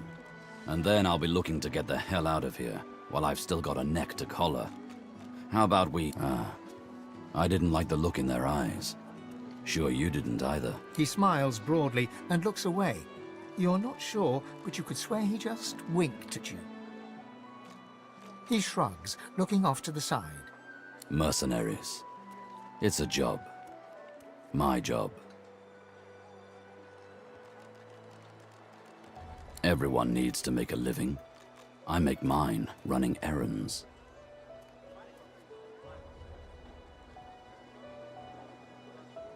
That's the truth. For me, for you, for everyone in this place. Why not help each other get out of here?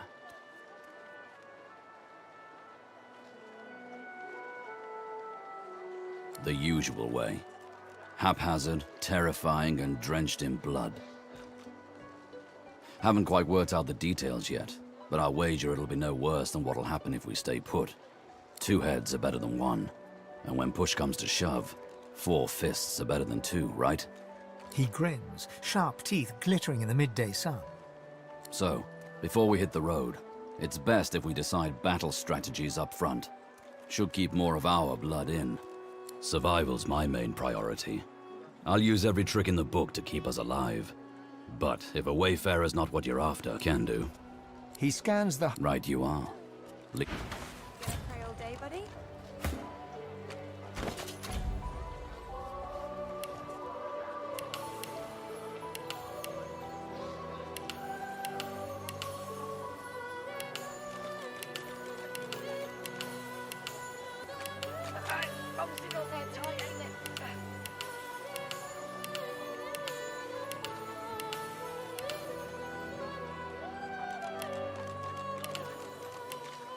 Oh, I don't feel so good.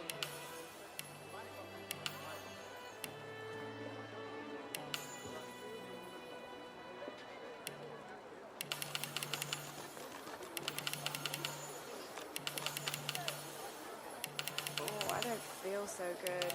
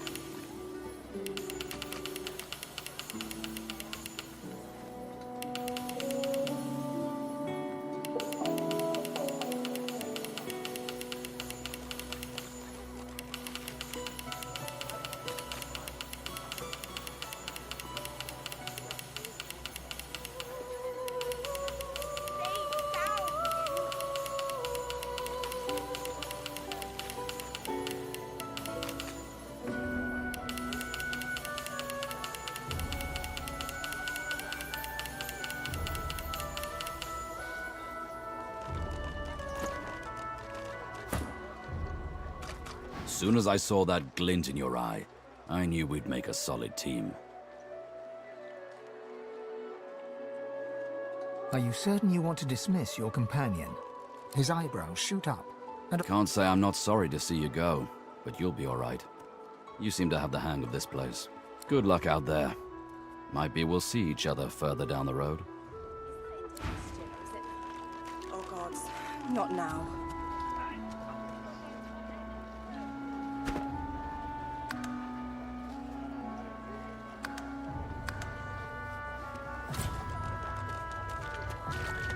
Hey, I know you. Losa, the dark-eyed... Back then, You. Nothing like a nice tentacle slap across the moor to set the tone for the week, eh? Me too. Did you hear something?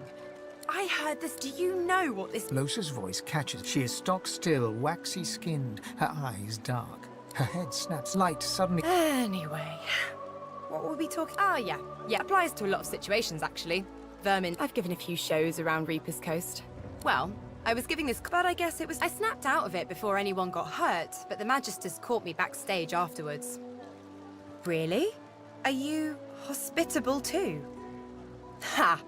What I mean is, Look, you've never, but I like a goddamn gold star inn for the disembodied. Feels like just one, strangely enough. So, how are you enjoying the joy? So true. And you can stay as long as your heart desires, free of charge. So, you want to check this place out together? Strength in numbers and all that.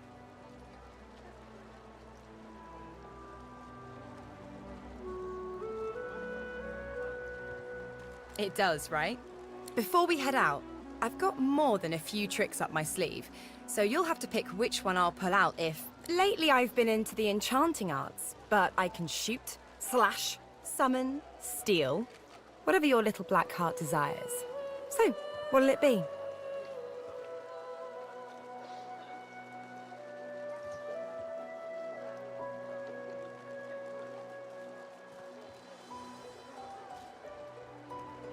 I'm not afraid of getting my hands greasy, if that's what you mean. What are you interested in exactly?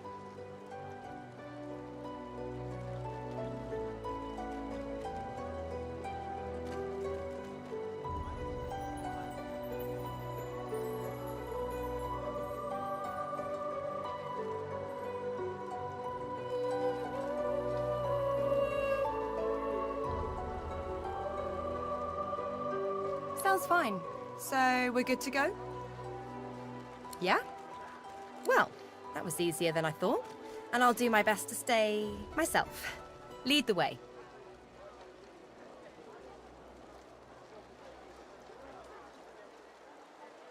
Well, duh.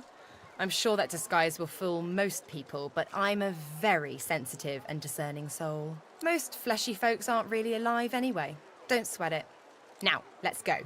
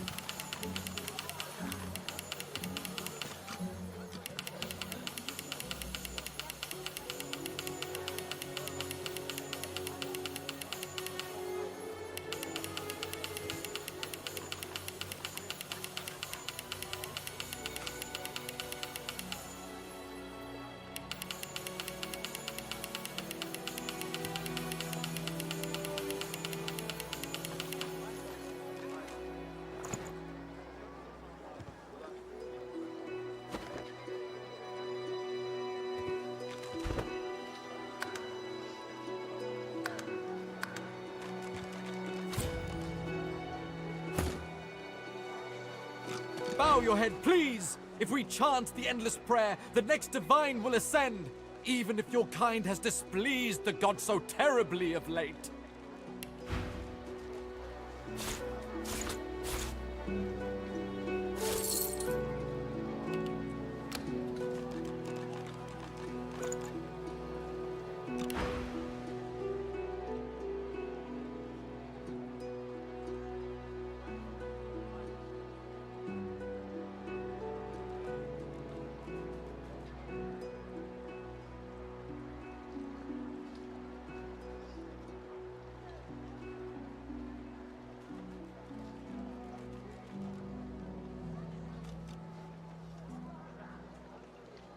It isn't the words you speak, but rather that you speak them. Prophecy says that only our devotion will restore him to us. A murmur of prayer, constant as the ocean, can lure our Savior back to us. Haven't you heard? Bishop Alexander, the Divine's own son, is God-woken. He will ascend. He will protect us from this darkness. Do not doubt that he will come into his powers at any moment, and then he shall ascend.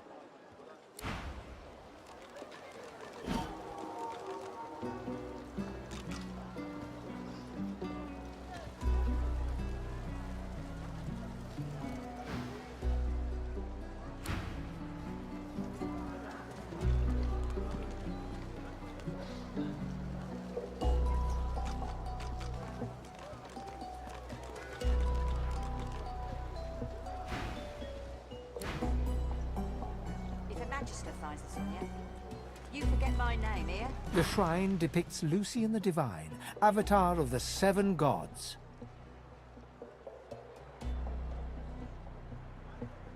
Shrine, by the looks of it.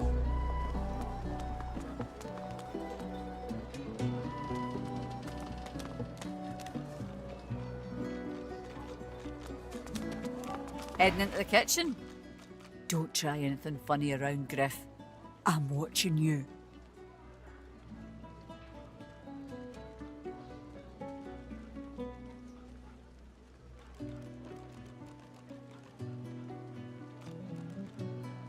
Worse than war rations, these. Ha! Cheeky. What's your name?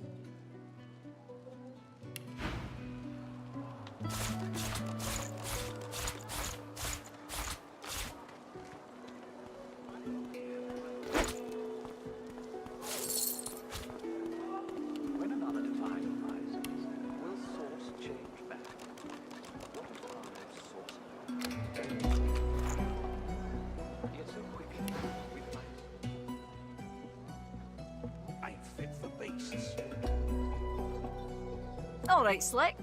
Haven't seen you around here before. When did you get in?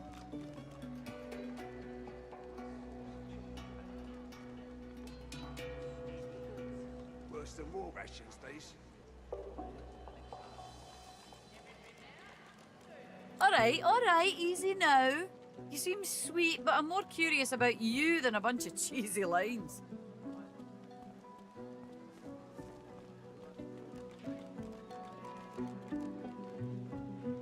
Worse than war rations, these. Ha! Thank you.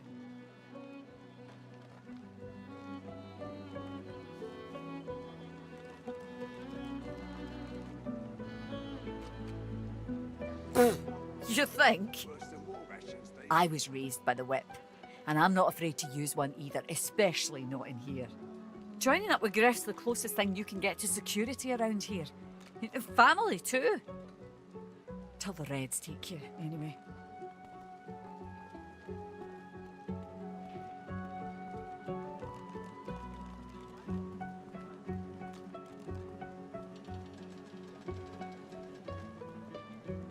Worse than war rations, these.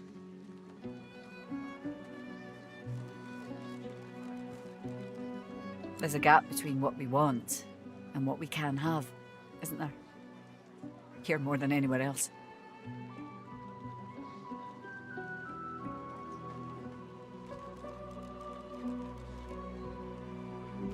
Ain't fit for beasts. She laughs.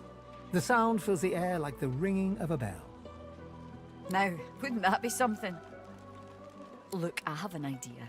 I know we don't know each other very well, but time is so short and a connection is so rare. If we get out of here, will you meet me again in Arks?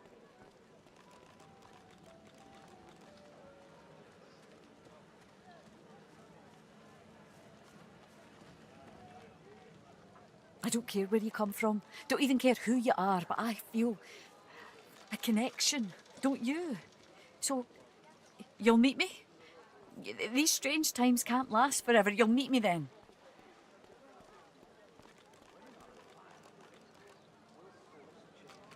Worse than war rations, these. I have responsibilities here.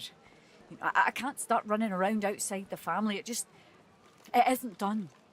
But once we're out of here, none of that will matter. You'll meet me, won't you? She leans forward and grazes your cheek with her lips. Until then. Need something in the kitchen, do you?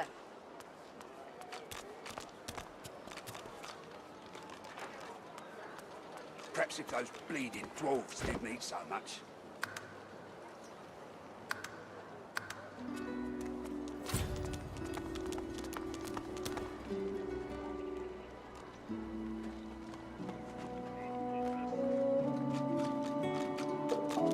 Nice and slow. Mind your manners, Hey, down here. You're a little light in your pack, ain't you? Who could blame you with the garbage they've got for sale round here? Why don't you take a gander at the goodies I got? Stuff you won't find anywhere else in camp. Procured by special means.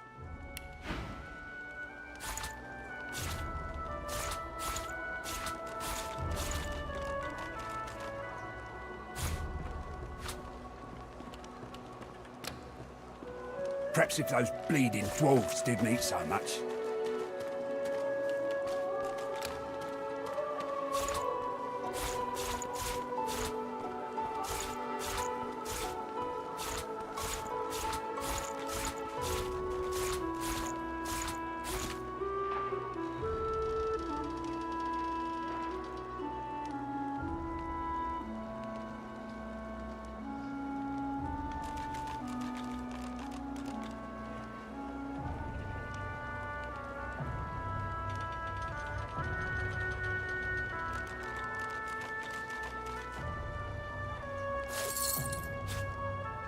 Perhaps if those bleeding dwarves didn't eat so much.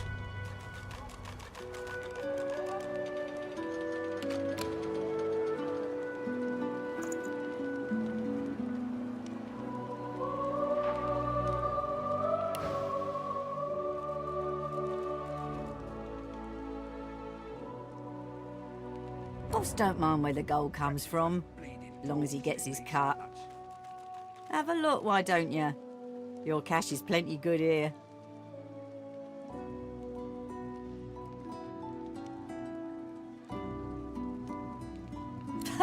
Fend for yourself then, Twiggy.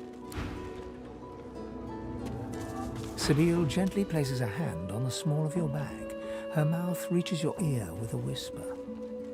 Let me have a word with the gentleman, would you? I've a little clue to follow up on. Sabine steps forward and asks Griff the cook about the lone wolves. A dead little birdie told her he's the man to talk to. A little back and forth ensues. Money crosses hands, and before you know it, Sabine stands back beside you, all smiles. Thank you. We should make good on our escape, you know. I have to see a man about a wolf in the Hollow Marshes.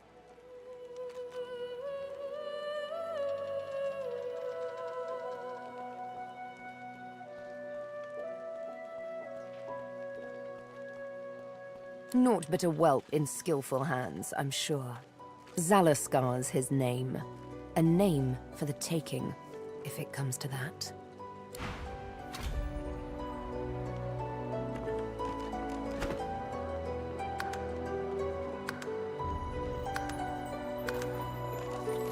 Griff is slowly, methodically peeling the skin from a potato. As you approach, he looks up, setting the potato, but not the sharp little knife, down on the table. Don't tell anyone where you got this, eh? Got it.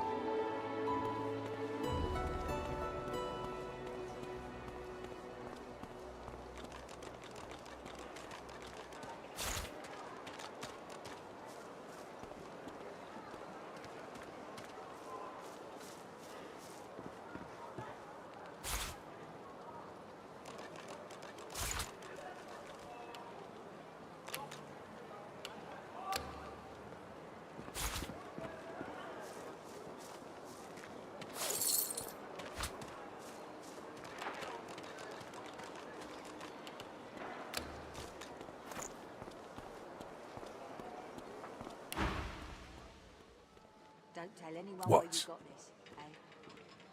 Everything there? Good. Who's asking?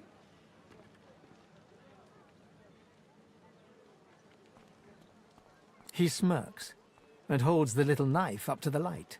What? I'm listening.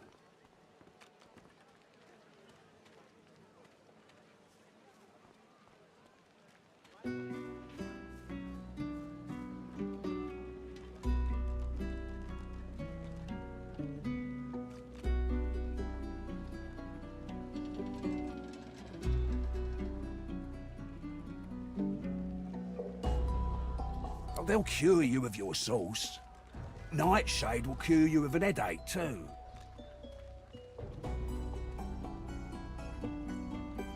A Myro. Bloody elves. I guess you mean the clown I caught stealing from my kitchen. He's not going anywhere. Supplies. A crate of food, citrus in particular. He'll talk, or he'll die quiet. Alls I want is my supplies. Happy to let this clown die in a gutter instead of my kitchen.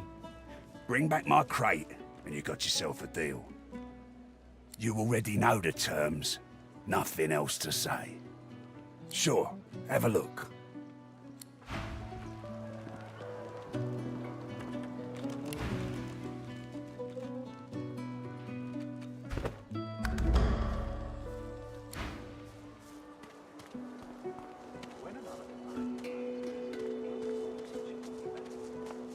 Leave him be.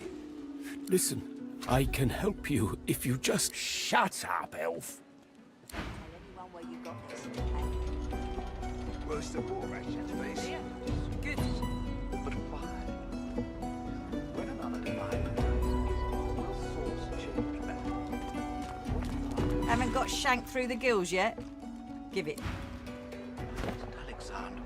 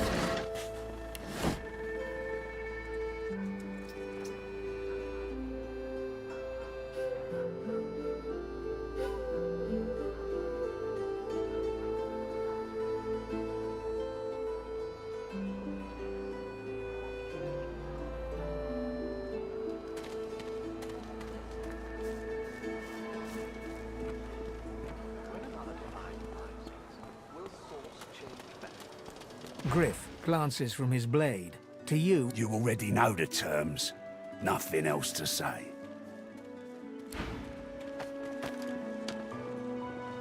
I've got that special shit.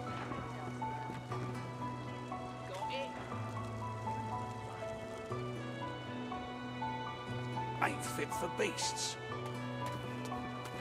An elf, caked in mud and blood, looks up at you from the bottom of the cage. He holds his shoulder at a strange angle. You believe what he says?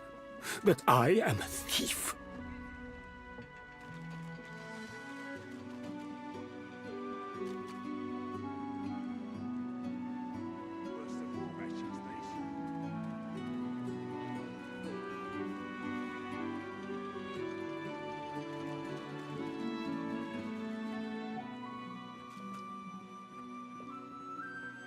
He perks up and wipes his face with his good hand. Sahela, you speak to her? She is all right then. Good.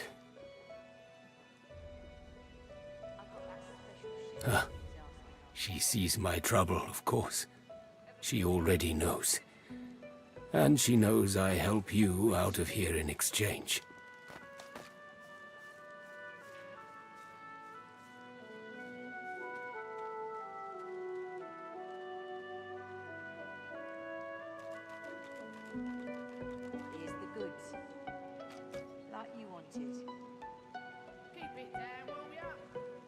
It is all prepared. It is ready. I am too weak to go. But I must care for Sahela. You release me, and I show you the way out.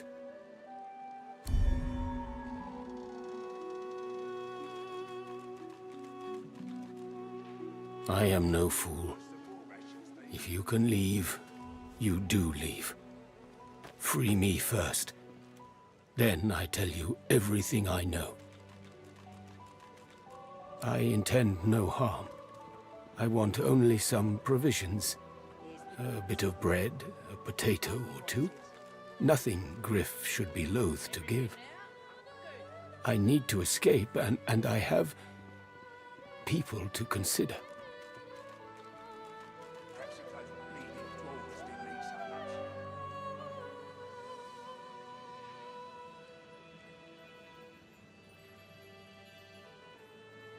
You understand?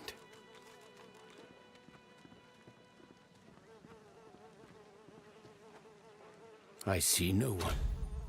In fact, I only hear the sound of Griff clearing his throat. You know how he does? Like so. For some time, I think Griff takes his own supplies. But I see the anger in him that he does not find it.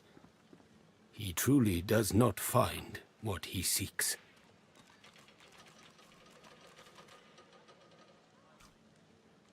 Griff is a powerful man. Power is mysterious, in case you haven't noticed. Thank you. And Those bleeding dwarves didn't eat so much. Got it?